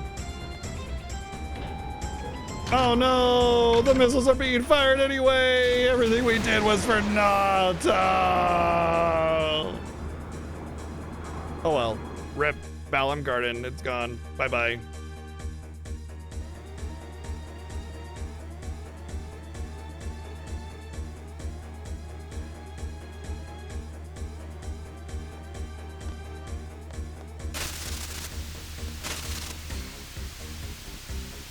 He will suffer a day's wrath? Whoa, whoa, whoa. That's quite a change of threat.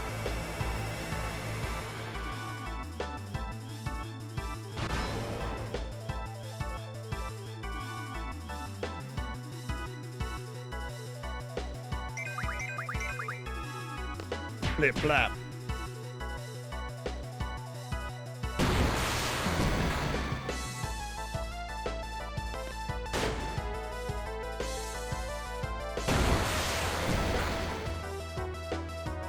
I think this thing has reflect. I'm just not gonna bother drawing any. I'm just gonna play fetch with my cat while I fight this boss.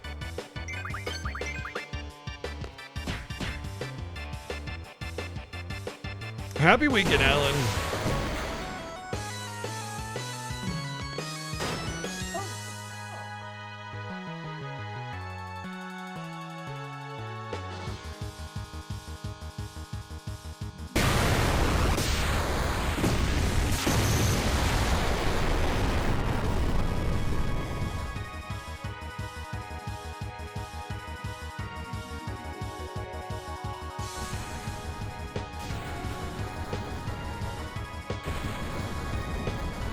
Hot, hot, hot, hot, hot, hot, hot, hot. Dunk. Blip, blap.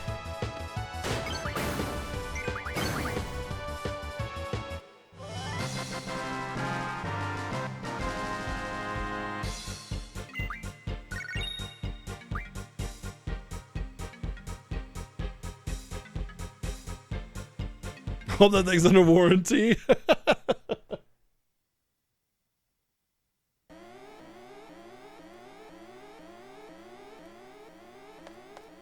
Alright, cool, let's get out of here. Let's get out of here. Let's get at it. Uh-oh. Oh no. The building is gonna self-destruct and we can't get out.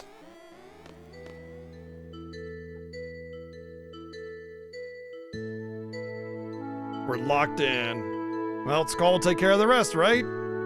That's it. I wonder if he'll organize the Garden Festival. Can't count on Squall for that. It's all over. Living a life full of battles, I guess you could say you were prepared, but when I think about it, damn, pisses me off. Well, I guess that's it. Squall didn't trust me, that's probably why he put me on this team. Nah, he chose us because he believed in us, I'm sure of it. we can do it. That's what he thought when he made this team.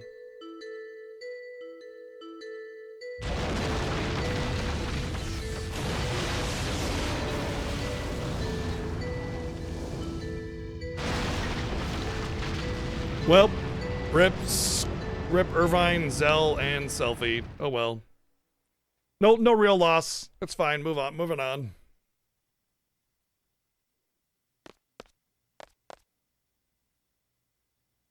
Woo! Hasn't been blown up by missiles yet, so we got some time.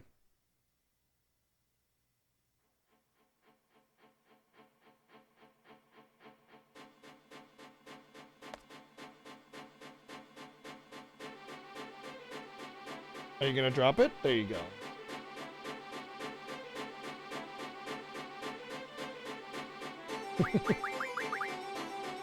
I think Zell had Squall.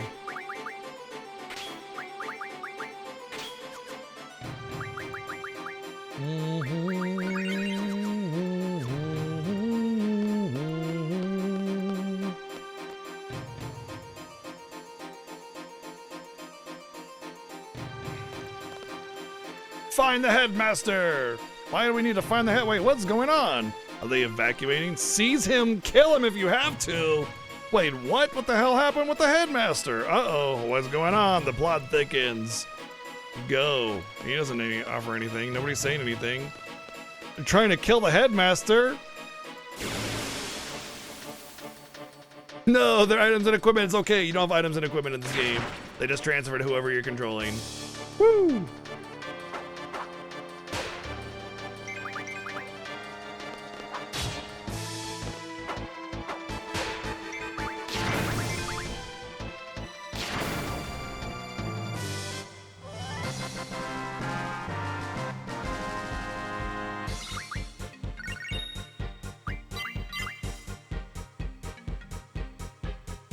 Oh, I should check my GFs because I did just fight a boss. There's a possibility I'd learned something and I just didn't notice. We're good. We're good. Yep. Okay, question. Every year, I go and do the full fucking gambit of all the encounters on all the paths every year this time. Is there a way to do this faster? Like, can you just do one path and come back out and you see Zhu and then you follow her up? Like, what's the actual requirement to pass this part of the game?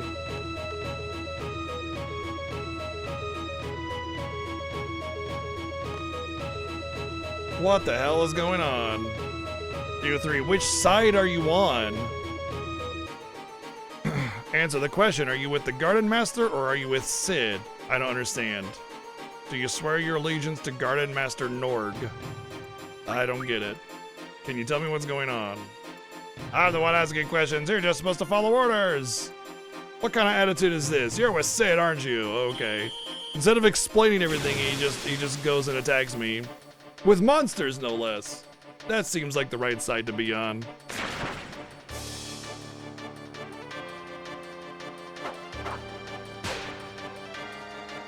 Norg is the true ruler of the garden. Okay. What the hell is going on? Don't worry, all will be revealed.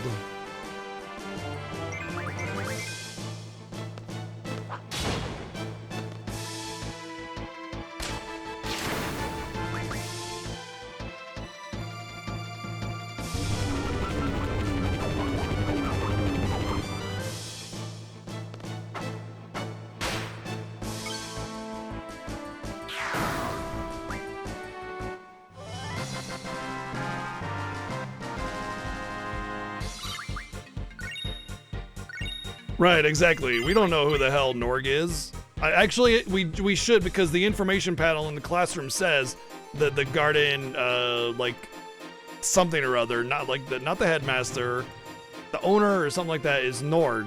So there's clearly something going on between Sid and Norg, but the student classroom panel did have information on that. When you asked about garden, it said Norg in there.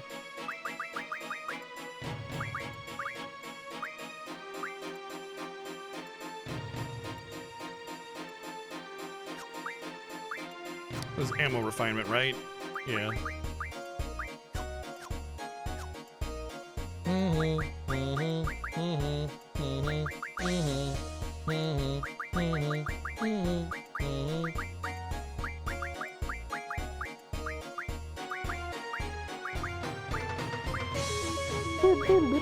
Don't I have a Fury Fragment around here somewhere? I thought Fury Fragment was needed for something with ammo. That energy crystal. No, it's a Fury Fragment into energy crystal, which can be turned into AP ammo, but the energy crystal is used for the Lionheart.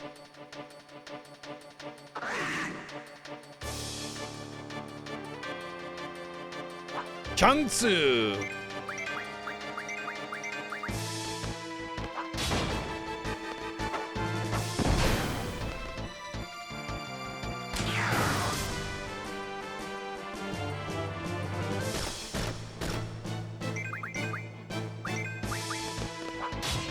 So there is a faster way to do it, you just don't remember what it is. Interesting. Okay.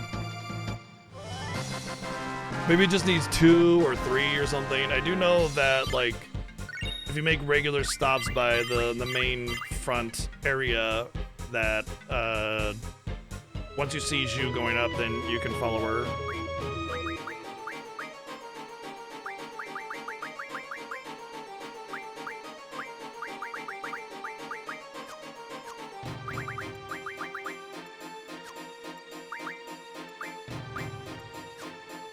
I learned a bunch. I know that one's one of them.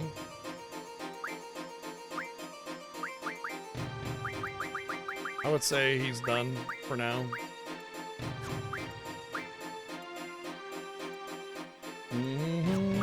Well, I can get the elemental defense.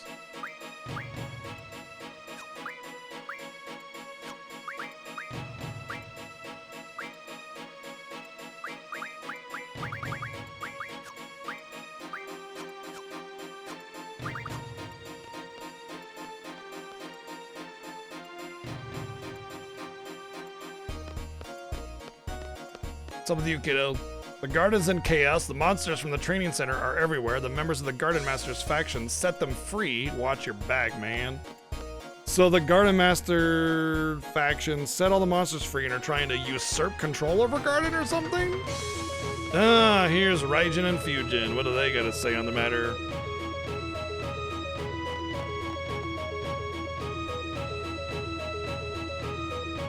Rounding up the seeds.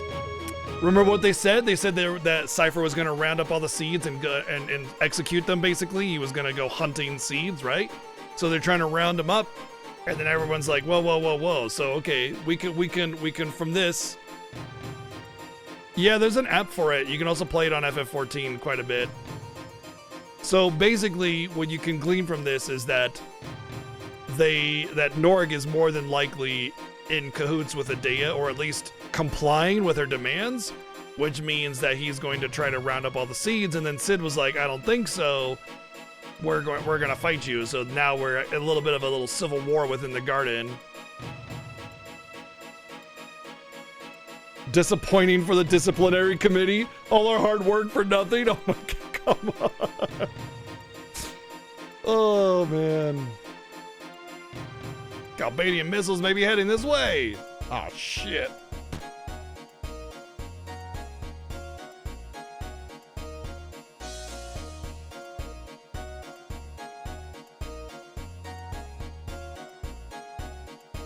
Most of the in-game card games do not work well as in-person card games, you know, because there's a lot of moving pieces. It's like Queen's Blood could never work as an in-person game, you know? Because of the complication that you would need to keep track of everything.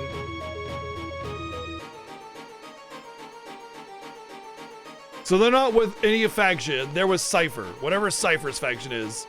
So whatever Cypher is doing, Fujin and Raijin will be with him. And Cypher is sided with the Sorceress. I wonder if they'll be okay with that. But they don't know that yet. They don't know. I mean, they're always with Cypher. There is little flunkies, so they'll always follow him along. All right, so I'm gonna move one screen because you see Zhu on this screen, and I'm gonna see if then you can just go back and see here go up.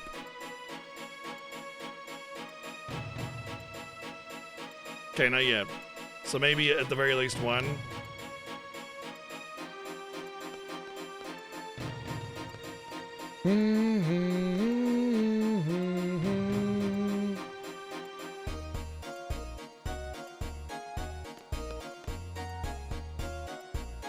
Looks like Sid has some decent pawns. So these are students versus actual seeds. The ones with the Norg dude, the Garden faculty dude, those are just regular students. The dudes on the left are seeds. So my, because you can tell by the uniform, my take here would be that the uneducated, the little bit more naive are being tricked to following Norg, whereas the ones that understand what's going on, especially the ones that are being targeted, which are the seeds, not the students. You need a spanking. Are gonna side with Sid and spank them, yes. No name, thank you for the 269 bits.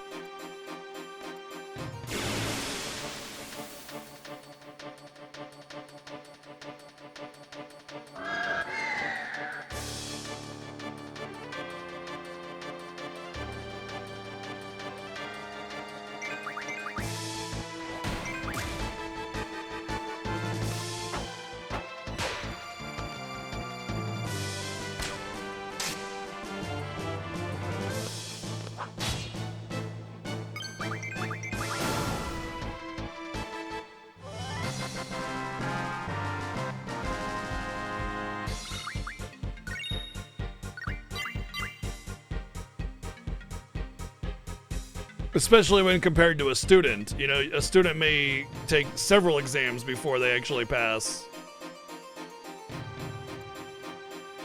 Whereas a seed has proven their talents.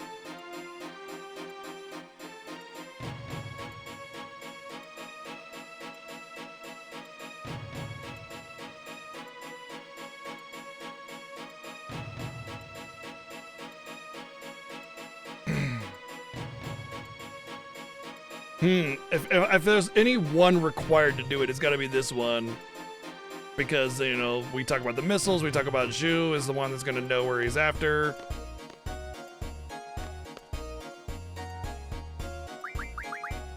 I learned some stuff, right? The only annoying thing about GFs is, like, the constant going back and checking every single GF. This game is, unfortunately, annoyingly menu heavy. And, the menus, while they're fine, it's just kind of a whiff on design, you know? Requiring the constant going back to the menus to check everything after every battle. Oh, that's something I wanted to equip, wasn't it? Or maybe it was an ability I wanted to use? No. Had to have been an ability, right?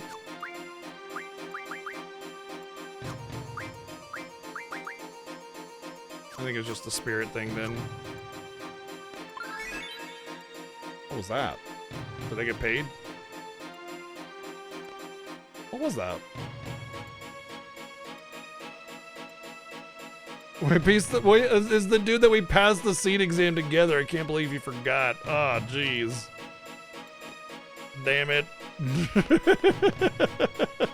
That was the no-name that we passed the exam with, the fourth guy that nobody knew. You don't stand out that much, but that's okay.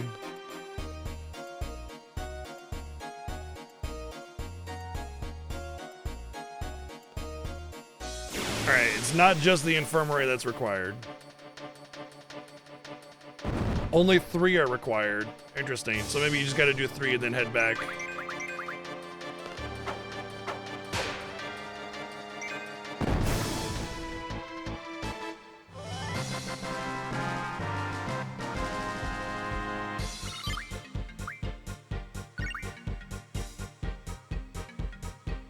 Infirmary, training center, and library.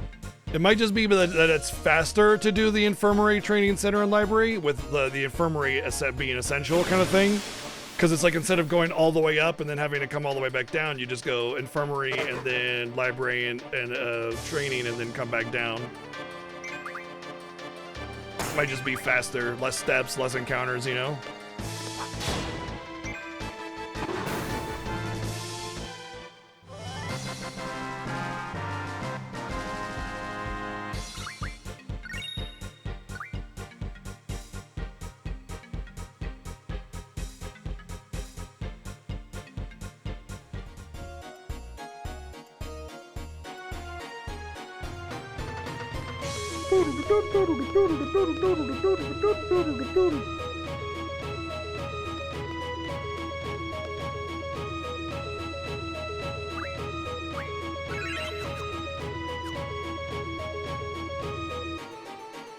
Jumping to the conclusion that we're a Sid follower. Cool. These guys seem reasonable and definitely not crazy.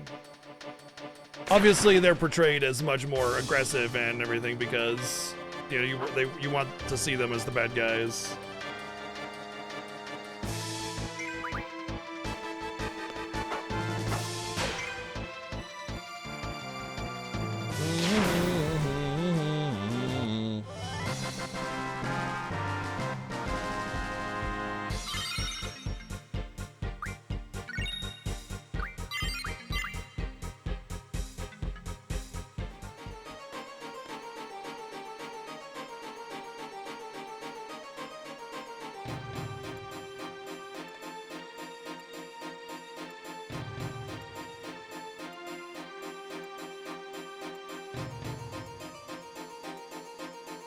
They're cutting them off and making them spread themselves thin.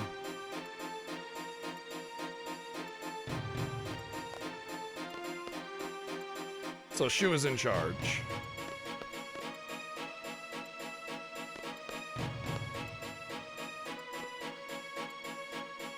Sweet items. Thanks. Alright, we'll leave you guys alone. Unsung here, honestly, yeah, she does a lot of the background stuff to keep things going, you know, so it's like, Squall's not there, she'll take care of it.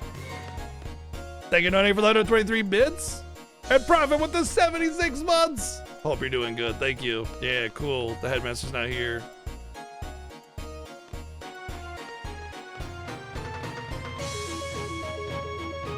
Well, he doesn't have a girlfriend, he has somebody that admires him. In fact, you can see her in the end credits when he's stuffing hot dogs down his face. She's sitting at the table, just lovingly gazing at him like this.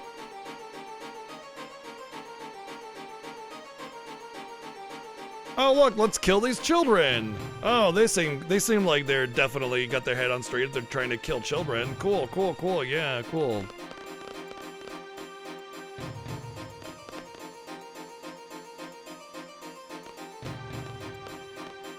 Whap!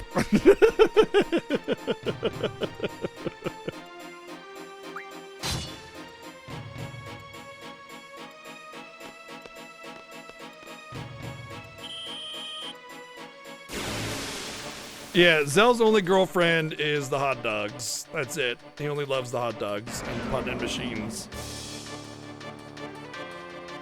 Who has my sleep junction? I think it's Rinhua. Rinhua, get him! Pew! Nope, it's not Rinhua. It's not whatever, who I normally have it on. So who is it? It's gotta be Quistis. Uh-oh, I don't have my sleep junction on like I normally do. Well, that's not great. It's fine, because it's probably dead.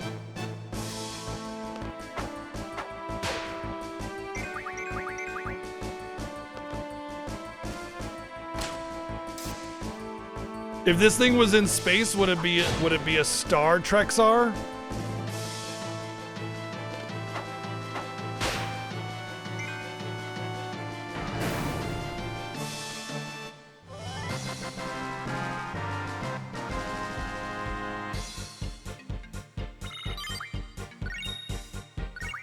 Oh yeah, you can farm them for dino bones at the beginning of the game. That's true. Forgot about that, so if you wanted to get Quakes that way.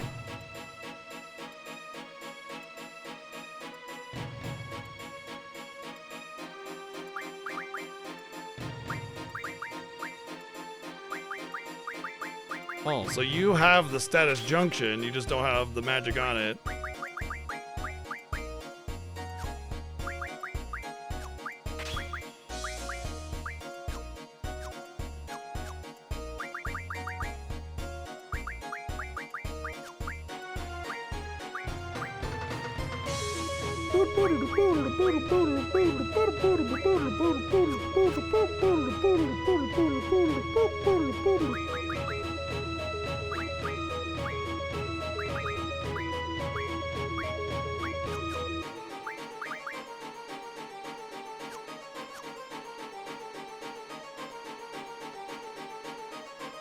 Thanks. Whatever. Thank you. Is there anything to say at the secret hero spot? I don't know. I don't think so. I don't even think you can go there. Well, let's check it out. I know none of the other spots are really anything lore necessary. Like you go to them, no, the headmaster's not here. No, the headmaster's not here. No, the headmaster's not here.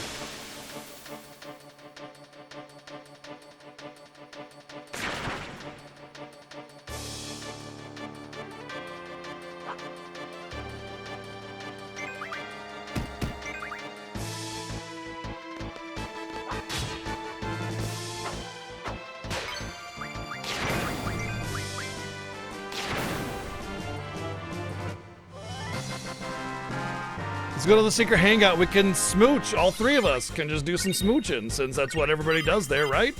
Just do a little light smooching before the missiles hit the garden. You know, no big deal.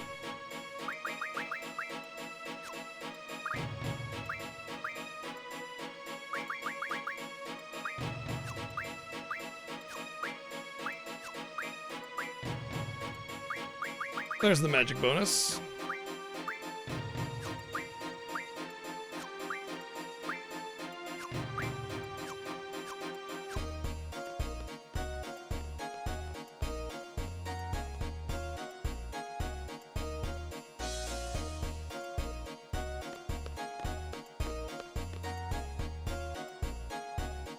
I just won't let me go in there at all.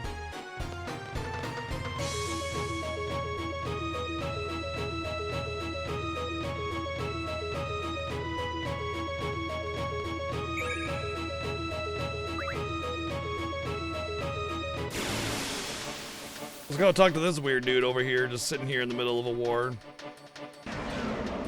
Oh boy, here we go again. Nah, I don't think so.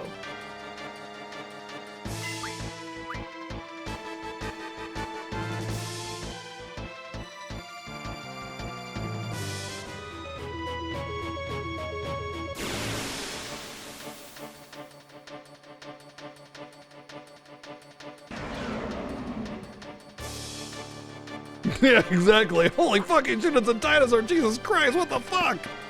Yeah. Like, why is this thing in the garden, man?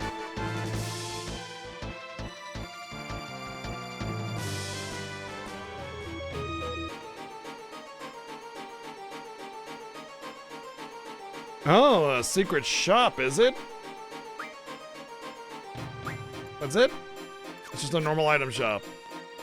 Okay.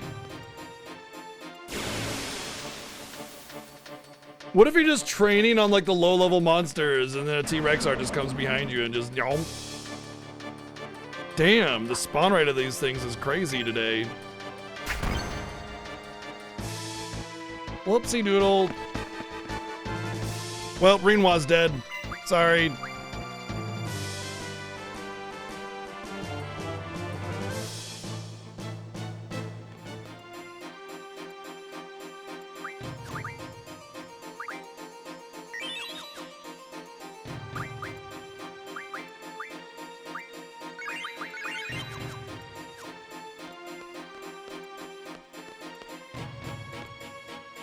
Okay, well, it was neat to go around and see if there was anything there. There was not. So it's good that I never missed anything back there on any of my other playthroughs.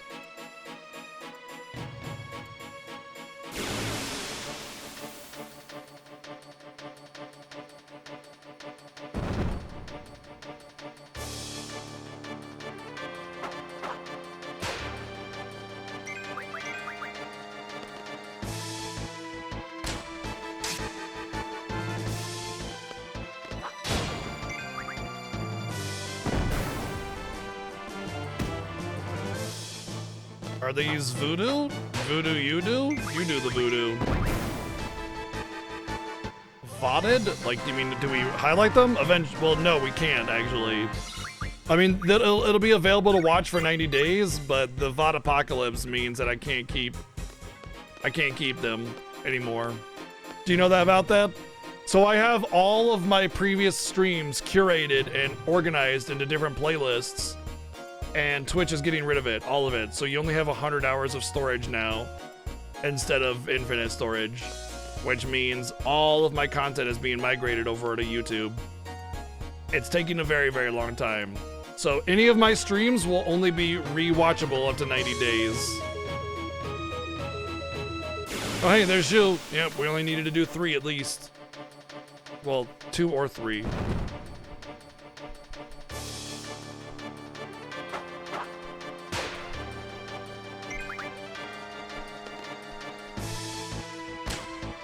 If you just entered the room, I don't know why you're getting an ad. You shouldn't be getting pre-roll ads. Are people getting pre-roll ads that aren't subbed? You should not be getting pre-roll ads. I have to run ads, and the reward is not giving pre-roll ads. So if you just entered the room and got an ad, that shouldn't happen.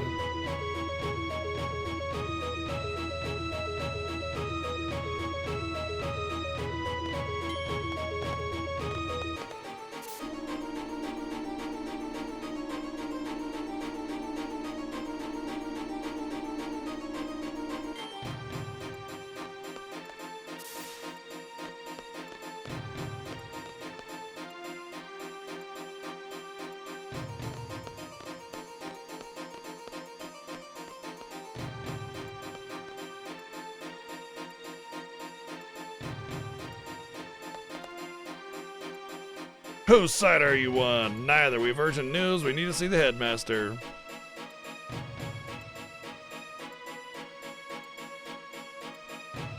Calbanian missiles are heading this way. What?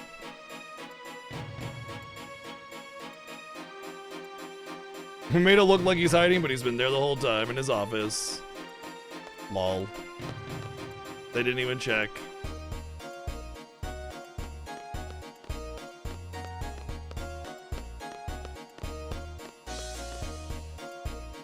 Yeah, you can watch it up to 90 days. Twitch is making all that shit go away, so I have to migrate it to YouTube, but it's only going to be available for 90 days before it gets deleted.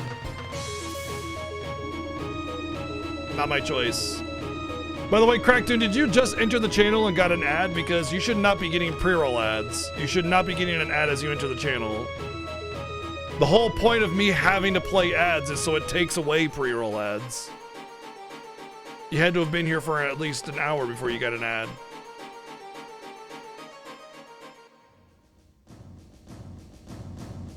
Unless ads just happen to come out right then or something like that.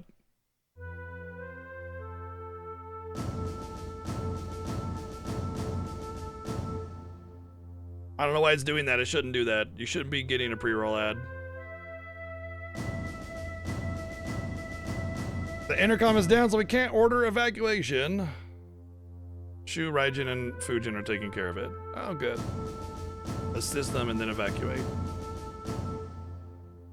But I am allowed to report. You can tell me later when we're not about to be blown up.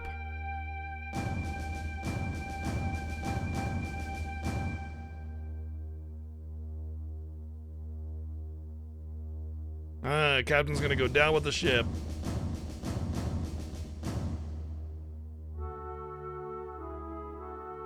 There may be a way to safeguard it. How about that?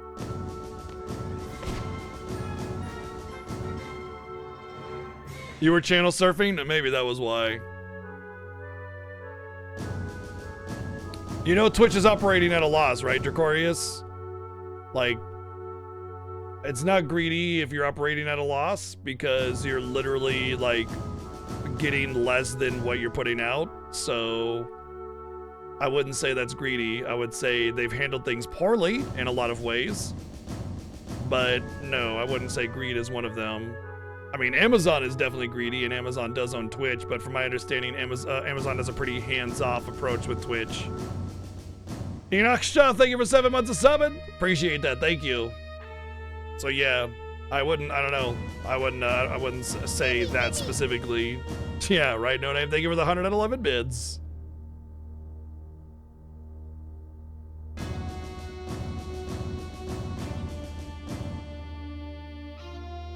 Oh, let me handle it. So Sid has a plan, and he's gonna, and Squall is volunteering to handle it, whatever it is. Because you might screw up, because I want to do more than announce the evacuation, because this place is important to me too. Because I want to find out your plan, because this is my home. I have so many reasons. Yeah, see? My feelings have nothing to do with it, sir. And then that's how he answers, ever the soldier, right?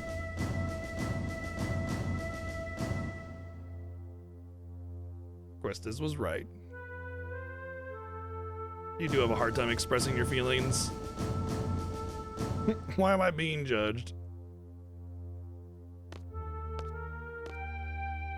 The building used to be a shelter long before it was remodeled into a garden. Use that key to open the lock on the elevator. Opening the lock will give you access to the MD level. Rumor has it that further below the MD level, there's some kind of control system. It was used when this place was still a shelter, so I've never seen it. I have no idea what it does. All I know is that it's used for the shelter, so it might prove effective against the missiles.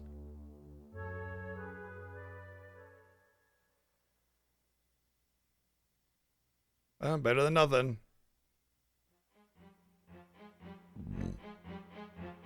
Honestly, it'd make more sense if they evacuated everybody into the shelter, and then they found it, the control panel, and did what they're gonna do. Whoa!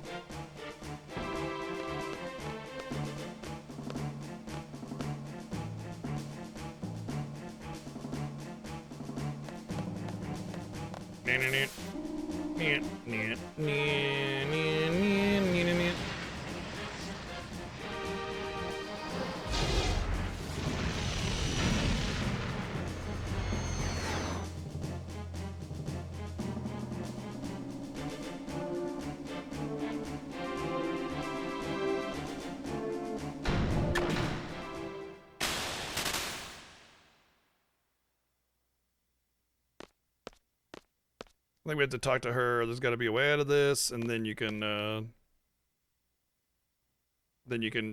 search the panel.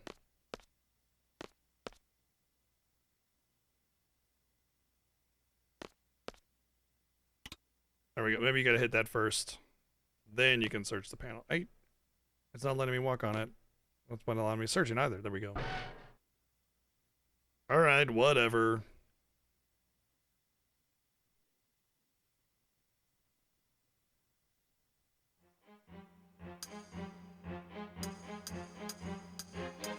Bump, bump, bump, bump. Oh, keep going down.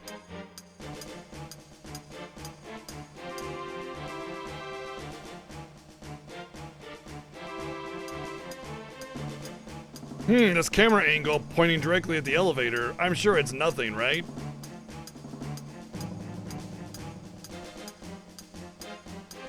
Ah, shit.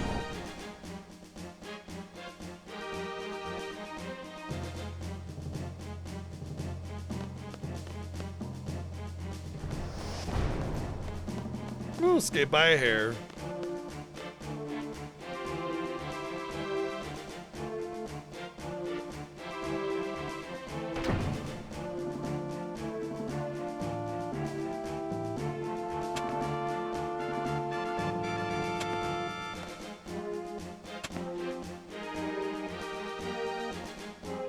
Watch out for enemies weak against fire.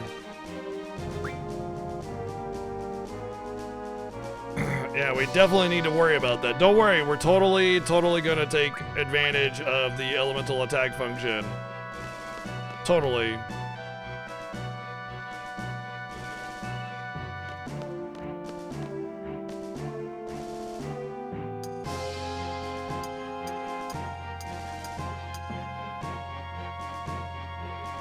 Ooh, soft.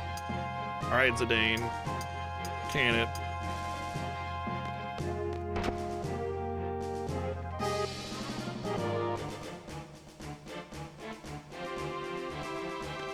We're gonna try this. We're gonna try to do this first try. It's very, very hard to get it on the first go.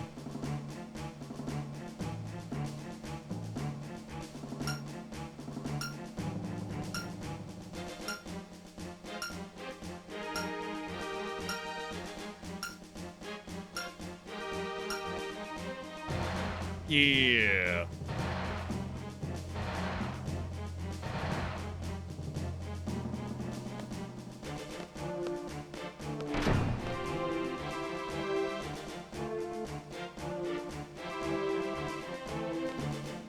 I got mashing skills.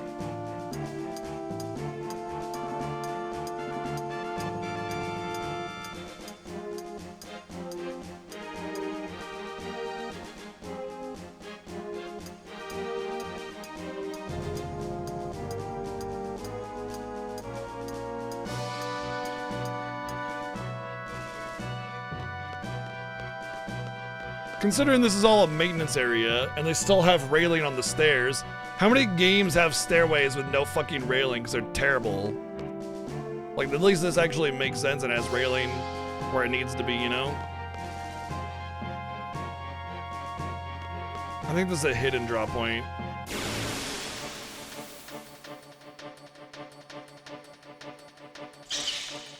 God, it's one of like my biggest pet peeves is when like you have these floating platforms with no railing and just like completely does not make sense design kind of thing, you know? Nobody is accessing that area and using it for anything. It's just platform for the sake of platform, and it fucking bugs me. Really annoying. Although we will get that in Esther a little bit, so. Yeah, another full life one.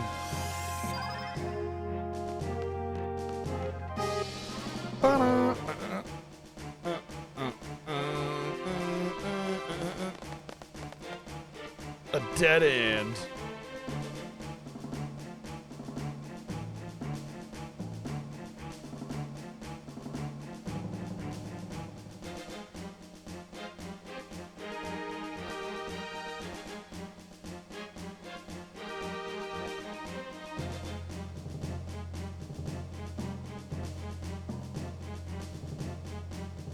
I'll go and check it out.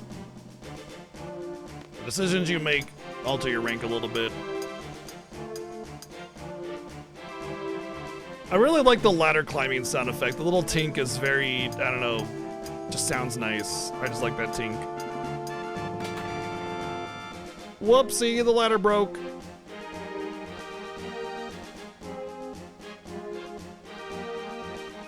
Whee! It's okay. We're okay, and we're exactly where we wanted to be. How convenient.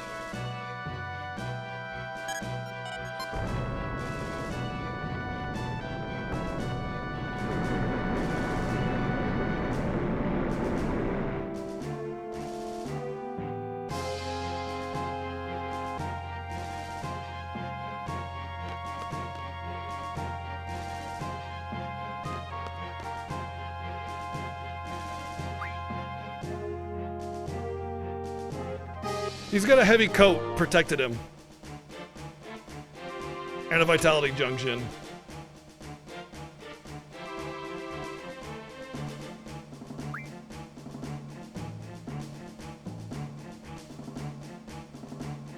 I had problems with hitting this button this year for some reason. I couldn't get it. I couldn't find the tiny little trigger point for this.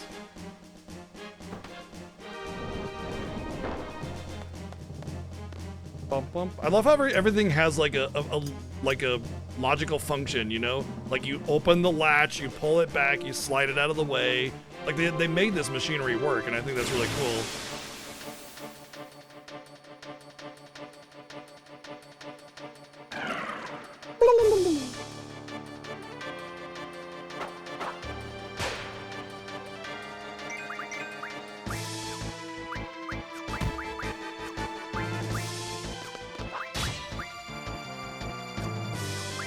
Oh, float junction. Or, draw, rather.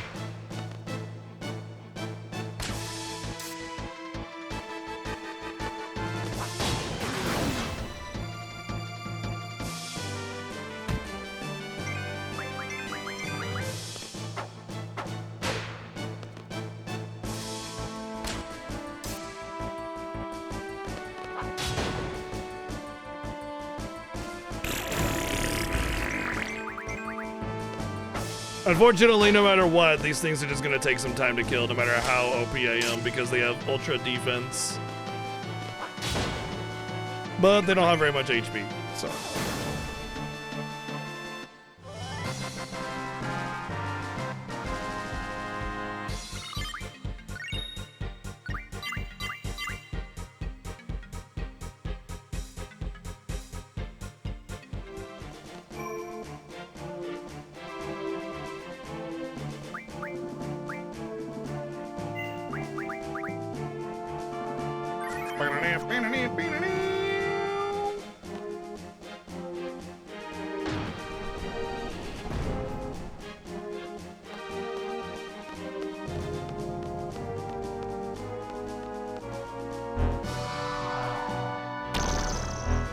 Ah, yes, the pocket station.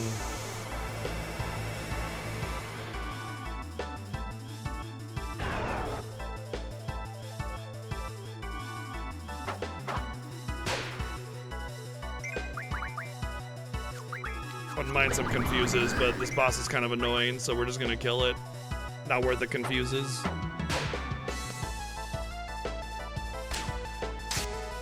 You can sleep these things though, yeah. Another boss that can be slept, which is kind of interesting.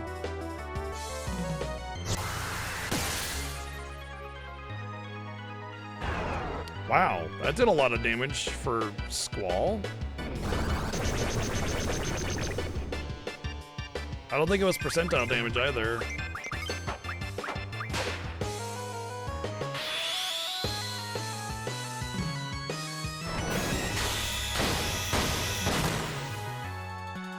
It's getting to the point in the game where we're gonna have to keep ourselves at critical HP so we can Renzo.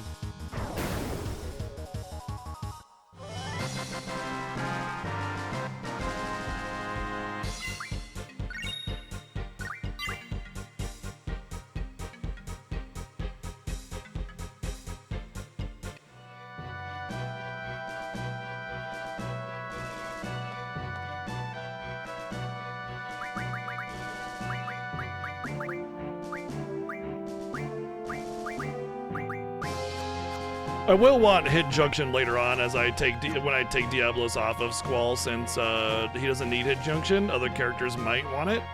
It makes it so blind is irrelevant with a hit junction, but Squall always has 255% chance to hit baseline. That's his base hit chance. So blind does nothing to him because blind only reduces your accuracy by like what 50% or 60% or something like that. So he never needs it ever.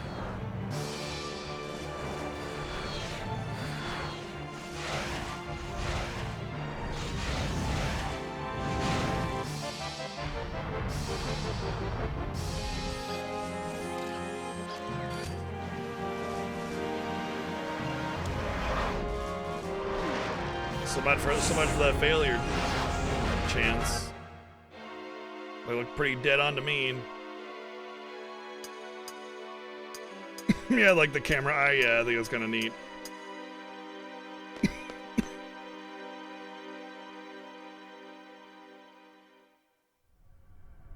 Oh good, a big machine thing. Cool, just slap some buttons once again.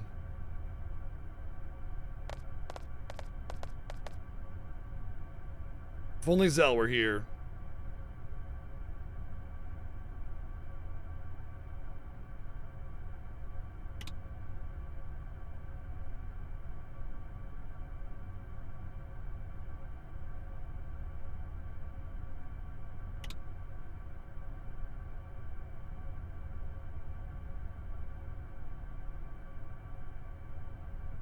Do you know what you're doing? Do you know what you're doing?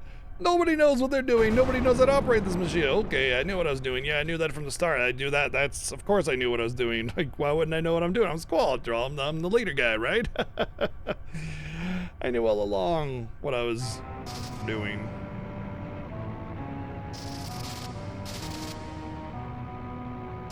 I mean, a big machine's got to do something big, right? I find it interesting, the result of this whole sequence, because a lot of time when you get this kind of thing in an RPG, it's just like, oh yeah, let's go and get the thing, and then it's very direct, like what you're doing. But this is like this whole plot element with the missiles and everything, and then it turns into something totally different, which is really neat. Also, Sid's legs are now broken.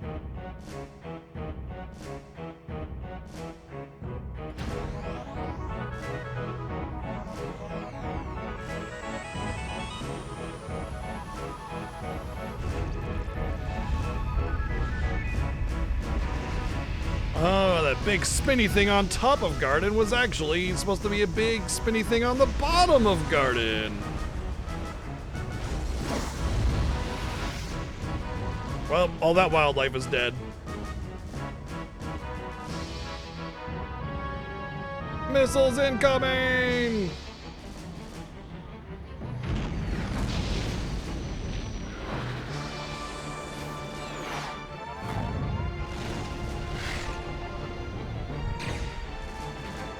Rip Garden. Oh wait, maybe not Rip Garden.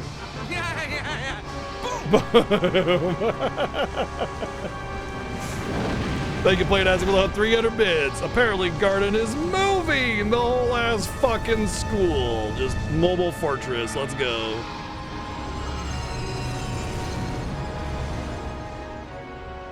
So this turns into one of your major vehicles.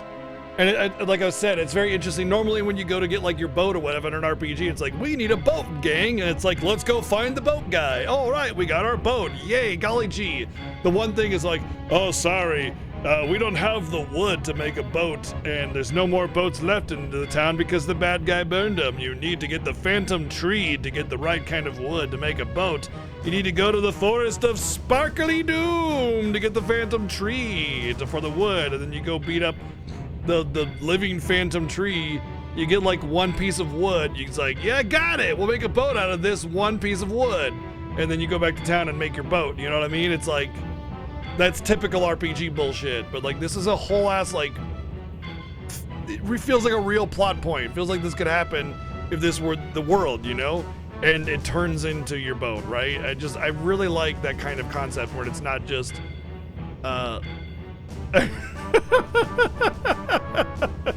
glad you picked up on that. Yes, I was using a vague reference to Lufia 2 there. You know, but it's like very generic and it doesn't actually have any logic to it. Like, this actually makes sense, and you don't think it's gonna happen. You're just like, whatever. We're trying to stop the missiles. You know, this is a thing to save the school, and then boom, it turns into your boat. You know, and I like that. I really like that aspect.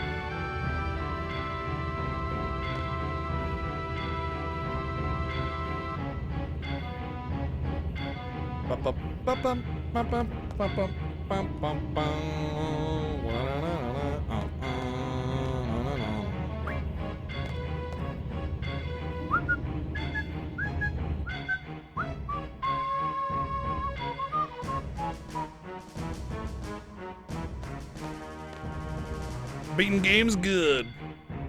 That's what my name stands for. Beating games good.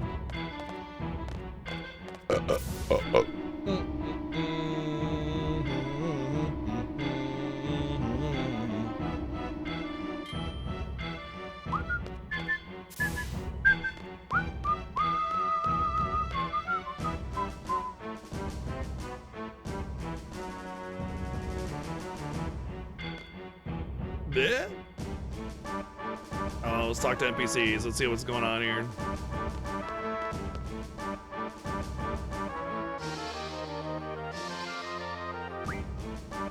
Confident as always. 109, huh?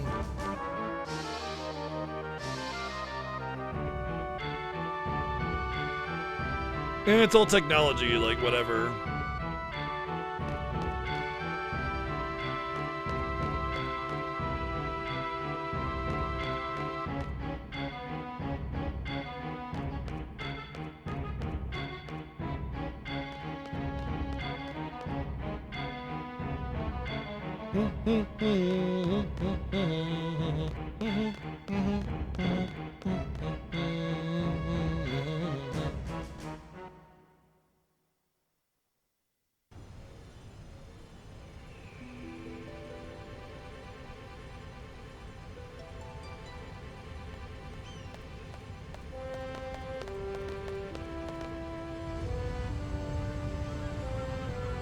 That's a big moving part, by the way. The amount of force and everything needed to move that kind of thing, not to mention the stability that object would need to move that kind of force, or that weight. Like, it's wholly unreasonable, but, you know, we don't understand the technology clearly, so it's okay, right? That's how it's, like, sort of framed, is that we don't understand the technology, so of course we don't understand why. But an object that big, especially as flat as it is, like moving, it would just be, it doesn't matter if it's metal or not, that thing would be wobbling like jello.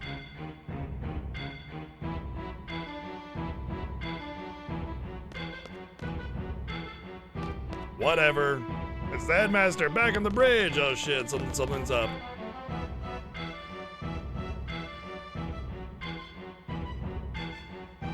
So in an effort to find a way to save the garden from the missiles, we discovered this underground facility and the true power of garden. The controls aren't responding. We're gonna crash into town. Oh no.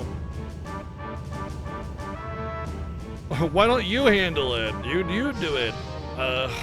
Once again, this is like where everybody looks to Squall. Like, well, how should he know? What the fuck, man? Just hit buttons, dude. Like, you can't just sit here and do nothing. Fucking try something. Now, once again, it's like, it's always Squall's responsibility to do something about it, which is why he is the way he is, like the whole whatever thing. It's not because he's like edgy, it's because he's just like, what the fuck, man? Do something. So we were gonna crash into the town, now we're gonna crash into the sea. Well, shit.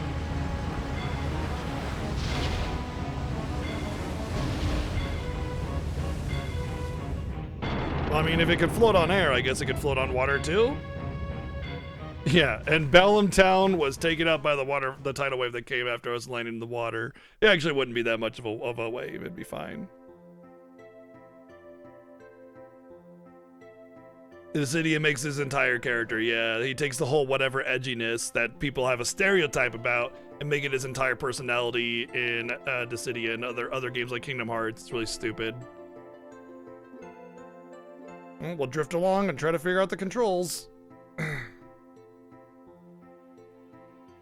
So to be fair, the console here would have controlled the garden just fine, but Fisherman's Horizon, their tech is very limited, and that's why they make it the way it is. The only thing is there'd be like a blender underneath, so any fish life that got caught underneath would just be getting donked to death repeatedly. We'd be stirring up little whirlpools here and there as we're going along.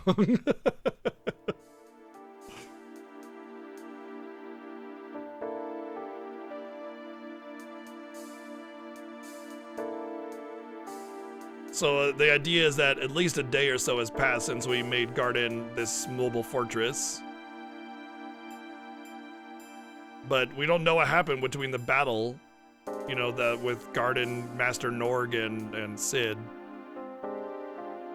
So we gotta figure what the hell is that going on with that. Wonder how Zell and Irving and Selfie are doing. The Sorceress, why fire missiles at Garden? Is Cypher ever coming back? He has himself a lot of questions, and you know, he's not just like some like whatever guy. He's got a lot of thoughts going on. He wants to figure out what's going on. He cares about his position as a seed.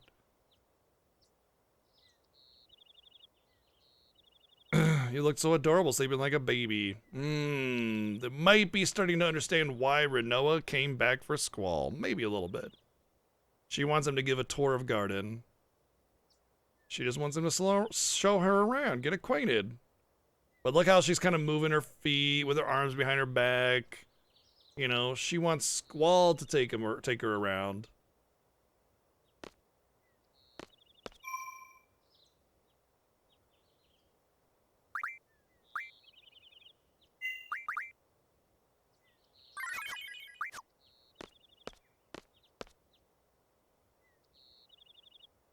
Zealot negative 13 hot dogs. How did he do that?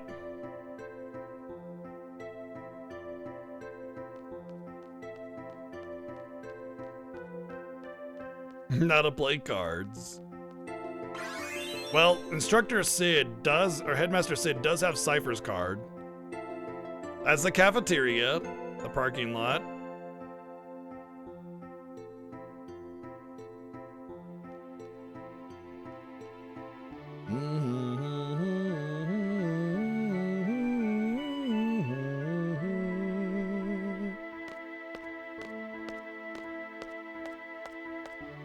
This is the cafeteria.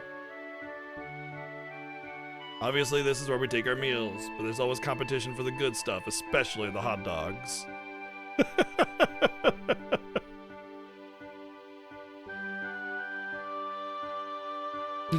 I see, hot dogs, serious business. What's so funny? You're so serious when you explain it, it's kind of odd. You're the one that took me. You asked me to take you around. Jeez. Whatever.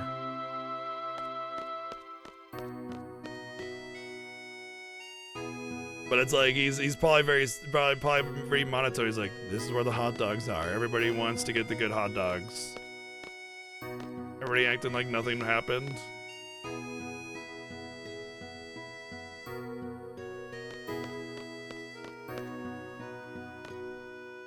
Alright, I'll be back in a minute. I need to AFK for a minute, get some water and stuff. So give me a couple minutes. Be right back. Hang tight.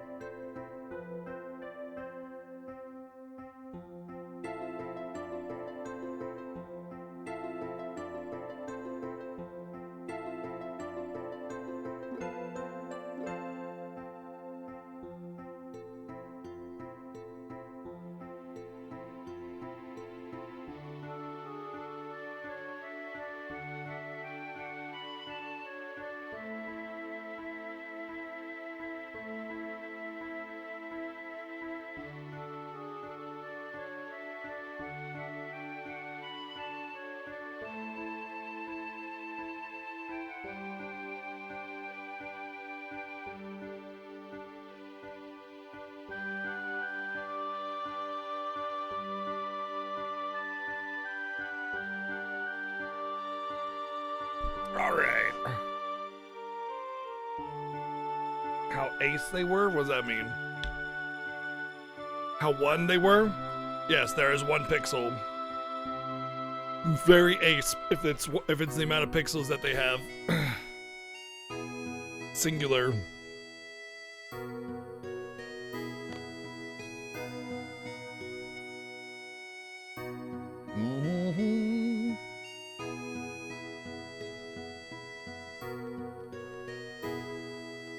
Well, what else are you supposed to do after this kind of thing? They had a big old fight.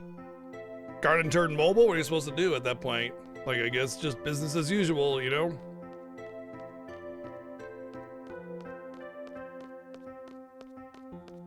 Wow. Almost a year, Northrex. One day, I believe you can get there. Thank you for 27 months. Hi there. Whatever. It's not every day I see you walking around with a girl. Is she your girlfriend? Yes. Are you serious? I'm gonna take it seriously. I'm serious.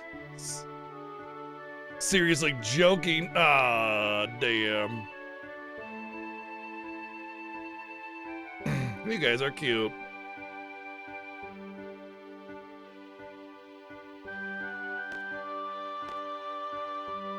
Squall was definitely joking, at least now. Right now, Renoa probably annoys him more than anything because she doesn't understand the seriousness of many of the situations they're in, and just kind of is lording over with the contract over their head the whole time, and just generally doesn't know what she's doing. And he's a trained professional.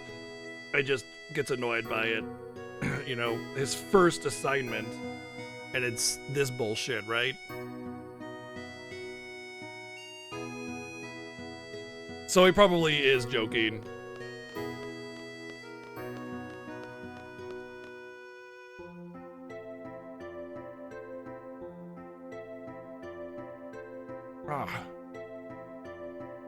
Student ID 42069. I need to go to the Garden Master's room. Where's the Master's room? Apparently B1 is the Garden Master's room, whatever the hell that is.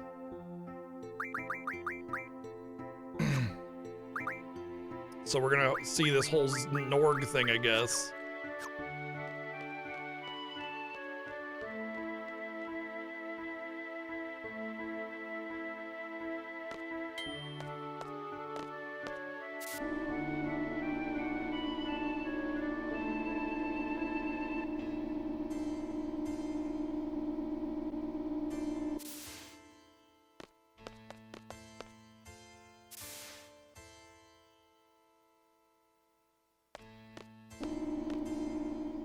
Please listen to me. Who's saying that? Oh, the headmaster's here.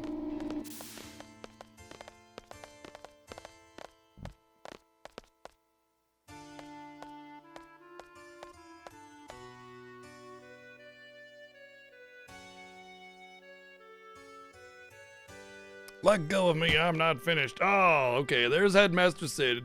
Greedy son of a bitch. Why did I even bother talking to you?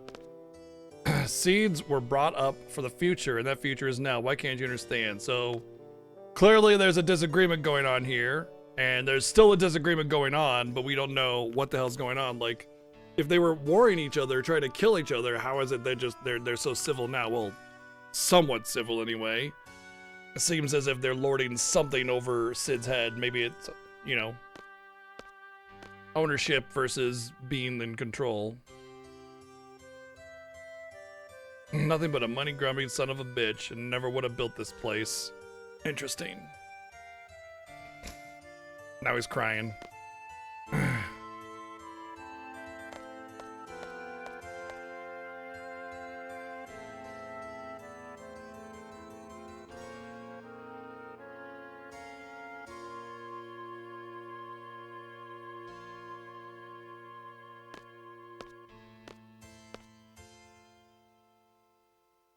Still have to give me my report. Report. I just come to my office later, bro. Play some cards.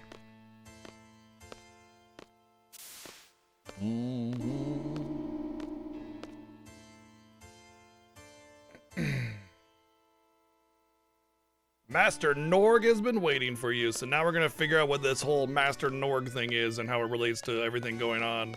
Why were they fighting each other? Why were they doing all this shit?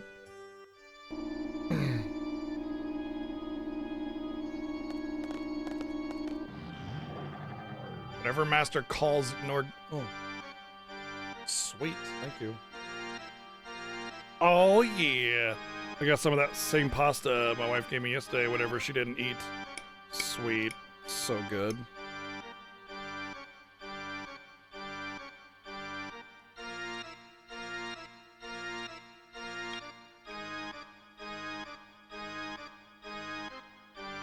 Norg rhymes with Borg. Whenever Master Norg calls you, be sure to be there within 3 seconds? Isn't that a little unreasonable? 3 seconds? It's like what if I was more than 3 seconds of walking distance away? What if I was in the next town over, bro? What are you gonna do then, bitch? What if I was pooping?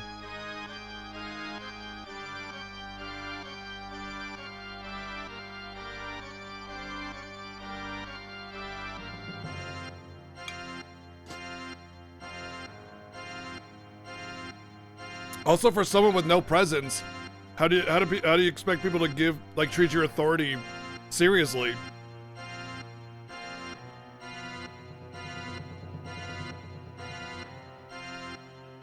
We only know Norg by name on a registry.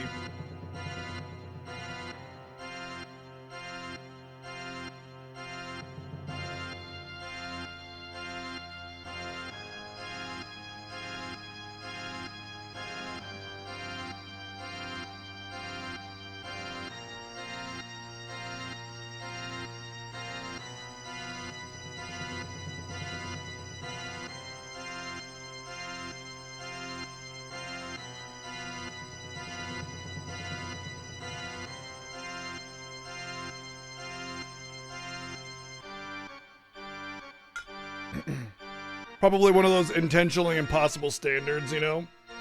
They make it, they say this impossible standard on purpose, just to be like, if you don't meet this impossible standard, you're gonna be executed kind of thing, you know? 3 seconds are up.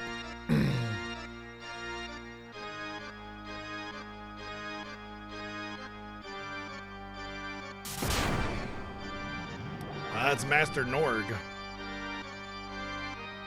He's got a giant testicle for a chin. Or a giant testicle sack for a chin.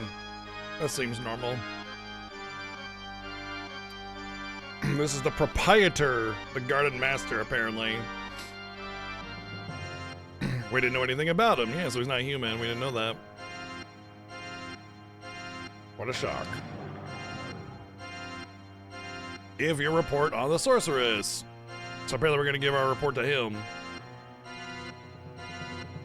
Testicles, famous Greek hero, yeah.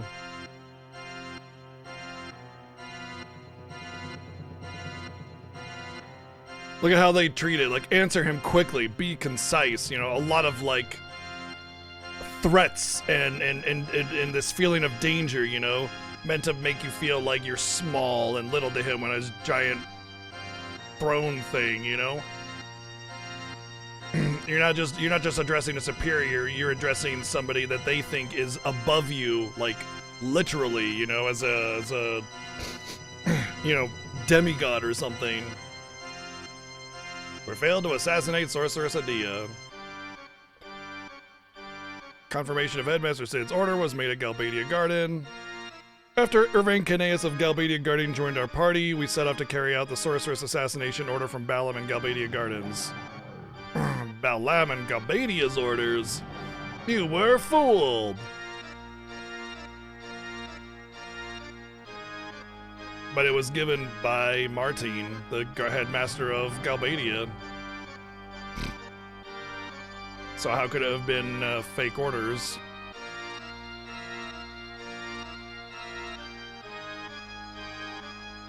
Master Norg has known about the alliance between the president of Galbadia and the sorceress. Okay, so that says to me that he was in on it the whole time, so he's part of the problem. He heard it from the Galbadian Garden Master himself. The Galbadian Garden Master, Martine, you know. Subordinate of his named Martine. A subordinate! He says Martine is a subordinate of him. In fact, the Sorceress and Garden are closely connected. That is why the Sorceress will definitely try to gain hold of all gardens. So Master Norg sent an official order to Galbadia Garden. It was to kill the Sorceress, and assassination was thought to be the best means. So how was that being tricked if that was the order from him even? Martine used us as a last resort for the assassination. He gave the order to place the blame on me. What? How does that placing the blame on him, that bastard? How does that place the blame? Are you saying that Bellamgard had nothing to do with that order? Didn't you just say that it was you that planned up that order?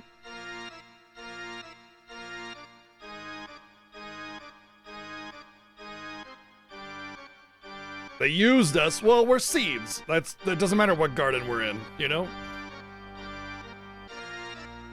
But the attack failed. The Sorceress retaliated. No doubt it was the Sorceress who ordered the missile attack. Of course, obviously. Something must be done to calm the Sorceress's anger. So what? In order to do that, we need to hand over those involved in the assassination to the Sorceress. We had to show Bellamgarden's sincerity. I mean, I guess from a political standpoint, if you were in league with the Sorceress, you would have to do that. But like, she wants to kill everybody. You don't do that. No, you don't comply with that kind of order. Offer the seeds head on a platter and pretend we obey the Sorceress. All of them seeds though? It just did. It did exactly as you suggested it would, Matzi. Why aren't we fighting the Sorceress?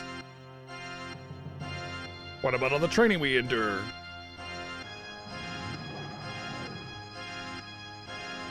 You lost to the Sorceress. Quit your whining. I mean, so just because we failed one of our missions, all our training means nothing, and we're not supposed to do any of the thing that we're ordered to do. Okay. You failed one, so that means you don't get a say in anything, and we're just gonna go completely 180 from all your training.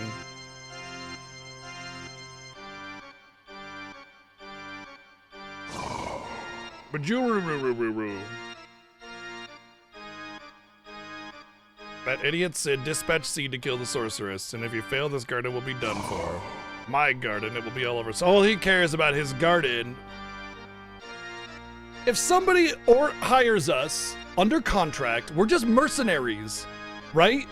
So if we're just hired to assassinate somebody and we carry out the orders and we fail, that isn't us. We're not a faction. We're not a country. We're not a government. We are a mercenary force. So we had no say in it. We did not choose to assassinate the Sorceress. It was an order from the Galbadian army. Literally fucking Caraway was the one that hired us. But because Seed was involved, they're trying to blame us. And Norg is only mad because it makes him look bad, even though it had nothing to do with like us as a faction, because we're not a faction. We just go to the highest bidder. He has forgotten that it was I who put up the money to establish Garden. But we're mercenaries. We don't care who hires us as long as they can pay. That's the whole point. So he's just mad that they took a contract that would have potential repercussions against him. And he wanted to offer the Sorceress Sid's head along with Seed. You don't have a mercenary force in Garden if you just give them all up, dude. That doesn't work that way, man. And he was the one that ordered all the students to find Sid and turn him over, which is where the initial conflict came from. Totally random and unneeded. I think it's to create conflict in Garden so that when you resolve it, you know that Garden is on your side. You know, it's no longer this weird bit. And it also details out why Idea would want to attack Garden on top of that.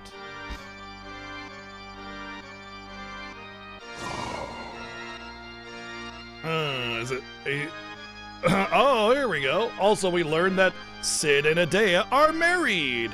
So Sid is married to the sorceress. That's a bit of a curveball, right? Because so Sid supposedly gave the order, gave the go-ahead for the contract for General Caraway to assassinate the sorceress, his own wife, which begs the question as to, like, why? Rocky divorce? Or is there something else going on, you know? Why hasn't Adea been so aggressive in the spotlight up until recently?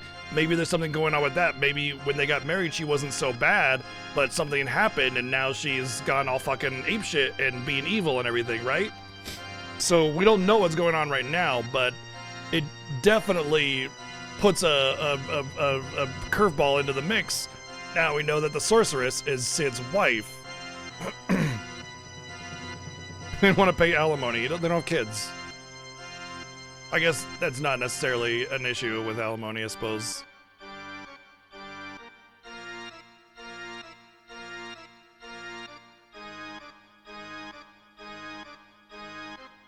The headmaster and Adea are married? What? I don't get it. Now I understand. Sid and Adea are trying to take Garden away from me. So it's also really important to note that, like, a lot of what Norg is saying is bullshit. He's just coming to this wild conclusion that Sid and Adea are trying to take Garden away from him. Or, like, Martine was an underhanded double-crosser instead of just taking a contract or whatever. Or that Sid was trying to, have it out for Norg or whatever. Basically, he's just mad that the sorceress is retaliating about the contract that they took on to assassinate her and we failed. And he's just trying to point fingers wherever it'll go because he's trying to take a hold of Garden because he's working with Adea. He even said so. He knew that Adea was going to be named the, like, whatever person, the person to manage the peace talks between the different nations or whatever, right? So he knew beforehand. You're one of Sid's followers, aren't you? Prepare to die. I mean, you said you were gonna kill us anyway and hand our heads over to Adea. I don't think we were gonna. I don't think we thought that you weren't gonna try and kill us. You know.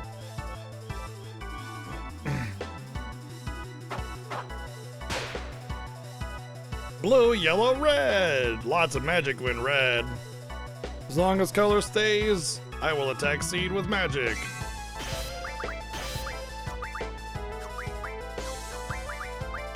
I got some dispels on those.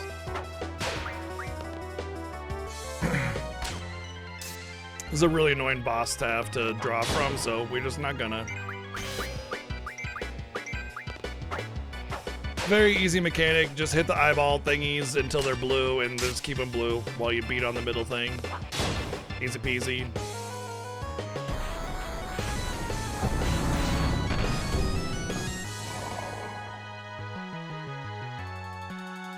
Yep, keep the blue balls. This is my garden. You can do as you please. I do believe, actually, that we can. And he has Leviathan.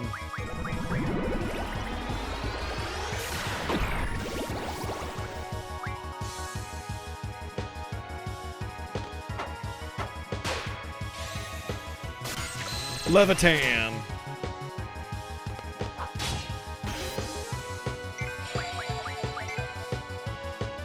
Balls can be mugged. Please don't mug my balls.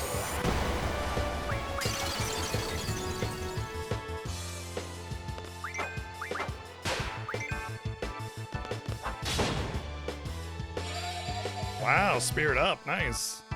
Permanent stat items, that's pretty cool.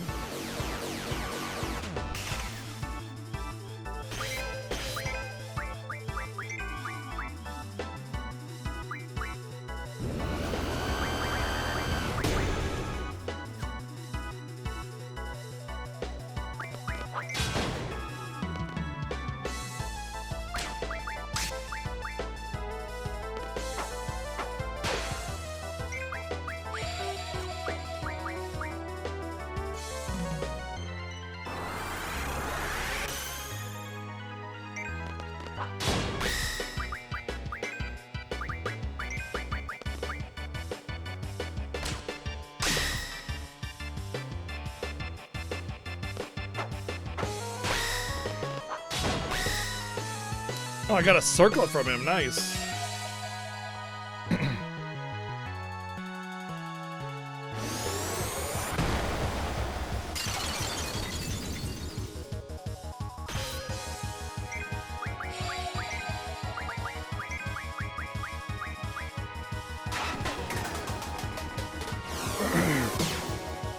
Damn game gave me a full restore so I can't Renzo on him. Rabble, rabble, rabble, rabble. That's okay, he's probably dead right here.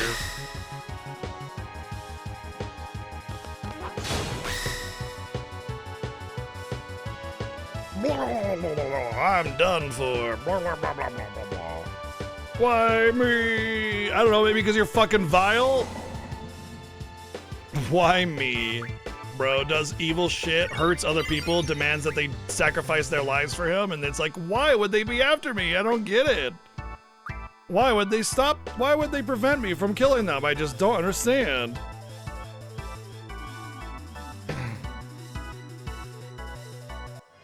What's up, Durian?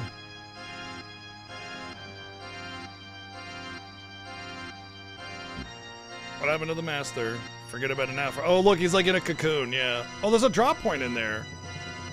I see a drop point. So we didn't actually die, he got cocooned up.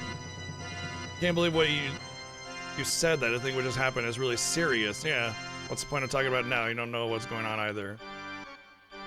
So we'll learn about the Shumi tribe, which is the tribe that he's a part of, and why he got turned into a cocoon and everything instead of, like, dying.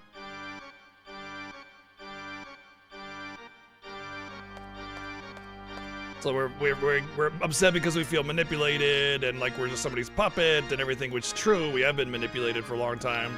We're gonna go see the headmaster and put things straight. In the meantime, I'm gonna try to get this draw point. Just bio? It's kind of underwhelming. Disappointing draw point, but whatever. Man, a hidden draw point like that, I was hoping for like some Ultimas or Full Life or something like that. That'd have been sick. Anything around here?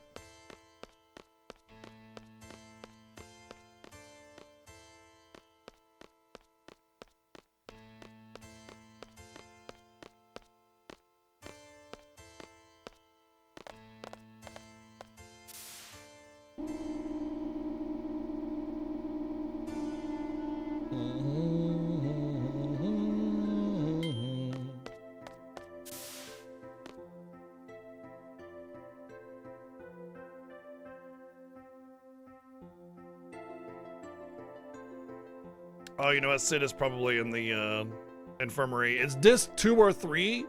When in doubt, go to the infirmary.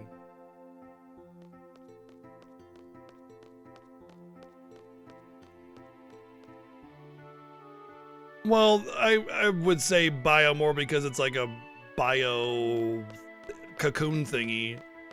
I mean, it makes sense. Sure, I get the like the connection they're trying to make. It's kind of a very hidden drawing point. I thought it would be a little bit better. Oh yes, we need to see the headmaster now. I believe I'm done crying. Thanks, Sid.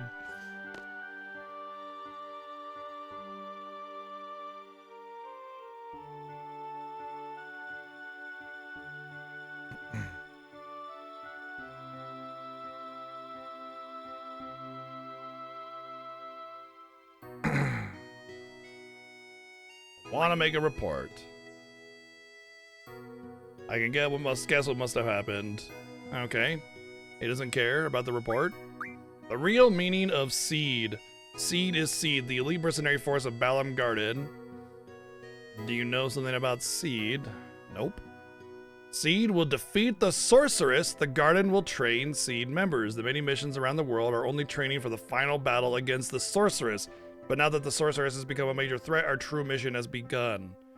Oh, well, see, Sid knew the true value, the true meaning of Garden all along. So what we're learning now is even more crazy because we learned that Adea, the sorceress, is his wife, and literally our job is to defeat her. Like, that is what we're trained for this entire time. So basically, here's what I'm getting. 18 years ago, Adele, like, took over, I guess 17 years ago, took over, well, I guess it was more like 20 years ago Adele took over Esther. And then 2 years ago, she was defeated some way. We don't know how, but they've gone isolationist, so we don't know why, right? But anyway, the point is that she tried to take over the world. She was vile, evil, and cruel and everything. And it was at that time, right? After the sorceress threat was put down, we're like, holy shit. We cannot let this happen again. So they created Garden as a means of defeating the sorceress if she ever comes up again. So the whole training that Seed goes through is to defeat the sorceress because of the threat that Adele had on the world at the time. And that's when it was started or so, more than likely. What's up, Dragon Rider Luke? Thanks for the raid, bud. Hope you're having a good one. Thanks for coming in and enjoying it. We're actually at a neat little point because we're having a story lore playthrough where we're kind of really talking about the lore of Final Fantasy VIII and how the story interacts and works with each other. So yeah, welcome on in. Thanks for the raid. So yeah, it's not just that, you know, we're mercenary force, but secretly, and I guess only Cid knows this, and Cid maybe and a couple others, the objective is to defeat the sorceress specifically. At the same time, they can make a pretty penny being a mercenary force, you know. Oh. Yep, Adea is his wife. She had been a sorceress since childhood. I married her knowing that. Okay. So this is interesting because it suggests now that, like, the sorceress isn't necessarily evil. It's just that our only recent history with the sorceress suggests that they are, with Adele and now Adea. So maybe Cid knows something more. We were happy, we worked together, the two of us, we were very happy. So she wasn't evil. One day Adea began talking about building the garden and trading Seed. So Garden was her idea. I became obsessed with that plan, but I was very concerned with Seed's goal that one day Seed might fight Adea. So we had to come to terms with it a long time ago, before they even started building Seed. She laughed and told me that would never happen. However, so there we go. He is from the Shumi tribe, a black sheep of the tribe, one might say. So he's not even a well-liked Shumi. We met while I was running around trying to find funds to build the garden. He became interested in building the garden, and we hit it off. Thanks to his funding, it was completed. However, we needed an enormous amount of funds to run the garden, so we began dispatching Seed around the world as a means of supporting the garden. So yeah, the mercenary aspect of Garden was to keep it afloat, and then they're eventually trained to defeat the sorceress should that ever happen again with like Adele and everything. Why would Adea even want to build Garden with Cid knowing they could try and have to defeat her one day? We don't know that yet. That will be explained. That will be explained. We will learn that, but it'll be a while. But there is a reason why Adea became randomly obsessed with the idea of building Garden. And, you know, Cid even said that Adea laughed it off like, oh, that'll never happen, right? So, yeah. Norg's idea was right on the money. An enormous amount of capital began flowing into Garden, and the garden began to change. Lost sight of our high ideals. The truth was covered up. In the end, it was his fault for giving up control. So he gave up control to the financier instead of the original goal of Garden, which is defeat the sorceress. But if there's no, you know, sorceress out there to defeat, then what's the point, right? I think at this point, we can just go. It's kind of vague what the plot triggers are. At this point in the game, the plot triggers are very vague, so we did... Oh, what to do next? I must stop drifting around soon. I only hope that we can get things back to the way they were. That's it. Like, you have to actually go now find the next plot trigger, which is really annoying. There's a lot of this. The game just kind of drops you, and then you're supposed to find the next plot trigger. And it's definitely a product of, like, 90s game design. But goddamn, man, it's super annoying to have to just, like, run around trying to figure out what the fuck to do. But we can go around, talk to some NPCs, see what the going-ons of... Oh, here we go. We found the plot trigger anyway, so we're good. Whatever.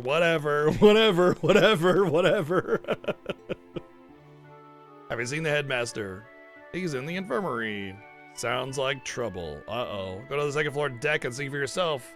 There's a ship approaching. It could be Galbadian or worse. The sorceress might be aboard coming to attack us. Could be some more trouble. There's a ship approaching us. I mean, yeah, now that we're at sea, we don't have access to regular shipments of food, so I hope there's enough hot dogs in the cafeteria for the rest of the students. Better break out the hot dog reserves.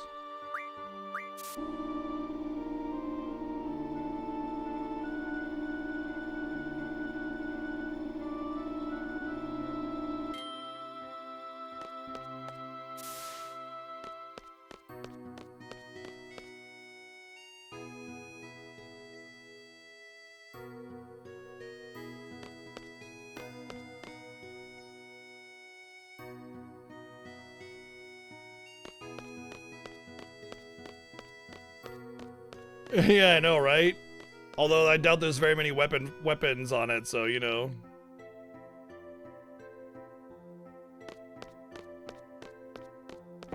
Floating town or no, a big thing like this has got to have a ton of weapons in order to keep it from being pelted to death, you know?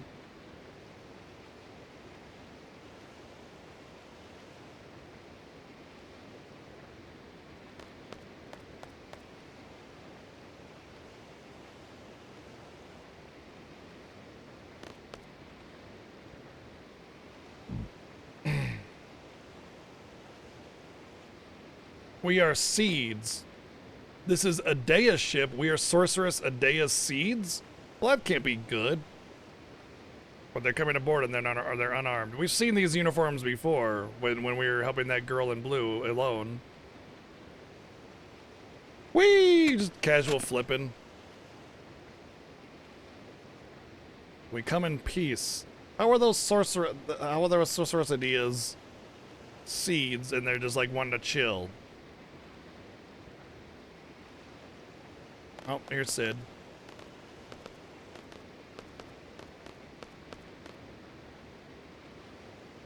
We've come for Elone. It's too dangerous here now. Elone, the girl from Windhill. See, we don't know who Windhill is. Or we know Elone from... Remember when we had the Laguna thing? When, we met that little girl, Alone and Rain, the other lady, right? So now... we're actually having to go find Elone. Where's Elone? Go find her. She's somewhere in Garden. So now we have to find Elone. Seems very out of nowhere, right? But you'll recognize Elone as that girl that met us in the very, very, very, very beginning of the game when we were in the infirmary. And then later on, we saved her from some monsters in the training center when Quistis was trying to get up in our grill. What's up, King? How's it going? Thank you for the raid again. Well, welcome in, welcome in. How's it going? We're doing some lore playthrough of Final Fantasy VIII, which means we're kind of going out of our way, discussing the lore and how it affects everything. Yeah. A little girl Laguna was after, or looking after, so we're looking for a little girl, or, you know, it's already kind of suggested that the little dream sequence we were viewing was 18 years ago. Come on, bag it up, chunky butt. But now we're gonna get confirmation on whether or not that's true. Hey, come on, over here. Hey. Oh. Ah.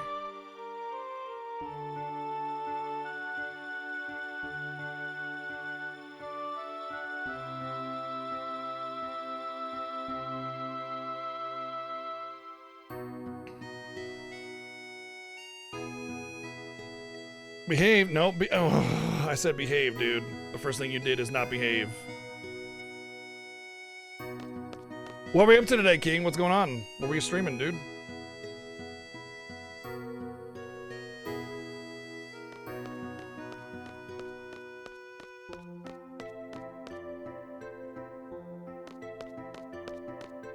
FF5, nice. Doing anything special or just a playthrough or what?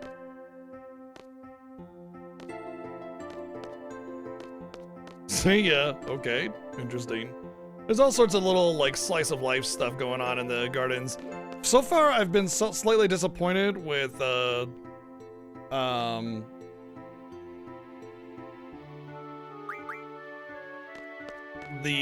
banter by the NPCs. Not from, like a execution perspective, but just from like a lore perspective, it's just they're living their life, you know. And I think that's great. I think that's really good writing.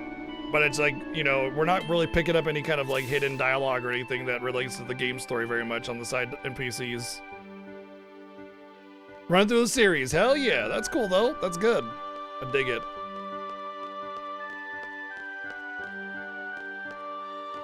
Where's my save point?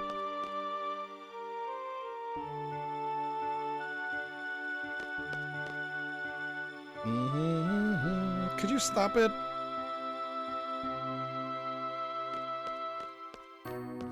I mean, we just finished our Final Fantasy Fiesta, our annual playthrough of the series. We just finished that yesterday, so, or not yesterday, Tuesday.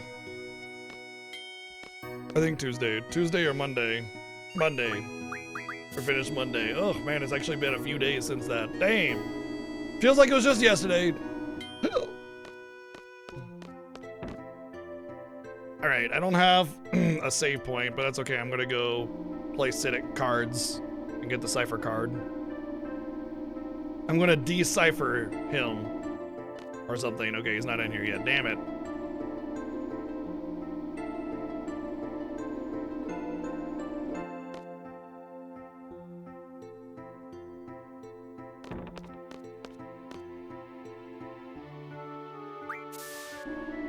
I don't even know where I'm actually... Oh, I'm supposed to find Elone. Okay, well, I know exactly where Elone is, so let's go find Elone. And then I'll leave her alone. Hey, don't, hey. Hi, can you not do that? You're gonna freaking shatter my desk.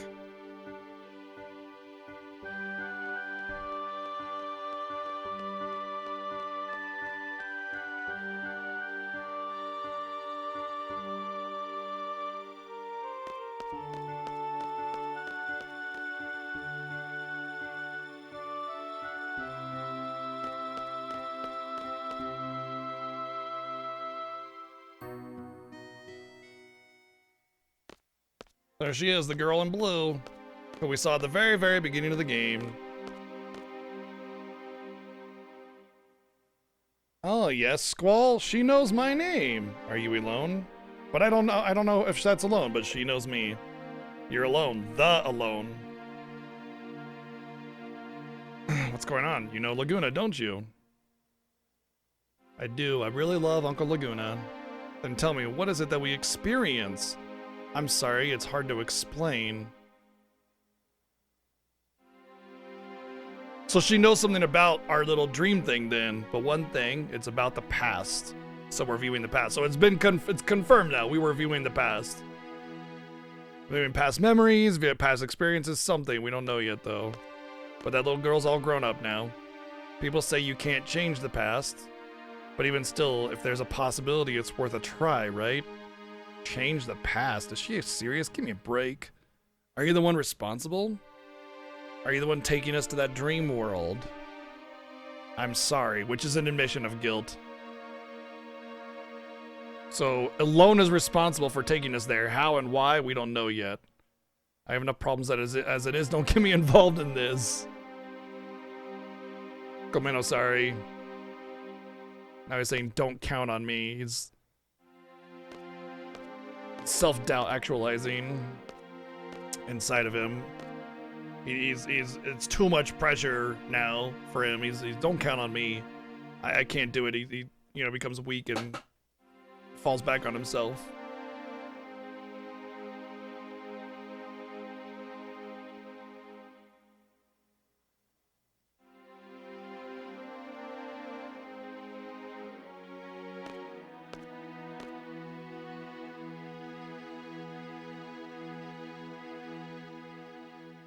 What Elone said under her breath was,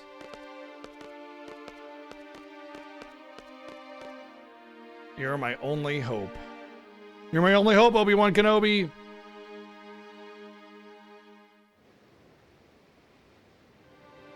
So she needs us specifically to do this weird dream worldy thingy. And we don't know why. You don't know how either. Why do people rely on each other in the end? You're on your own. I've made it this far by myself. No, you haven't.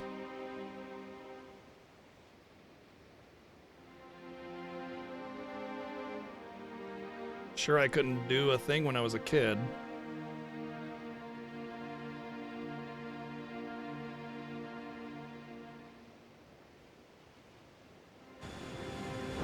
I'm dependent on others, but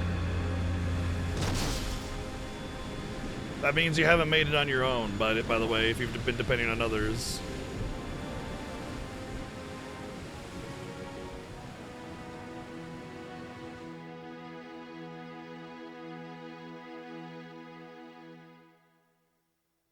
I'll be the first one to admit that I'm here because of other people. Then you have not made it there by yourself. I'm fine by myself now. I have all the skills I need to survive. I'm not a child anymore. That's a lie. I don't know anything. I'm confused. I don't want to depend on anyone. How can I do that? So I'll end up depending on others after all. It's not a bad thing to depend on others. It's not. We all, as humanity, should be constantly lifting each other up all the time. It's like part of humanity is to lift each other up. You know, when we lift each other, what's the saying? There's a saying that goes along like that. It's like, when we all lift each other up, we all rise high or something. And then when you try to drag somebody down, we all fall down.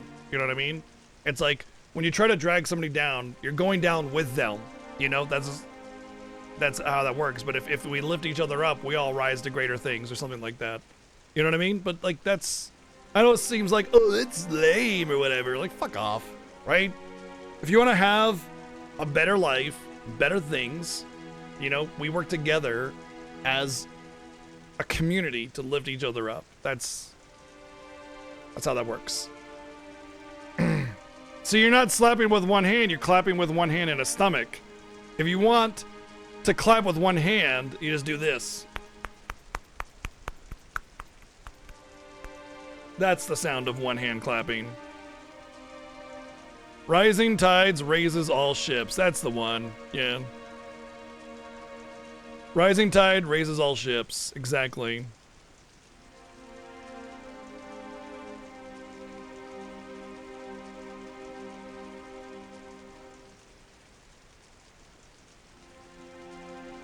I'll be okay without you, sis. Whoever that is, I'll be able to take care of myself. We assume that this is young Squall.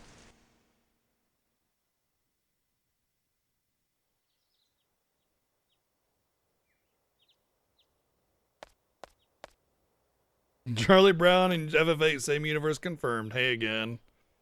Was it asleep? Oh really? I think I heard you talking in your sleep.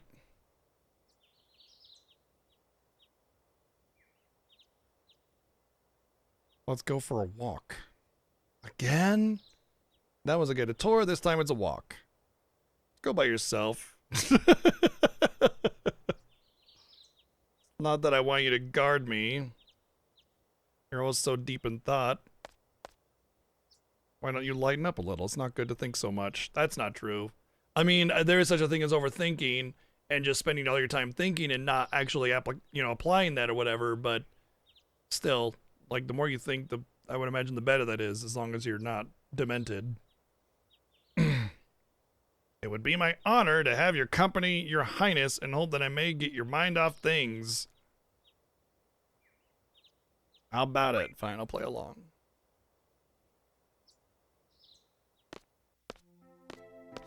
At least I can save it here, and maybe I can go beat the shit out of Sid at cards. Come here, tiger. That's Squall talking to Sid. Thank you, Played Asking, for the 369 bids.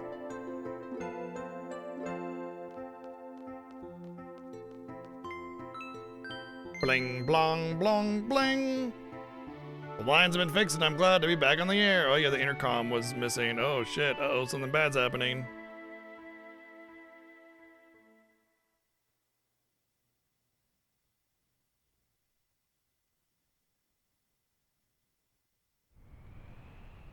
Boy, it sure is a slow day. Yep, just fishing. Come on, give me a big one. Oh, you'll get a big one, don't worry.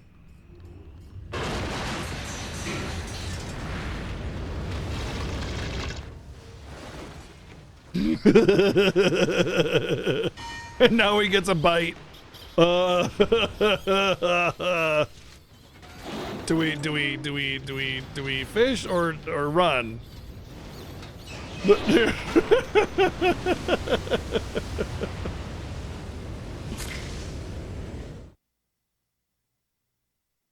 Hell of a fishing spot, though, by the way. Please come to my office right away. I think that bucket was either 4 catches that if he got any, or chum, one or the other. My guess is that it's some call him A, some call him B, but he didn't have anything, so he said it was a slow fishing day. Please do not leave the garden under any circumstances unless permitted. We will try to get back things in order ASAP. That was his best pull? Yeah, no kidding, right? We've landed on Fisherman's Horizon. Please go ashore with Quistis and whatever. Flying the mayor, apologize, and then we come in peace. So he's like saying that, why do I have to go? Once again, it's just one of those things. See, it's not just special forces for combat. I want you to see the world and broaden your horizons. I have high expectations of you. Whatever. Now go!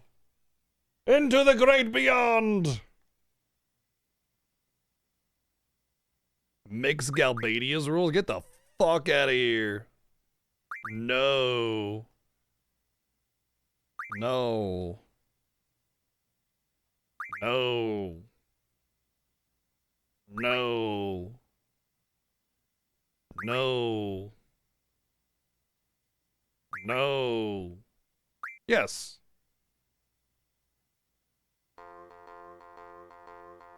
I know we just crashed on a Fisherman's Horizon, but let's play cards.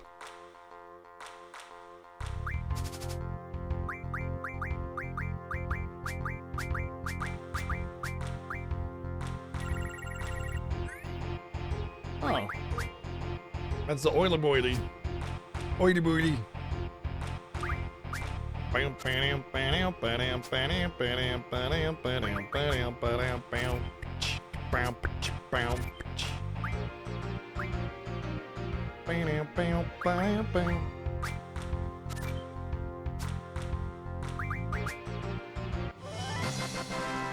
Oily boily.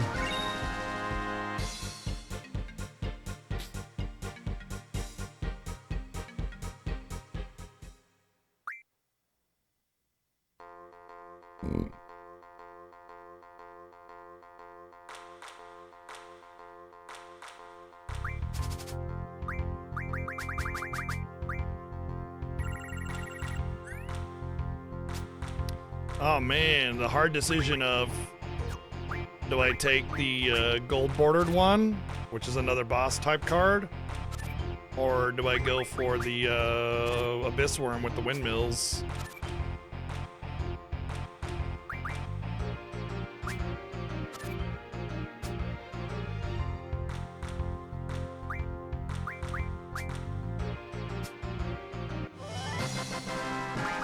Obviously, we're gonna go for the boss card.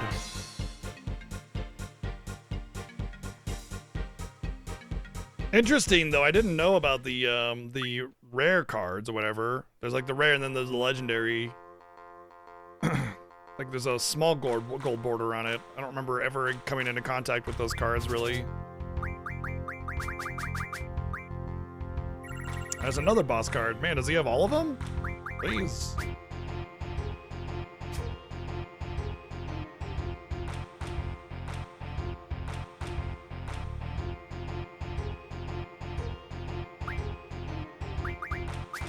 Iguanodon is gonna take, but it doesn't matter because like he will not be able to keep it. Oh, okay, he's not gonna. It's fine. I'll just protect. Protect.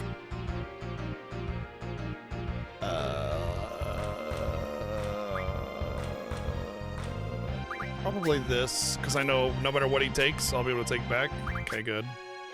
Didn't even try. Iguion.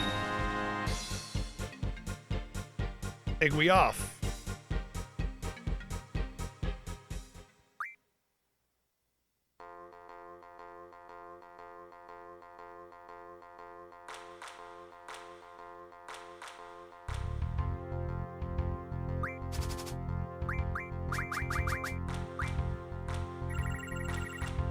That's a final dungeon boss.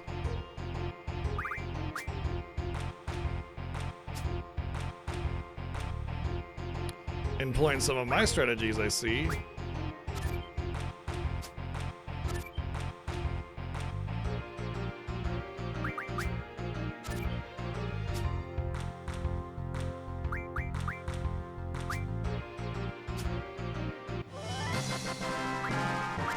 Trauma.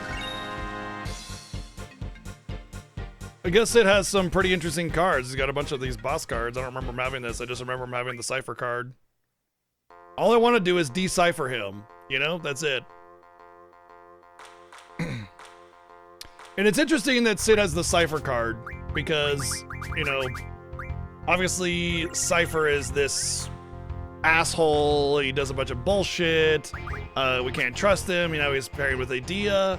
It's almost as if, like, it's kind of suggested that at the end of the day, Sid believed in Cipher, you know?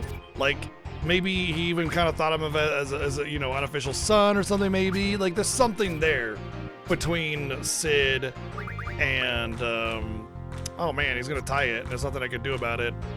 Damn. Son of a bitch. I finally get the Cipher card and he's gonna tie it.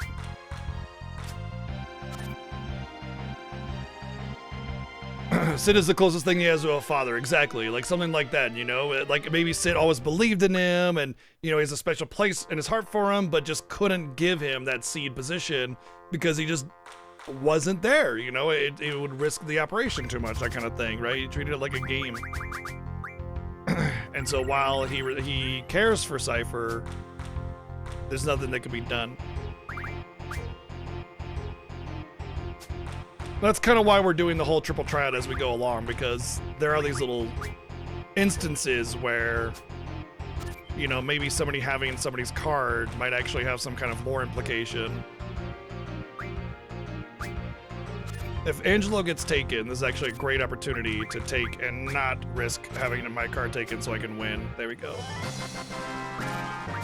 There's the Cipher card. What does A mean? 10. It's 8. That's like an ace, basically. Alright, I'm curious about these cards, so let's go into the card mod and check them out. 30 fire ammo, demolition ammo, cockatrice pinion, a circlet. Oh, 10 will refine into a circlet. Doesn't really seem to be very much going on here. These are kind of shitty mods, honestly. There are way better things out there.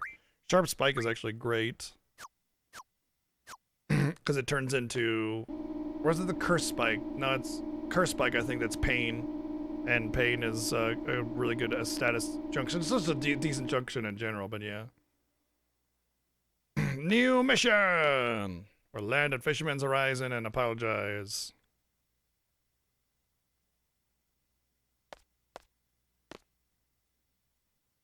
Do, do, do, do.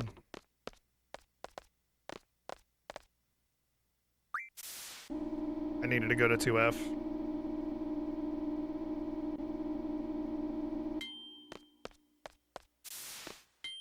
This is my favorite track in the game, though.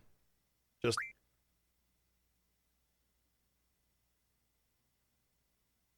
yeah, love it.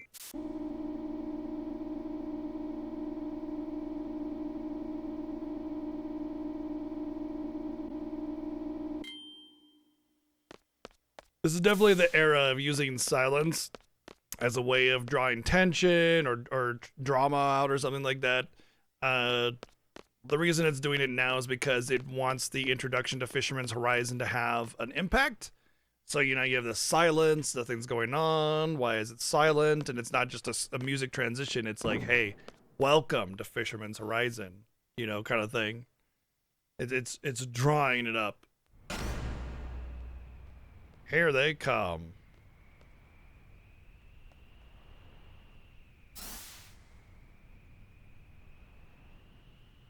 We've got to warn you before you go ashore. Do not engage in any type of armed conflict in the city. We do not tolerate belligerents here. So it's a peaceful city. We're representatives. We come in peace.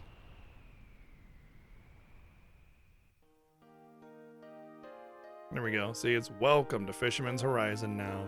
We have access because, like, you know, the guy's barring our way. It's like access restricted, but as the music plays, it's saying welcome, you know.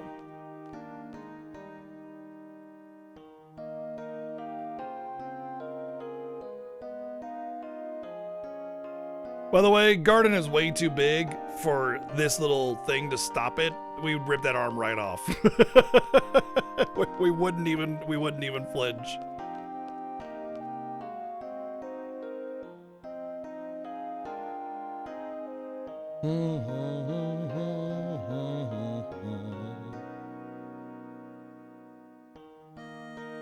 Oh, they painted the patterns on Balam Garden a long time ago. Coconut, you're getting cat hair on my nose. So basically, Fisherman's Horizon helped to build Garden. Or people at Fisherman's Horizon helped to build Garden anyway.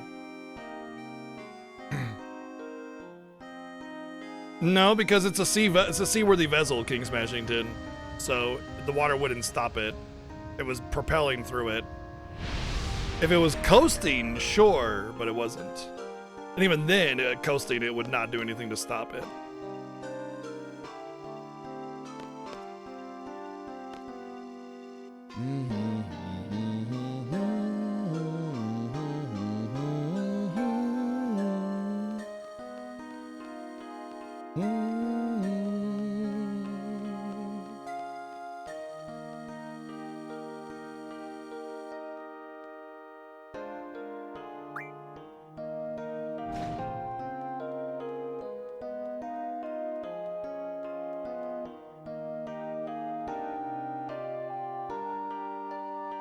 I think we're from Esther. A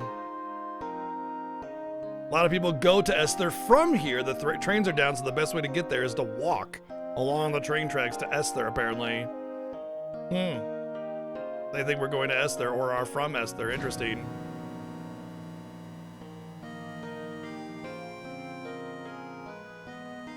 Yeah, because he asks if you remember him, and then you don't. Because there's actually two of them. He's like got a twin or something like that, and that's why he's a familiar face.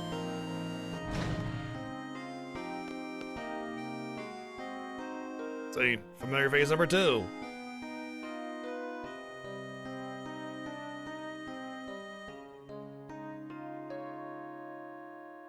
They're brothers. Don't we look alike? Yep, see, there you go.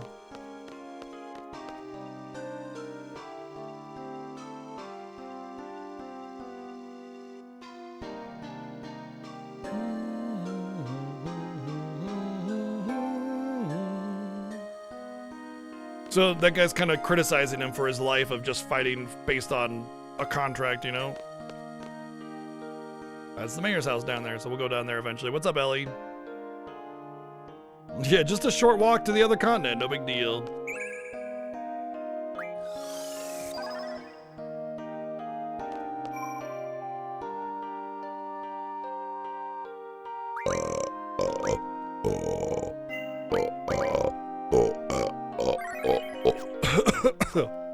I tried.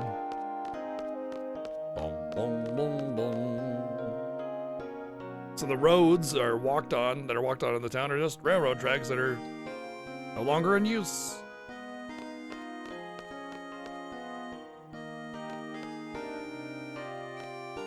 They built a town around the railroad tracks.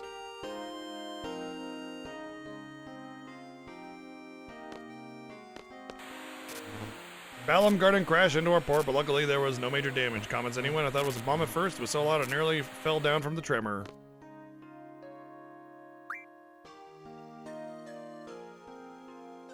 I was stupid.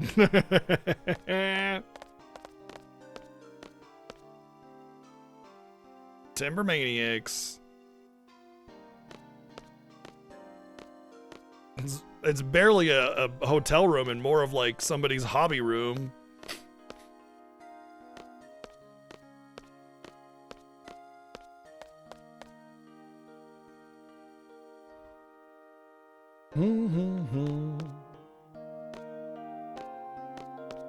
Let me guess, the same old garbage.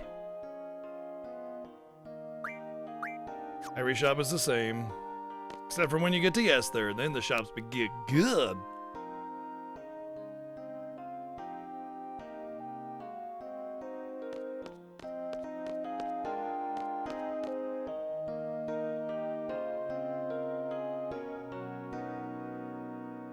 Norg is a Shumi, so he should evolve. A Shumi. You don't know diddly squat, do you? Don't worry about it, you'll start getting it soon. And we will. After we start getting control, we'll talk about the Shumi tribe and everything. We'll do all that stuff. There's actually a lot of really neat lore coming up that we get to dive into that we don't normally ever go to. You like fishing? Yeah, sort of. Check this out. Whoa.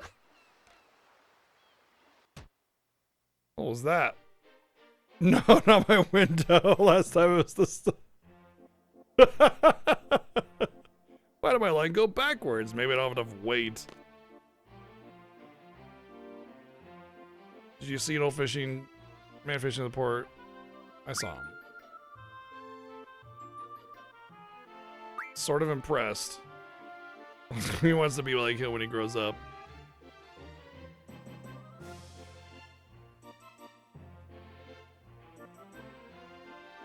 Huh.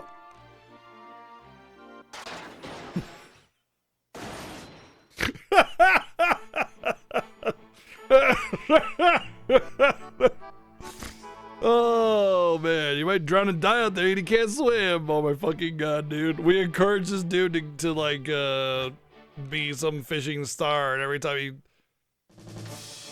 Oh no. The line's tangled, I can't do anything. It's got the fish, it's got the shopkeeper now. Help! He grabs the line and cuts it.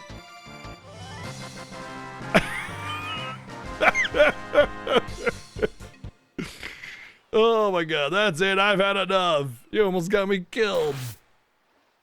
Dumbass! Dude, do it on purpose. Oh my god, this is so good. So great. Oh man. Do I seriously not have any extra freaking thingies? Here, you can get that, I guess. Damn, I don't have any other recipes. Oh well.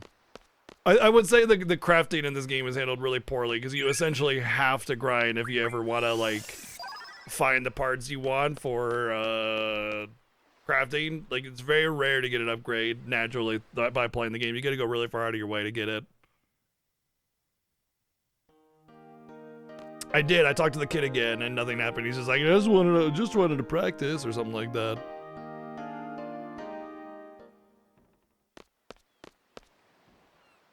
Yeah, practice makes perfect, I guess. Yeah, that was it.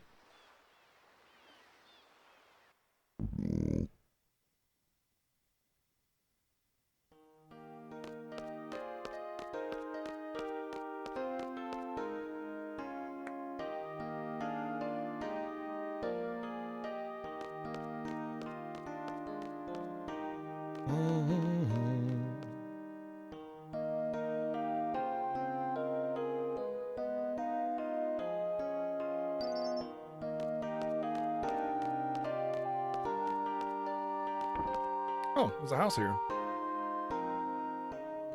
It's like a shanty town built around railroads. Oh, it's a Shumi plush. Shumi doll. He got it from a guy in a Shumi village.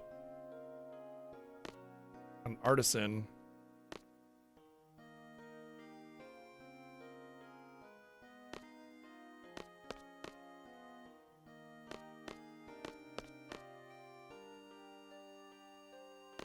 Oh, there's a magazine. Other Timber Maniacs.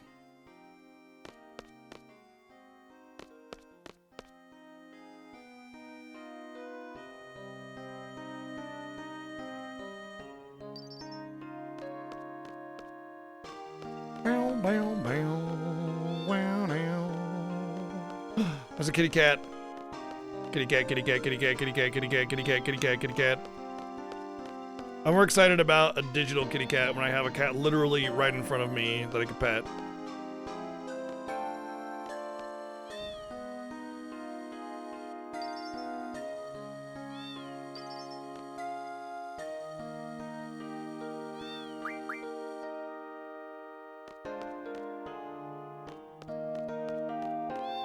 Meow, meow, meow, meow, meow, meow. If I pet Coconut, he will not leave me alone. That's the one thing about when I'm streaming is I cannot pet Coconut. If I do, he'll just constantly attempt to be in my face all the time, no matter what. He will not stop. Until I, tell him firmly to stop doing it, and then he gets really hurt and, goes and sulks in a corner and he feels sad and I feel bad about it. So the best thing is to just not pet him until I'm done.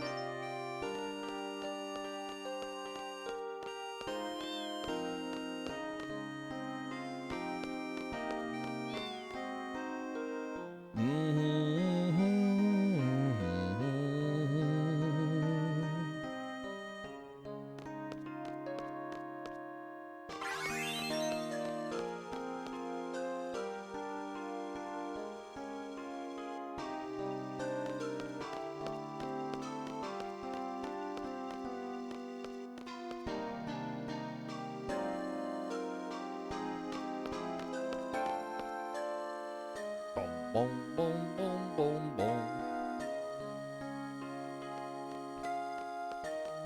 Yep. Coconut is kind of a butthead that way.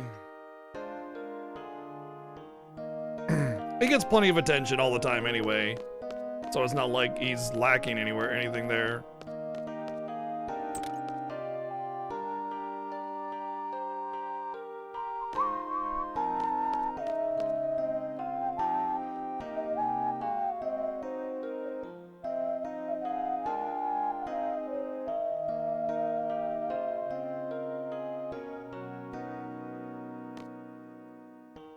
Mayor Doby. Mayor Doobie. Please have a seat. No chairs. Let me get to the point. When are you leaving? He's not wasting any time. We'll leave as soon as we're capable of moving. We only discovered that garden is mobile a short while ago. Therefore, we don't even know how to move it. We're still in the process of understanding everything. Our technicians will assist you. They should be able to repair and service everything. How does that sound? That means we'll have to let outsiders into the garden. I can't make this decision alone. Go consult with your leader if you don't have the authority. Why do you want us to leave so bad? Shut up. We don't want military organizations and Fisherman Horizon who you rely on force to solve problems that is in direct defiance of our principles, so they're a pacifist society. We believe that any problem can be settled with discussion. If you reach a mutual understanding, there's no need to fight. No argument there, trite and dull as hell, though. Violence only leads to more violence. We believe your presence here will attract violence. That's why we want you to leave as soon as possible.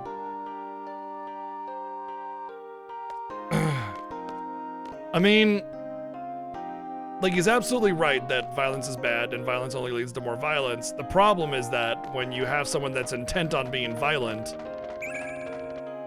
Oh wow, an ultimate drop point here. Holy shit, there's an ultimate drop point here. There's two then. There's two ultimate drop points I can access in between stuff. Oh my god, that must be the move find thing that found that. Yo, I want to take advantage of that. The 5k ultimate drop point and this back-to-back each time there's a major story thing? I'll have 100 ultimates in no time. That's sick. Okay, cool. I wonder if I don't think Seven knows about that. I believe he has a card, but I don't want to play with his dumb rules, and I forget which card it is.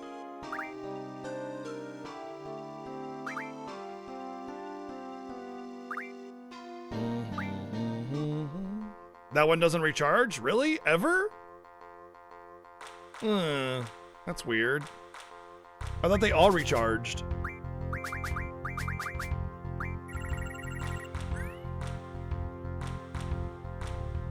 Okay, take your time, buddy. Yes. So you took all that time just to do the dumbest ass play imaginable. Got it.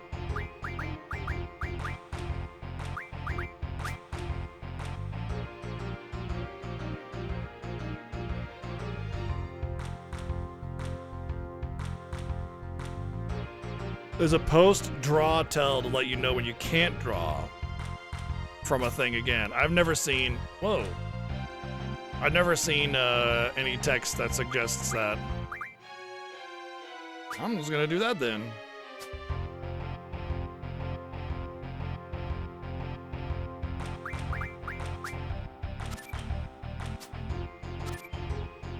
We're gonna tie. Son of a bitch. Oh, we keep going until somebody wins. Cool, cool, cool.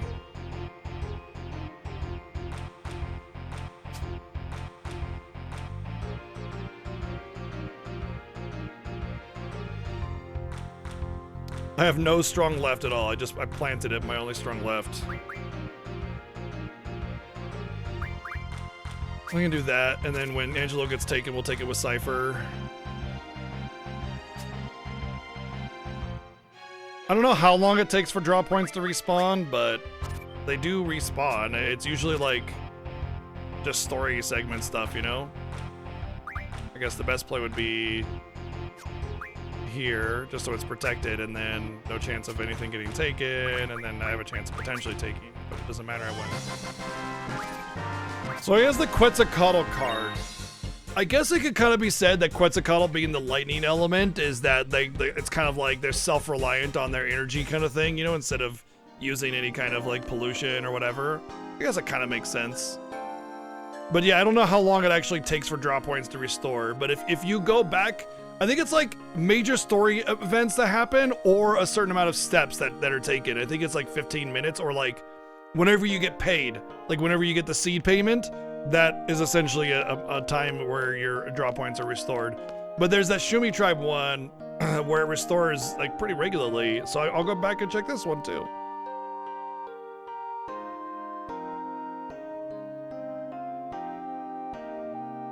Yeah, but the thing is, Ellie, is he only had one good card, whereas I had lots of good cards to waste on protection. So, you know.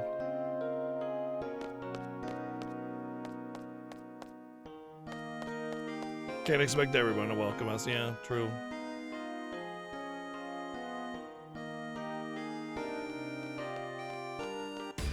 I would be, Galbadian soldiers. I would be interested to know whether or not that draw point recharges, and I'd also be interested to know what is actually the determining factor for what causes draw points.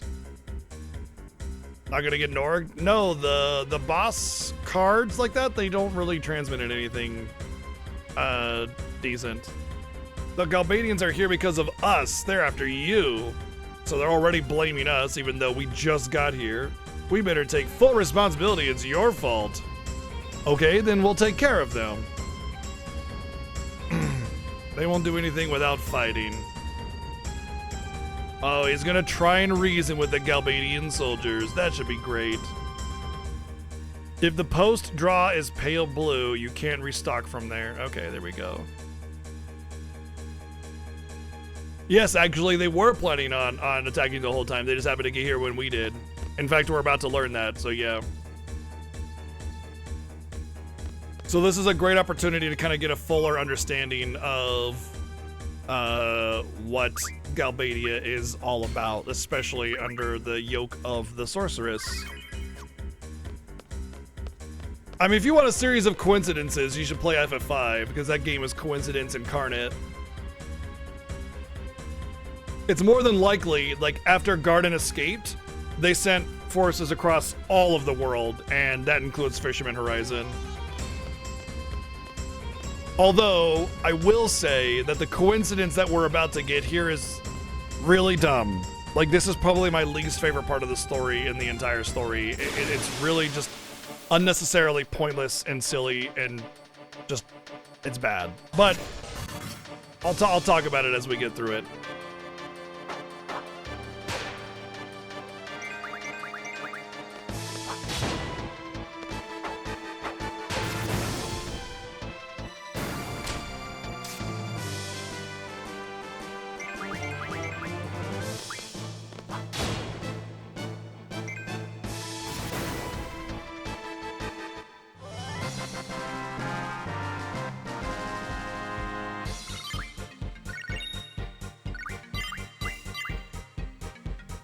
Wanted to do something. Was it check my GFs? Oh yeah, we have Leviathan. That's what it was. The Leviathan has elemental defense ×2. I think we should give that to Squall. Unless there's something. Also because he doesn't have Spirit or Vitality yet, so that'll give him some defenses.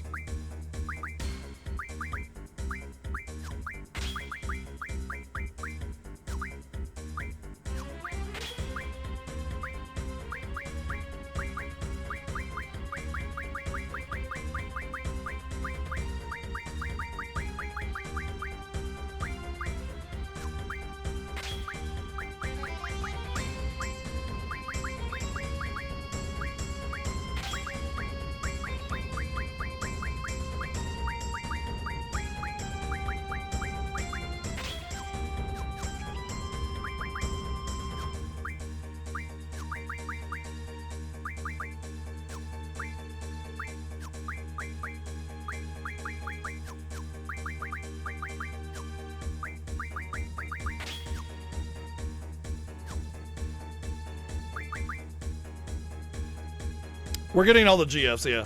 We'll get all the GFs. Because there's a lore playthrough. Of course we're going to do all the different lore things. You know, there's story there. Absolutely.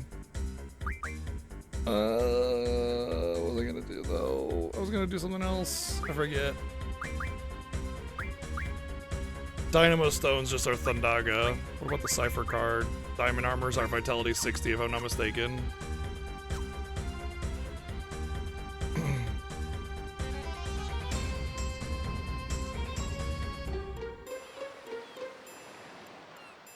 Yeah, it's all just like, oh, this crazy thing is happening. Conveniently, we have this right here. Oh, there's another crazy thing happening. Conveniently, this is right here, you know?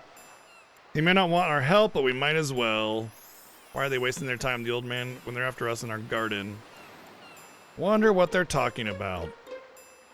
I already told you, I've never heard of this girl alone. There is nobody here by that name. So now, we know that Galbadia is also looking for Alone.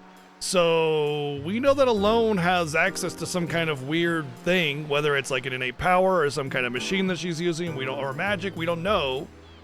But Alone has a power, and now we know that Galbadia is looking for her, so they must know about Alone. Which is interesting, because if that was actually Sorceress Adea's ship that we gave her to, then they wouldn't be looking for her anymore. They would have been done. So there must be something going on with Adea's ship and the white seeds. And what's going on with them, we don't know yet. So they're not like some private task force of the bad Sorceress Adea. So what's going on there?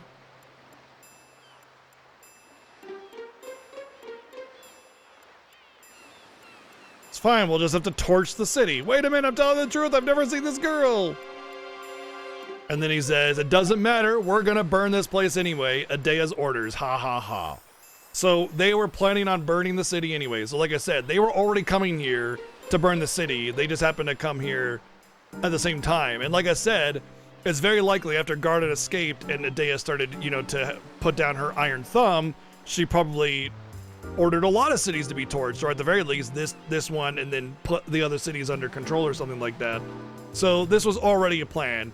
And the fact that like we just happened to be here at the same time isn't that big of a deal, because she probably dispersed soldiers to everywhere after the whole event with the missiles and everything.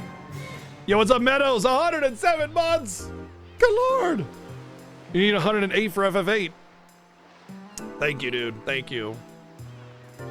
So yeah, he was already gonna burn down the city, and they're like, what the fuck, man? And this goes to show you that, like, this is what I was talking about before, that when both parties want to resolve things peacefully with discussion and coming to a mutual agreement, that works, and it's great, and it does avoid violence.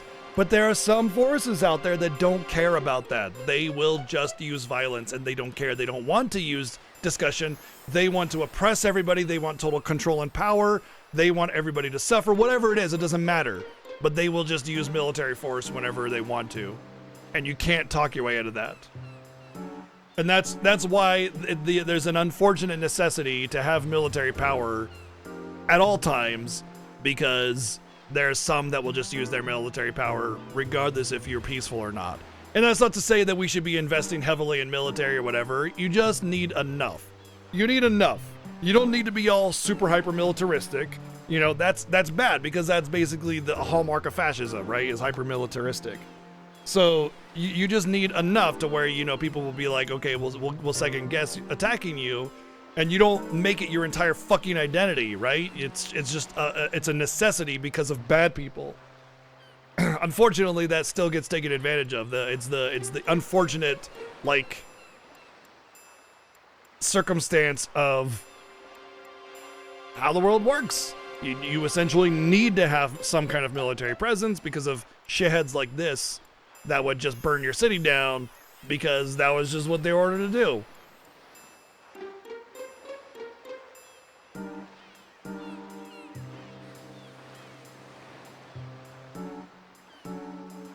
Well, let's go help.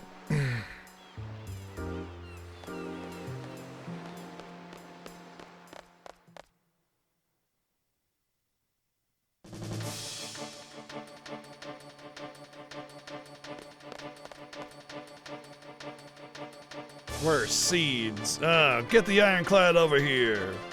So they're after seeds. Yep, sorry, we have no choice but to fight. I think Mayor will accept the situation, though. He was about to have a city burnt down, and we unfortunately had to use violence in order to stop them from burning down the city.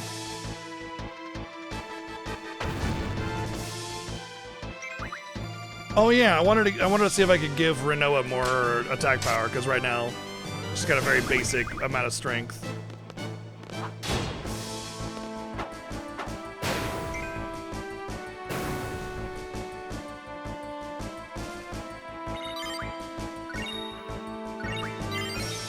Ah, shit. I won't be able to change that. Quetzalcoatl might learn some garbage. Oh well, I think he's pretty much done anyway. Something's coming! So first off, you see the machine way over there. And it just flies over here like nothing, which is a little ridiculous. And we know this thing from the missile base. It was what the other team fought before the missile base exploded. And you can see it's still beat up a little bit. Well, a lot of bit from when they fought it. So it's the same one. We know that from the fact that it's been beat up. Oh, what is that? I'm curious what this is. If it's reflect, I'm grabbing all of them. Stop is okay, but we're not going to worry about it. Stop's not terrible.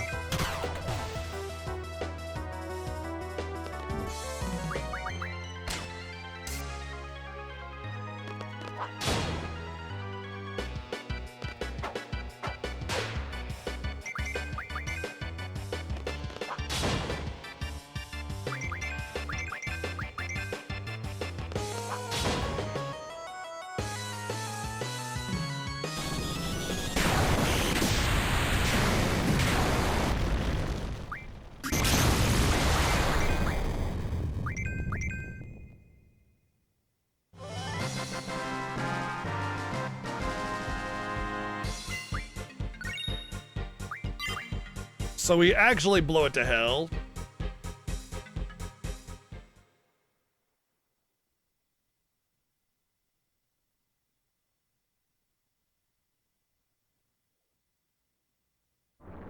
We knock it off into the ocean. It's definitely gone after that. And then our three friends crawl out of it. What? This is what I'm talking about when I said I don't like this plot point. It makes no sense. You know how far away we are from the missile base? Literally half the world over. I'm talking like you got Galbadia Missile Base, right? Fisherman's Horizon, and then, you know, the other side of the world where Galbadia Missile Base is, right? Like this point is connecting to this point because it's the same. Like it's literally the whole fucking world. It's literally the other side of the world that we're on from the Galbadian Missile Base.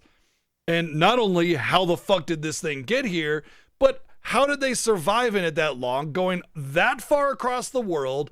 And why is it fighting us? And is it on some kind of autopilot? Why could they never get out of it before? Why did they just happen to be able to get out of it now? It just makes, there's so many questions, make no sense.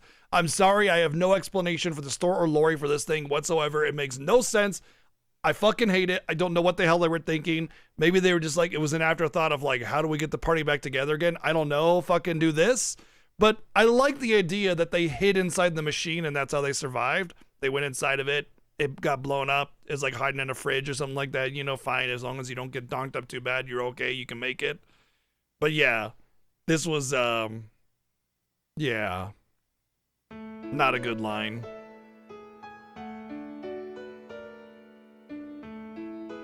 Hey, Squall's happy they're all right, you know? I like seeing Squall's internal thoughts. I think that's a really important part of Squall's character because on the outward, he's very, like, soldier, you know? Like, okay, these are this is the official, you know, thing. This is, you know, very soldier speak. We must execute the enemy. We must, you know, do the plan. Here is the plan and the steps of the plan or whatever. And then in his mind, he's like, oh, right, they're okay. I'm so happy to see that they're okay. But then on the outside, he's like, hey, Selby. Zell, Irvine, great to see you. The garden is safe. Woohoo, yay. What happened to you guys? Whatever, let's save it for later. Okay, I guess. So yeah, we don't even get the explanation as to what happened with them. They just save it for later. Why don't you guys take them back to garden? I'll see you guys later after I look around.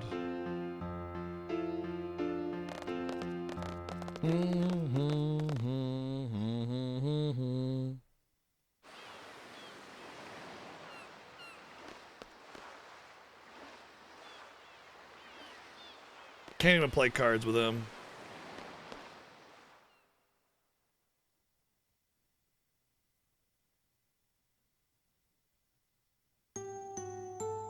Just surprised me. You looked happy to see them all. It's the first time I've seen you so honest. It was really sweet. I was really glad to see them. What's so surprising about that? Is there something wrong? They're your comrades and they're your friends. Oh, sure. Would you have been worried about me too, you know, if I were with them instead? Why is she asking me this? I don't know, maybe, I guess. You're turning red! Oh, she's seen him blush. Or she's making it up. You're so cute, taking it seriously. This is obviously some very heavy flirtation with Renoa on Squall. So she's been doing it ever since she demanded that Squall take her to look around the garden, right? At first, it seemed, you know, just like, okay, of course she doesn't know her way around here, so let's ask Squall, the person that she's closest to. But now you can see that it's more. It's flirtation. She's into him. And you get this cute rendition of Eyes on Me throughout it. Normally, whenever this happens, it's always just something, like, feelsy with Renoa and her past and, you know, her struggles or whatever. But now it's, like, kind of taking this evolution, and you realize that all the times it was always a flirtation thing. It was always this growing relationship with Squall and Renoa. Why is she toying with me? She's not toying with you. She's flirting with you, dude.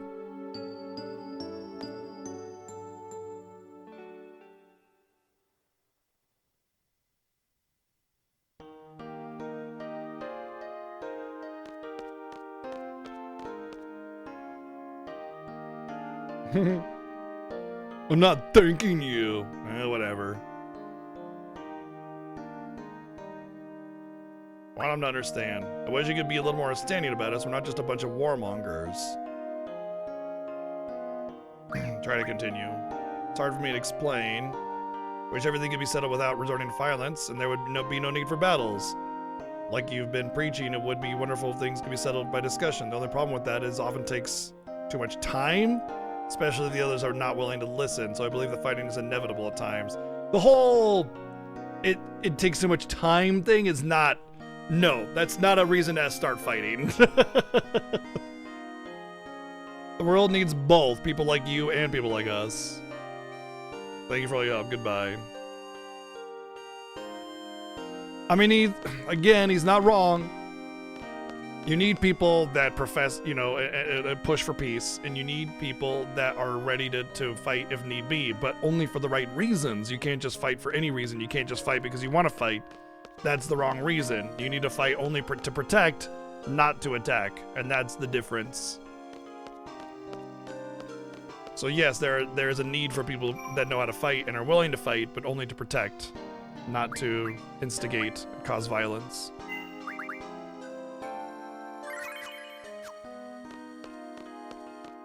It might be an iffy localization about the whole "it takes too much time" thing. Yeah, I think that might be it too. I mean, the localization of Final Fantasy 7, 8, 9, 1 through 9 is somewhat shaky at times, you know, so it's... If something seems off, it's probably likely due to that.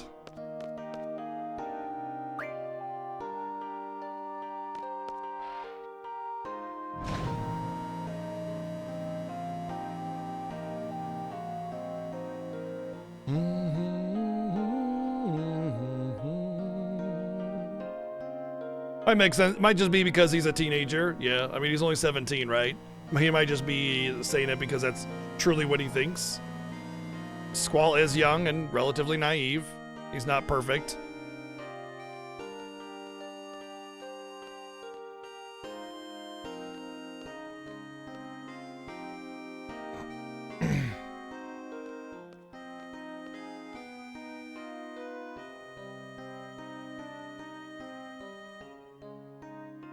Those technicians seem very handy.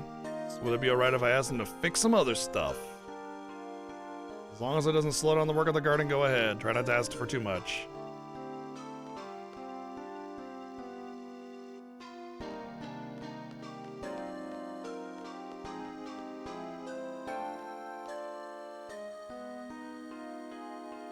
Selfie's feeling down right now. Thought I should let you know since you're kind of like everybody's leader. I think you should go talk to her.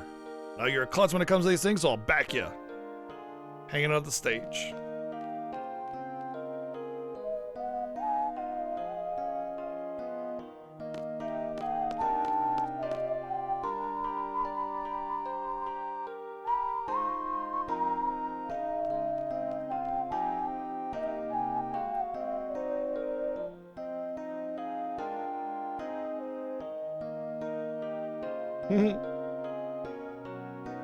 His specialty is guns and women, of course. Yeah, your specialty is not women, I'm afraid to let you know that. So, you're actually kind of terrible with women. Just letting you know, dear piece of shit. Alright, cool. Glad we got that covered.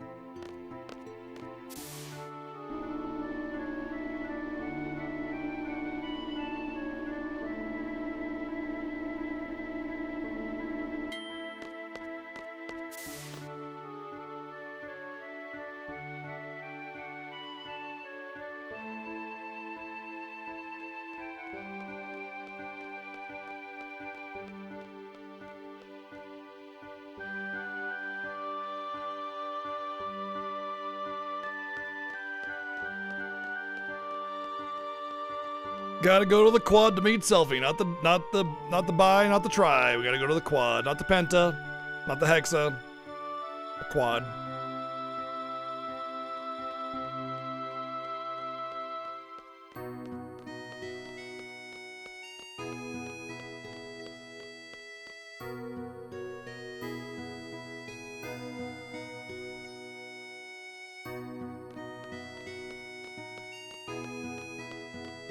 This place got thrashed.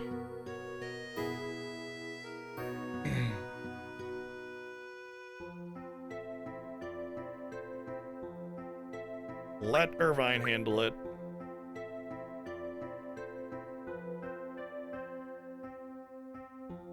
Whatever, this is the headmaster coming to my office.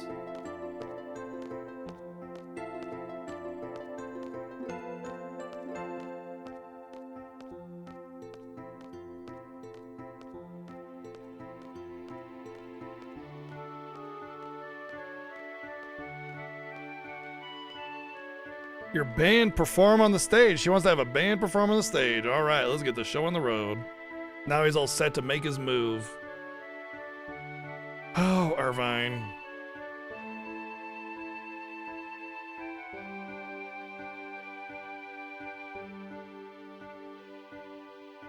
The diary is open? Oh, I guess maybe if I access my desk, there's a selfie diary in the garden now. Copadians were searching for a loan. They seem to be the main objective with Fisherman Horizon. Alone has the ability to allow people to experience the past. Maybe the sorceress is after her for this ability. What other reason could there be? Yeah, maybe there's something in the past that Dea wants to see.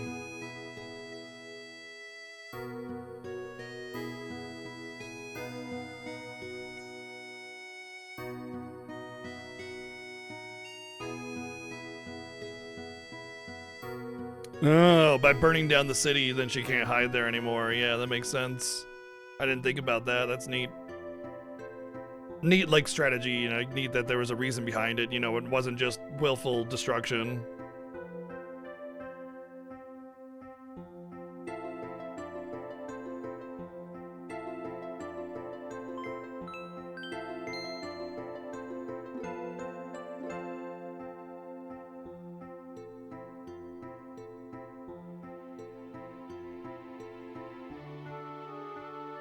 The garden is being repaired. Will the fisherman hire us when we're finished?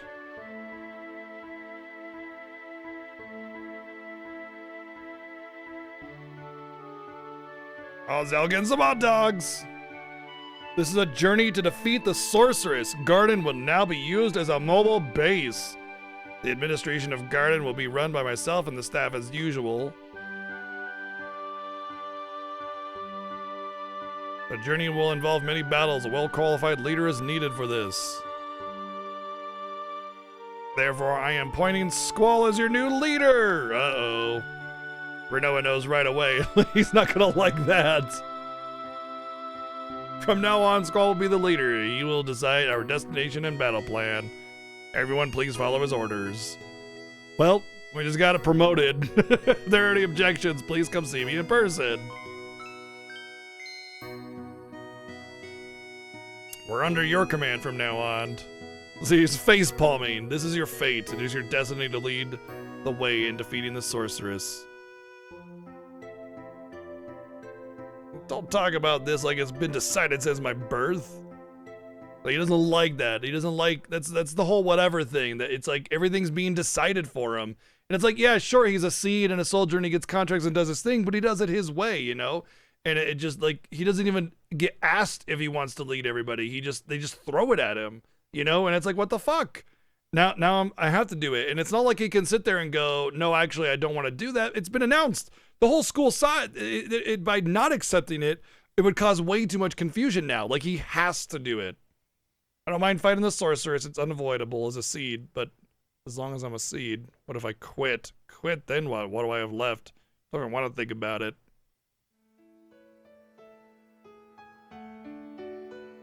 Right, agency. Yeah, you want to feel like you have a hand in your own life, and it's kind of like he's being told no.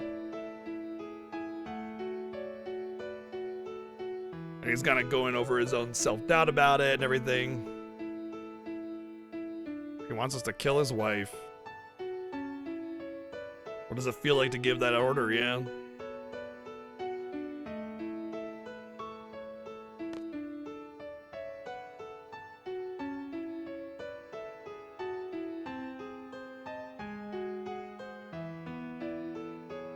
Oh, yeah.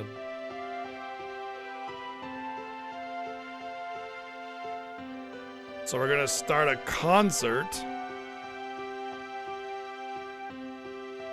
Yeah, the little mini game only pops up out of once every, what, 10,000 chat. It's a 1 in 10,000 chance for it to pop up during any chat message, so it's not really very common. Bam, bam, bam, ba-da-da-da.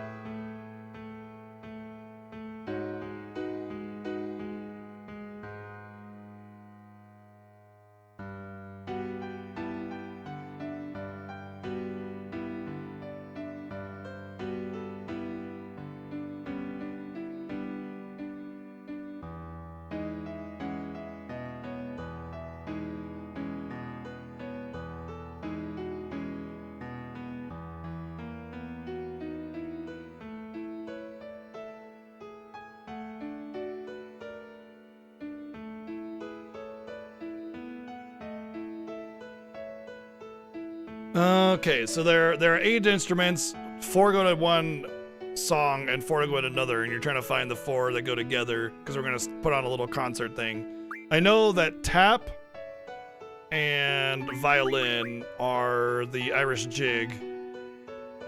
And I want to say the regular guitar is also the Irish jig, but the electric guitar is... The other 4 are Eyes on Me. So I want to say bass guitar, electric guitar, sax, and piano. I know sax for sure.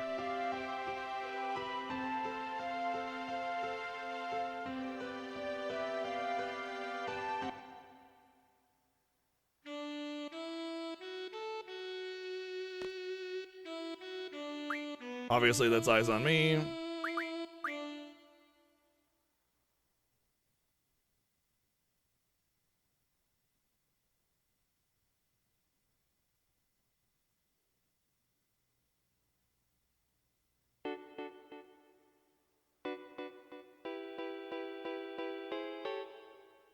Bum.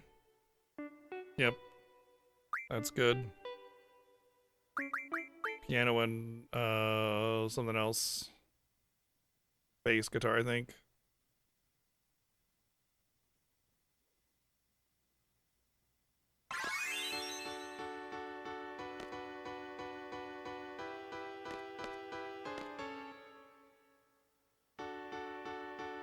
Oh no.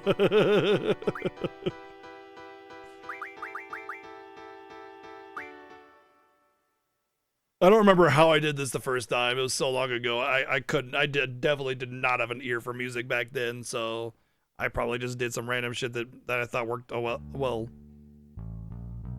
Yeah, that's just the bass line for Eyes on Me.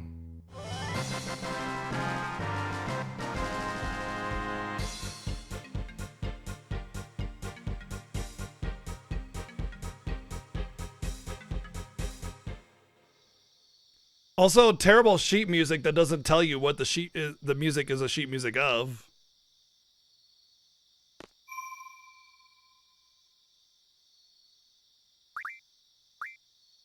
By the way, it's actually pretty easy to teach somebody how to play one song on an instrument. Like, if you wanted to teach somebody how to play a single song on an instrument, you would just be like, here's how you do it. Here are the notes. Do this in repetition. And as long as the song is relatively simple, it's not that hard. You just do that, you know? The hardest would be like a guitar or a piano with a lot of different things, but a trumpet would be pretty easy, something like that. That being said, you know, like teaching someone how to play an instrument and teaching someone how to play a song are 2 totally different things. Uh-oh. He's all yours. Oh no, they've set me up on a date with Renoir. Oh man. They've set me up on a date with Renoir. What's up? Tired. You look so down. I mean, she's all dressed up, dude. Like, if you don't know what's going on. How old are you? You're still a teenager. Why don't you act like one for a change? Let's go to the concert.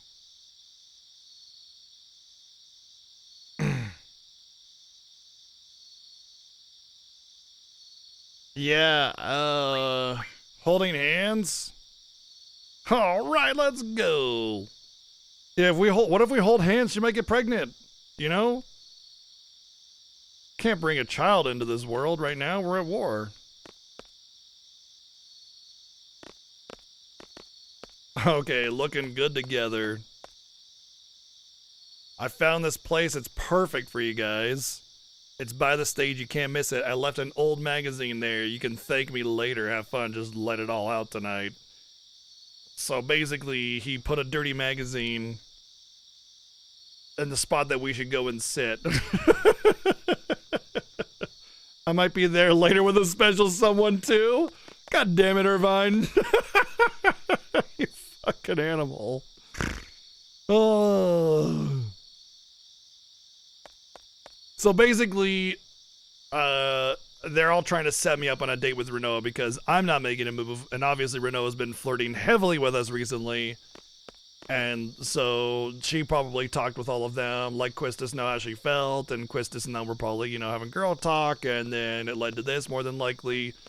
So this is kind of like the budding of it, the starting of it, where Noah's really trying to say, hey, like me, I actually do like you. It's not just this thing that I'm using you to get close to Sid. It's not just because we have to be together. It's not just because I have your contract or whatever. And then the best time of this game we ever had at this part was when somebody named Squall Daddy. And then Selfie's like, Daddy, you big stud. This is all for you. Enjoy the show. Oh, Renoa, don't let him get away. Oh dear. Ready? 1, 2, 3. And all the instruments come together.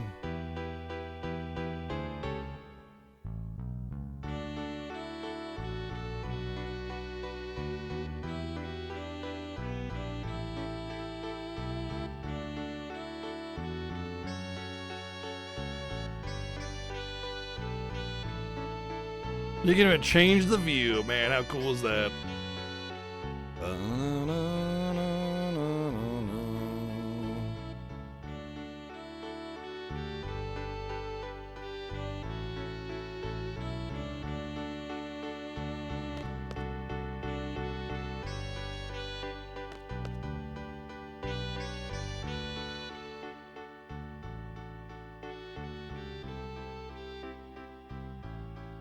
This looks like the place he was talking about.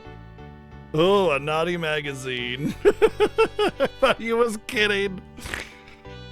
You want to talk about something? Let's sit between the naughty magazine. Why not? Why not?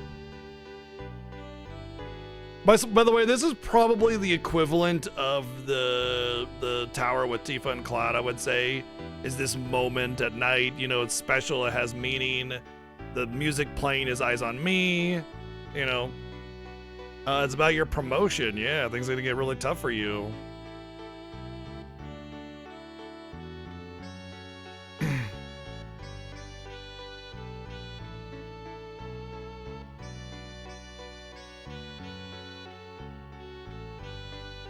They know you too well.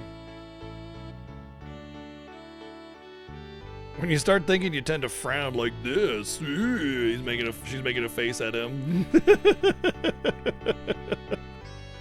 And he pretends swings at her, not a real swing, but she fucking rolls out of the way like a champ and starts laughing. I'm out of here. Oh, come on, I'm sorry. You were saying that you can't handle everything on your own. Huh. Pushes him right off. That's how I show my love for someone. I just push them off the cliff edge. No big deal. Oh shit, Rio, what's up, dude? Thank you for the raid, dude. You wanted to be Squall as a kid so bad? I mean, he's got a certain amount of appeal, you know, for sure. Plus, he's pretty badass. Thank you for the raid. What's going on? We're doing some D2 runs. Welcome in, everybody. I'm playing Final Fantasy VIII. I'm doing a lore playthrough. So every year we do a big event called the Final Fantasy Fiesta where we play through the entire Final Fantasy series. We just finished that on Monday. 1, 2, 3, 4, 5, 6, 7, 8, 9, 10, 12, 13, 15, 16. We also did Remake, Rebirth, and we had a bonus game, Dissidia. And that's a race. So we're kind of going through it quickly. We don't run away from battle, so it's more of like a casual race. It still takes like 2 or 3 months. But one of the things I've been wanting to do is like a really in-depth lore playthrough of the PlayStation Final Fantasies. We did 7 already before another time, and we just started on 8 a couple days ago. So we're kind of really going through, talking to all the NPCs, reading the dialogue, really kind of getting a better grasp of what's going on with the story, because there's definitely a lot of confusion with this story in general. And I think the 7, 8, and 9 Final Fantasies, they have a lot of really deep, complex storytelling for the era, but it kind of gets missed because it doesn't have that voice acting yet. You know, 1 through 6, pretty simple stuff, but 7, 8, and 9 starts to get a little bit more deep. So those stories don't get really elaborated on too much because of that lack of voice acting. You play it multiple times through, you just don't, like, you're not reading it, you're mashing through the dialogue, right? So I felt it would be a good idea to kind of go through those and really give it some really good screen time. Square takes the fantasy, makes into rom-com, but Armageddon through the military, but love will save the day. You know, Final Fantasy has a lot of romance in them. I mean, you got Locke and Celis, Cloud and Tifa, Yuna and Titus, I mean, Final Fantasy X is literally just a love story, right? I mean, obviously there are other deeper sort of, themes to the game, but Zidane and Garnet, like, this romance all over the place. So I wouldn't say Final Fantasy VIII is like the start of it being like some kind of rom-com. That being said, there is definitely a playfulness in how Renoa tries to get with Squall. And honestly, if you ask me, I would say it's less rom-com and more just that they're teenagers and they're being flirtatious in their own way because, well, they're teenagers, right? So they don't really know any other way of doing it other than making jokes or being silly or pushing Squall off 20 feet of a cliff, So yeah. But yeah, Ryu, just rip fun runs with lore playthrough. Nice. Oh, have fun with lore playthrough, yeah. Thank you for the raid, Ryu, appreciate it. And for those of you coming in on BGG, been streaming 9 years on Twitch. Ryu and I go way back to the Rip Runner days of when we were doing different things. I used to be a speedrunner. We just used to do Rip Runner stuff together back in the day. But he's still doing speedrunning stuff. I stopped doing speedrunning stuff because I kind of felt that I wanted to play games, that I didn't want to speedrun anymore. So here we are, not speedrunning. Yeah. But yeah, thank you for the raid again. And enjoy some FF8. So I got a bit of time, so.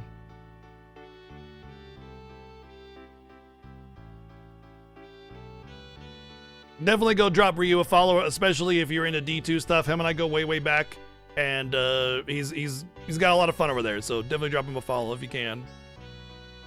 I want you to talk a little more. Yeah. So Renoa's appealing to Squall to sort of open up a little bit more, because obviously Squall is basically emotionally stunted. He's an introvert as well, and as an introvert, I know what that feels like to like not be able to express how I'm feeling appropriately and just kind of like keep everything on the inside. And it can make those around you feel detached, like, especially if you have friends, you gotta express, it's not like you gotta sit there and like, with flowers and rainbow and share your feelings, but just talking about how you feel. It doesn't have to be, like super weird. It just can just be normal, organic conversation. If you're feeling like something is not right, you say something, right?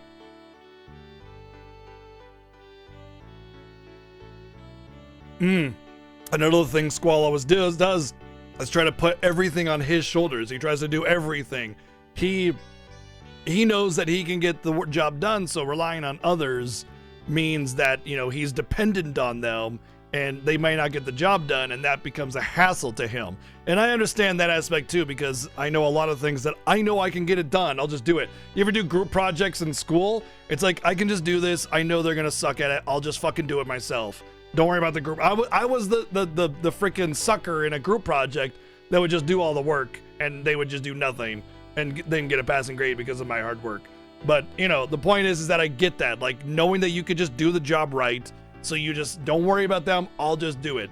And you know that interacting with others can be a bit of a struggle. You don't know if you're going to vibe or mesh well with them, so you just say, screw it, I'll just do it. You're like, what's the point of having this discussion when it's just going to waste time doing that? You can just do it, I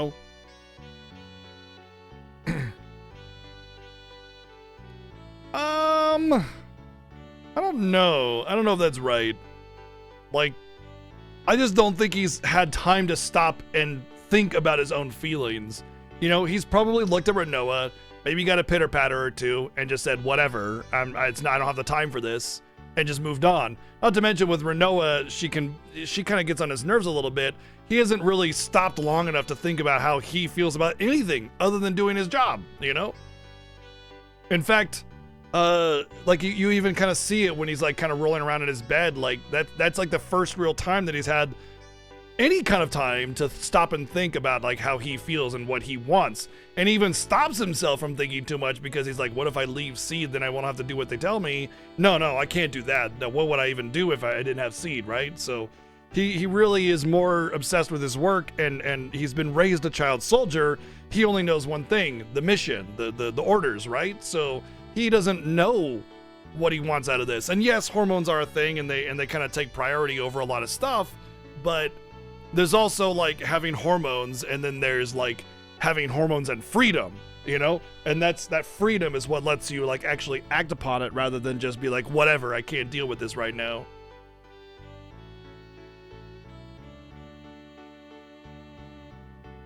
Absolutely. I mean, they're all 17. They haven't matured enough to know that they can ask other people for help, that they can work together, you know, finding that middle ground of whatever, I'll just do it myself, and entirely relying on others, and finding that middle ground of, look, you know, we can work together, we'll find a common ground to make the job easier between both of us. It's hard to do. It takes time. I mean, I'm 42 and I still have trouble working with some people, you know what I mean? I like, think about how many streamers like collaborate and do all these kinds of different things together. I'm over here by myself. Like, I got nobody, like, you know, over here, like, clamoring to, you know, get me to grow big, or, you know, helping me with stream stuff. I mean, I got friends that give me advice and stuff. Like, Phenomenon was really great about audio equipment and everything, but that just asking him for help was already a struggle enough as it was just to ask him, you know what I mean? But the point is that I don't have, like, an army of other streamers all coming in and, you know, helping to like push the stream up and lift us up together and everything. Like, it's just me. It's just me in this little place, and then sometimes awesome people like Ryu come in and raid me, and that's about it, you know? Like, that's it, because I'm the same kind of way where it's like I'll just do it myself, and I have a hard time working with others. Not that, like, I don't like working with others, but I'm a textbook introvert. Breaking that line, that barrier of let's talk and some, you know, figure something out is really, really hard for me. Not that I lack social skills, it's just that where is like the line between, you know, approaching someone from a friendly perspective and then crossing the line to let's collaborate. And then what do you collaborate with? Like, I'm fine just streaming and doing my thing, right? I'm just out here doing my thing in my corner of the internet. What do I even do? You know, like, how do I cross that subject? What would I, you know, right? So it's just whatever, I'll do it myself. The end, you know? I will say I rely quite heavily on my wife for a lot of things, because she is kind of a foundation for that. When I have a lot of these, like, self-doubts about what am I even doing, or what should I do, or how do I approach this, or how do I handle this? You know, I know I can always ask her, and then there's, at the very least, even if she doesn't have an answer, it's somebody to bounce ideas off of, at least. So I get Squall. I relate quite a bit to Squall in a number of ways. Not because I'm some badass with a sword, but he's an introvert. And I'm an introvert. And the way he handles things are a lot of the same ways that I would handle things. But anyway, she's once again saying, if there's anything you want us to do, tell us. Don't hesitate to let us know. I know it's not easy. I wish you could trust us more and rely on us a little more. Am I that untrusting? Maybe I'm saying this. Maybe that's why, because I'm scared. I mean, I would say, like, I wouldn't say it's fear that stops you from working with others. It's more like doubt that they can do what you know you can do. You know what I mean? Like, you know you can do it. So why ask anybody else when they may not be able to do it? I mean, they might be able to. It's not that you're doubting their prowess or their ability or anything. It's just that you know you can, but you don't know if they can. It doesn't matter how qualified they are.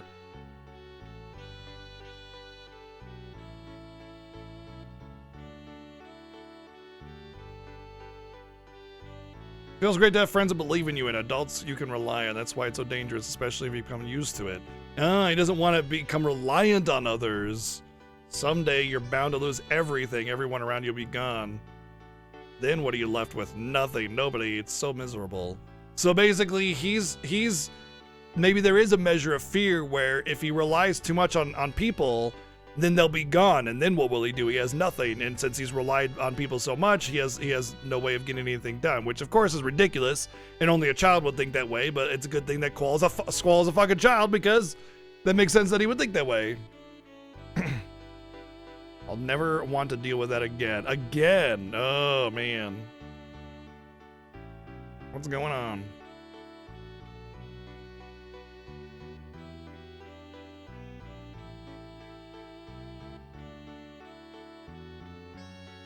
Are we finished here?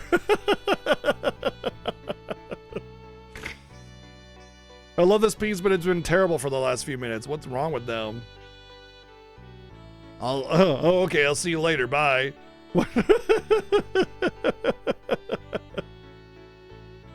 I'll ask for help when I really need it. I'll try to trust everybody more often.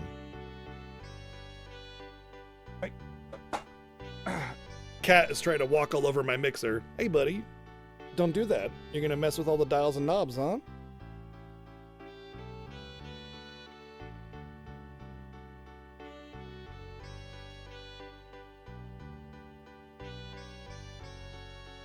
Cypher is way more of a child than Squall. Oh, absolutely.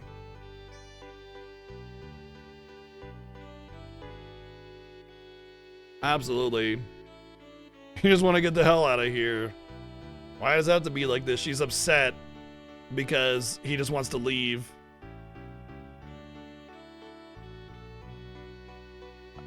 So he's trying to convince himself that he prefers to be alone. That's another aspect about the Squall Renoa thing, you know? Like why he hasn't even considered whether or not he likes Renoa, because he thinks, he's even tried, you can read that in that line right there. He's trying to convince himself that he prefers to be alone. He's like, I prefer to be alone, right? Right? Yeah, totally, of course, absolutely. And so he's self-sabotaging. And self-sabotaging is something that you do when you doubt yourself. It often comes with depression, when you don't think you deserve something, you don't think you're good enough for it, you don't think it's right for you to have something, and so you make up this excuse to chase it away, and you self-sabotage.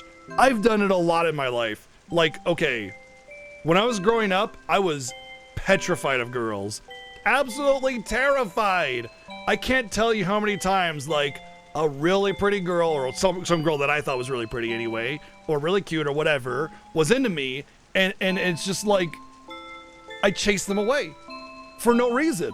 You know, it was just like, I remember in middle school, there was like this whole bunch of girls giggling in a crowd, and us bunch of guys talking in a crowd, and I guess it was middle school, so we're both kids, not guys, but anyway, you get the point, about this girl that liked me, and relaying information back and forth between them and us, and I used every excuse in the book to say, like, no, I don't want to, you know, be her boyfriend or whatever, and I liked her! I thought she was super cute, you know, and it's just like, why did I do that?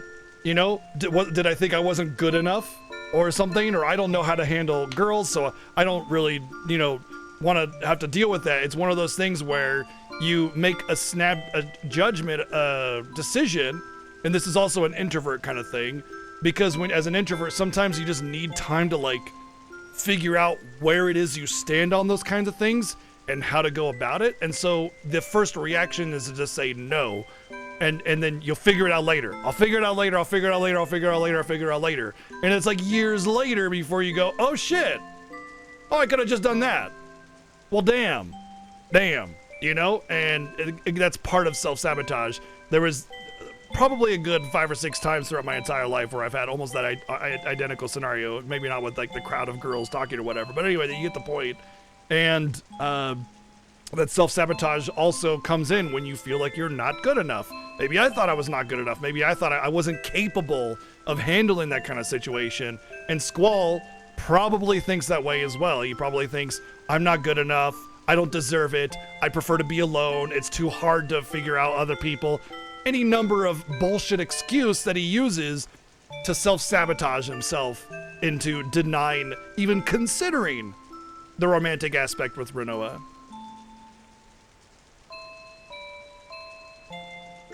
I'm all alone, I'm doing my best. So this is probably having to do with his fear of being alone. He's alone right now.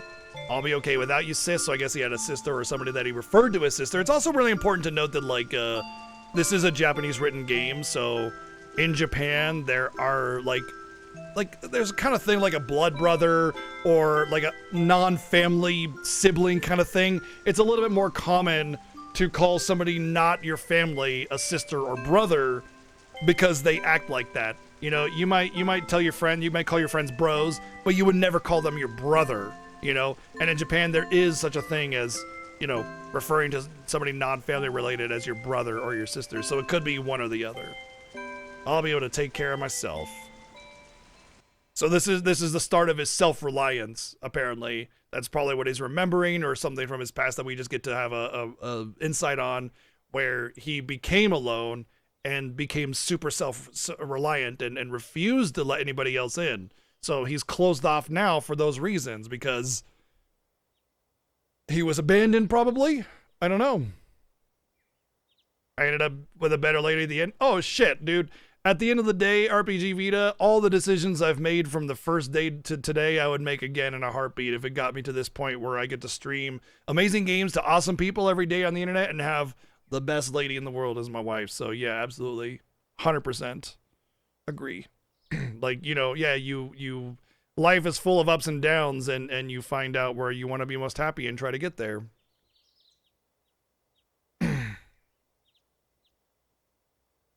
What is it now? Do this, do that.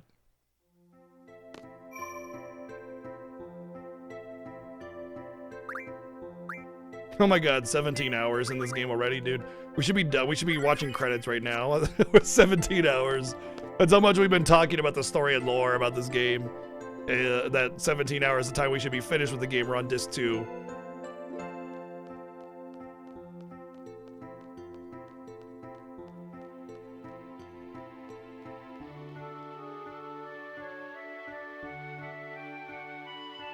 Oh, I'm glad you're enjoying your stay. I don't think there's any extra dialogue or anything. I suppose we could talk to some of the garden NPCs, but I'm pretty sure they all just kind of keep saying, I'm gonna play cards with me once in a while. No. You don't have any rare cards. Oh, the diary. Yeah. Let's go check that out, actually. That's where the Timber Maniacs magazines are gonna come into play. Well, hold on. You know what? Let's actually do that later. I want to do that later.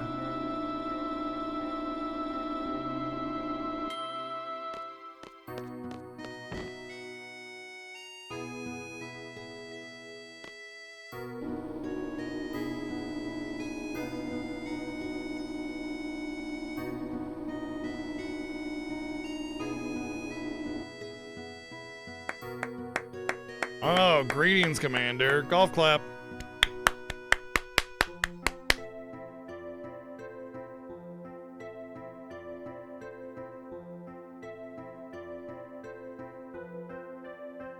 She will take care of all the supplies. I'll take care of the students with the doctor. Will you let Selfie rest a while? Fine.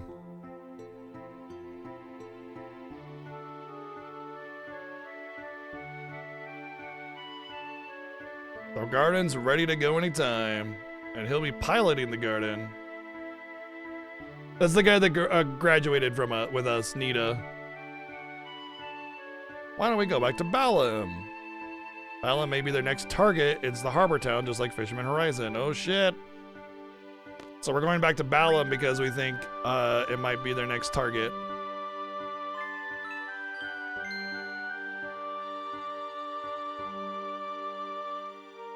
Backstory of Moogles, why out of nowhere they show up because become staple of series, not because devs want to make them a mascot excuse.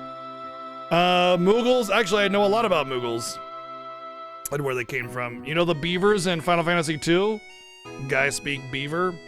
Those were originally supposed to be Moogles, but they weren't finished with the design, and those were basically a stand-in. That being said, the Moogles are derivative of beavers, which is why a lot of people had a lot of issue with the way Rebirth Moogles were with the teeth. They're like beaver teeth. Literally, Moogles were derived from beavers. Like, honestly, the Final Fantasy VII Rebirth Moogles are the most Moogle of all the Moogles. That being said, the FF9 ones and the FF7 ones are very cute. And so, you know, there's difference there. But realistically, that's really what it is. Like, they created a cute character thing. They wanted just some a cute race of monster thing that you could interact with that were not quite, you know, humanoid, but were still interactable and friendly. And they just grew to be a mascot. They probably didn't make them with the intent of it being a mascot, but they made them in 2, or sorry, they weren't quite done with them in 2. And then in Final Fantasy III, you see their first appearance in, Doga's little house or whatever that you go and make the boat a submarine. Yeah, guys being Moogle. And then from there, they kind of just pop in and out of different games, you know? They're not in 4. but they are in 5 and they're also in 6. They're only in 7 in a video game, so they don't actually exist in the world. In 8 they don't exist, and 9 they do, and 10 they don't. 12 they do, and there's a totally different kind of Moogle with 12. It's the Evilesian Moogle because it's like a different world and everything. I mean, they're all different worlds, but 12 is specifically Evilese. And you already had a sort of Moogle with FF Tactics, and they sort of elaborated on that. But anyway, 13, they don't really exist, but in 13.2 and Lightning Returns, they introduce them, and suddenly they do. It's weird. Don't worry about it. And then 15, they don't exist. There's only a plush that Iris will give to Squall during a certain mission. And then in 16, they kind of exist, but they do. Anyway, the point is that Moogles kind of just go in and out of the series. They are a mascot of the series, but they're not in every Final Fantasy. Just like Cactuars are not in every Final Fantasy, neither are Tonberries. But they started off as just a creature that they made, and it just kind of, they thought they were super cute. People probably did fan art and sent it into them because back in the day you mailed your fan art to the company. And they thought, wow, people really like Moogles. All right, let's work with this. And then when they made 5 and 6, they probably thought, let's make them a little bit more of a prominent feature.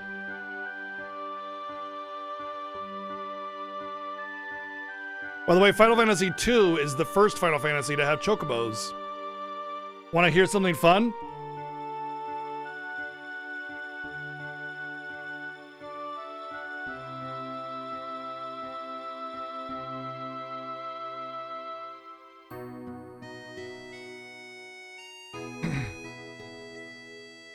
This is the original Chocobo theme.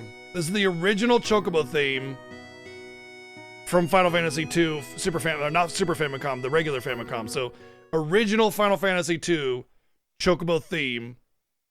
Listen carefully.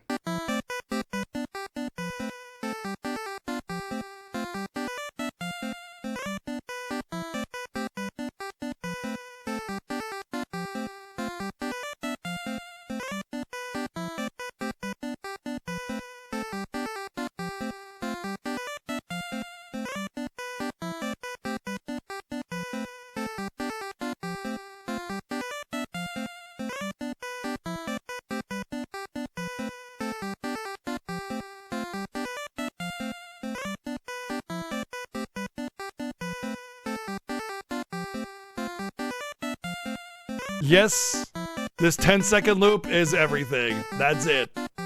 That's all.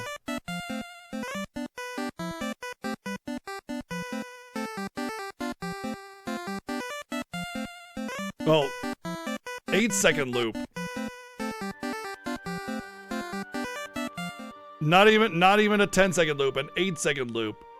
And obviously, you know, we have so many different variations of the Chocobo theme. Since then, you know, every game has like a different dance style of Chocobo theme. You have Mamba to Chocobo, Techno to Chocobo. You know, every game has its own Chocobo theme. And it's actually kind of funny. It's almost as if like it's their apology for what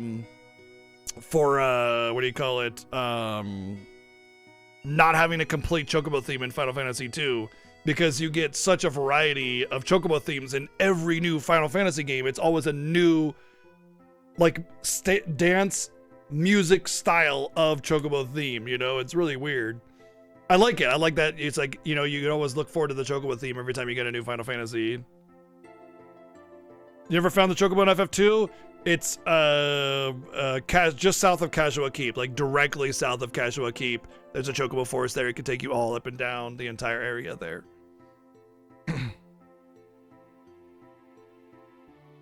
The Pixel Remaster rendition of FF6's Chocobo theme is amazing. It's so good.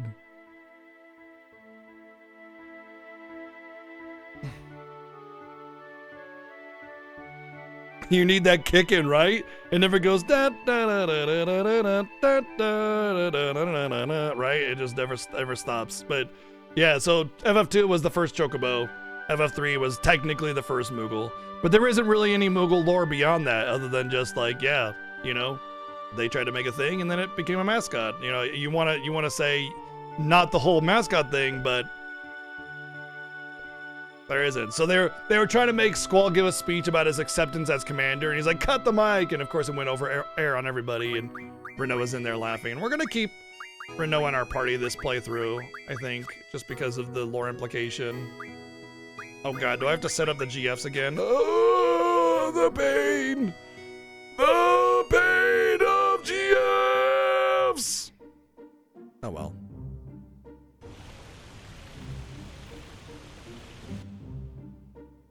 Did I go to cockpit? I did go to cockpit. Son of a bitch. Bam, bam, bam. And we can set up our GFs, whatever. Let's see.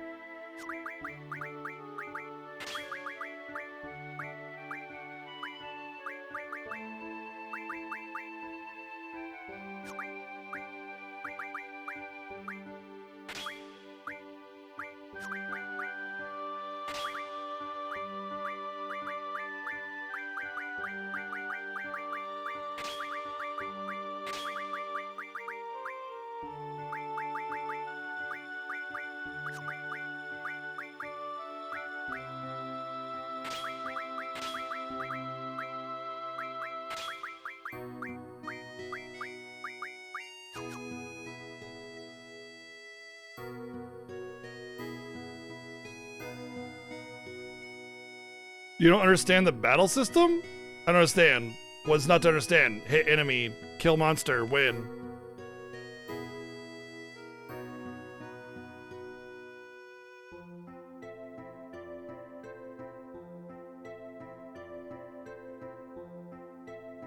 Junction system?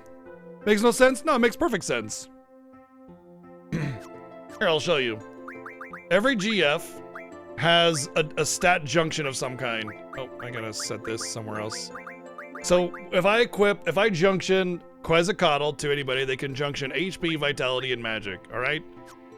Hold on, let me set this stuff before I learn a bunch of garbage I don't want.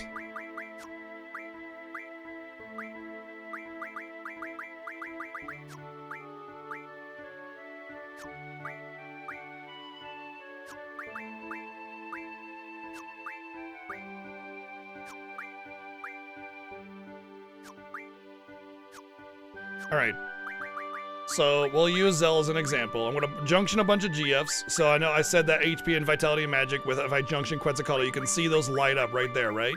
And then Shiva gives me Strength and Spirit. So just with those two alone, I can junction all 5 of those spells. All right, but that's all I need to worry about. Or not spells, those slots. Then you junction Magic onto each of these slots and find the magic that makes stat go biggest. Okay, this is a bad example because Zell doesn't have any of my magic. So, who has the magic? She does.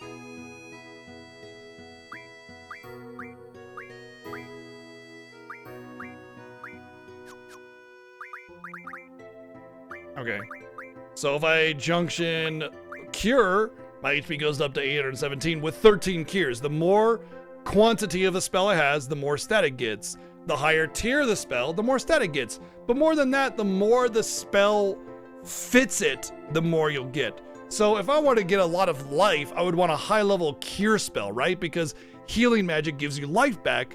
So Kiraga would be a really good junction because cure, healing, life, HP, right? Cool. You can see water goes way down. I'm at 3,000 right now. Even triple, which is a high tier magic, doesn't give me as much as Kiraga. Zombie doesn't give me anything. Even Death doesn't give me very much. Check, Demi, Life, whatever, none of that. Oh, Quake does a little bit, maybe because it's a high damaging spell, so it has a lot to do with life and everything, right? Or maybe Mother Earth, who knows, whatever. Doesn't matter. So you just find the spell that gives you the most of the stat that you want. Vitality, probably Protect. Spirit, probably Shell or Life. Magic, probably Demi. Probably Quake. And you just find the spell that works. Oh, the triple's better here, but I have it on strength. I'd rather have strength on him. And then you can junction different abilities. These are your attack commands that you have in your battle. Magic, draw, item, card, whatever. These are your attack commands. And then these are passive bonuses. Easy peasy. Done deal. So you don't want to use magic so much so your stats go down. It doesn't really matter. You can cast as much of the magic as you want, because at the end of the day, there's something called refining. So if like you cast a bunch of magic, but like let's say I cast a bunch of hastes, and I want more hastes. Well, okay, I don't have the ability to refine haste. Oh, I do. Yeah, there we go. Magic stone turns into haste. So I cast a bunch of hastes. Let's use the magic stone to get my haste back up. But more than that, it's like, let's say I have this junctioned strength, like a stat on magic, 94 magic. Let's say I cast like 5 quakes. Like 5 quakes is gonna maybe reduce my magic down to 1 point more, to 93. Big whoop. Who cares? You're losing basically nothing there, you know? Like, cast your Quake spell. It's fine. Don't worry about it. Not to mention, I have the ability to refine a lot of Quakes. If I want more Quakes, each of these Dino Bones gives me 20 Quakes, and I have 86 Dino Bones. I'm good there, you know what I mean? So there's ways of getting magic through refining that you can just cover the gaps if you really want to, but realistically, you don't need to worry about it. It's not that big of a deal.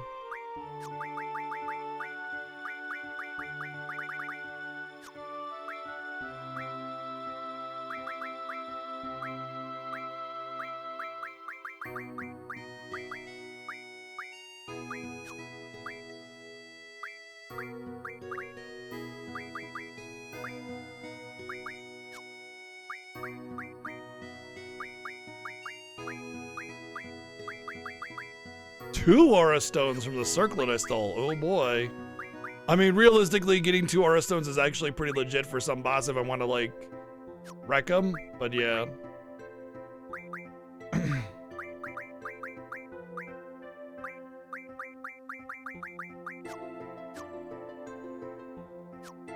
But yeah, I draw certain spells because it's better to get them at certain points through draw than it is through something else.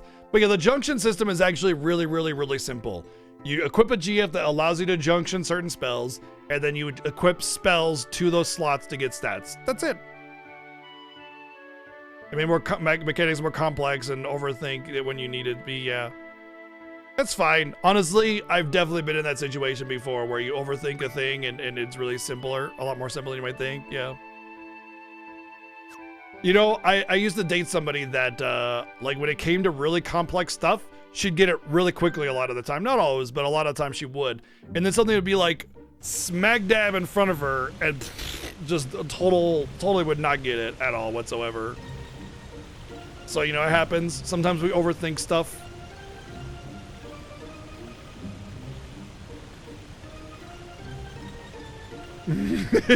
Yeah, that is true. That is true. That junction is very simple. Honestly, I feel the biggest flaw of junction is that it's too menu heavy for like constantly having to make you re-junction everything, and if you don't have junctions, you're just basically boned. But more than that, it's like they don't open up the stats available to junction fast enough for a whole team, you know? Like, how long until you can actually get all stats junctioned on your team of 3? It takes forever. Sardines! Yes, it takes sardines amount of time. And, I mean, they don't let you junction sardines, what I meant to say, yeah, obviously. Thank you, Nani, for the 100 bits. Alright, we're not gonna save scum this place, but there is an ultimate draw point that recharges over time. And you can save scum it until you get a good amount of ultimas. I don't think you're one of the few. I think junction system is widely mostly appreciated and enjoyed. But I will say there's definitely more complaints about the junction system than a lot of the other systems. It's the Shumi village here. Yes, we want to use the draw point. 5,000 gil. But it's an ultima draw point. Ah yeah, 10 ultimas.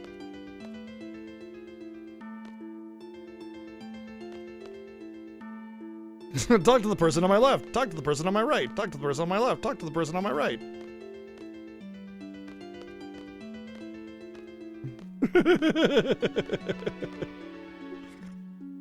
All right, this is the Shumi village, and we're gonna go in there and talk, because there's actually a lot of really cool lore with the Shumi village, and we will go in there and figure all that stuff down there. But I'm gonna save it first. They have shoes for me and shoes for you. The shoe me, shoe you. I am unfortunately going to wrap things up for the evening because I am tired. I am very worn out. I am very worn out, very, very worn out. So we're going to wrap it up for the evening. But for those of you that want to continue through this playthrough of our lore playthrough of FF8, so here's the schedule for the upcoming streams. Tomorrow's Saturday is my day off. I won't be streaming on Saturday. However, Sunday, Monday, we'll be back, but with a different game. Sunday and Monday, we do what's called viewer choice. We do viewer voted games that are from a list of like my backlog of games that I've been collecting since I was, just a wee lad. And the current game is actually Goonies 2 on the NES, which is actually supposed to be a really good Metroidvania. So I'm excited to check that out, but it'll be an NES game on Sunday, Monday. Our lore playthrough of Final Fantasy VIII that we're doing right now will continue on Tuesday. But Tuesday, Wednesday, Thursday, Friday will all be about Final Fantasy VIII and doing that lore playthrough. But yeah, it's been an awesome evening. I had a really good time. I'm finding out a lot of new stuff for myself and actually really putting to words like the character motivations to the game is actually helping me understand them a lot better too on my own end. But, there's a lot more depth to these games than I think a lot of people give them credit for. They just want to say herb derp time compression and leave it at that. And it's not. There's so much more complexity to the characters and motivations, interactions, and why they're there. And I want to illuminate that because I like Final Fantasy and I want other people to kind of see it the way I do. That being said, after we finish Final Fantasy VIII lore playthrough, we're more than likely going to be starting the Trails in the Sky series, or rather continuing it because I've played first chapter and we'll move on to second chapter and then something else. But we also have Dragon Quest IX that we want to play. It's the last Dragon Quest game I haven't played. So there's going to be a lot of RPGs, a lot of classic style RPGs. So if you're into retro RPGs, or individually, right? That's what's going to be on the agenda for a long time. So yeah, there you go. If you're coming in and you're new to the channel, there's the agenda for the next few weeks. So you can expect a lot of that. But first, we're going to finish our FF8 lore playthrough. And, of course, always on Sunday, Monday, do we have our viewer choice, viewer voted games through channel support. That's always on Sunday and Monday. Let's see. Let's go raid B. B is playing something Final Fantasy related, so that works out, right? B is playing Final Fantasy I on the PSP, which is actually a pretty decently competent version of Final Fantasy I. It's not bad. I enjoy that version over the original NES usually, but it's mostly because I speedran it. It just has a nice flow, moves really fast. So yeah, let's go raid Eyes on B, which is relevant to FF8 because Eyes on B is referenced Eyes on Me, which is the very major theme of the game, Eyes on Me. So she obviously likes Final Fantasy VIII herself. Anyway, she's great people, good place to hang out and chill for the evening. So go hang out with Eyes on B. Go say hey, just like that with the period, all nonchalant like, and give her some love and support. We'll see you all Sunday, 1 p.m. Pacific with Viewer Choice, the first Viewer Choice game stream that we've had in months. So yeah, it'll be interesting. It'll be fun. Have a good night. Take care. Thanks for all the love and support, bits and donations, subs and resubs, raids, new followers, friends. If you like what you see, look forward to seeing you on Sunday. Have a good night. Take care. Go say hi to B. Cheers.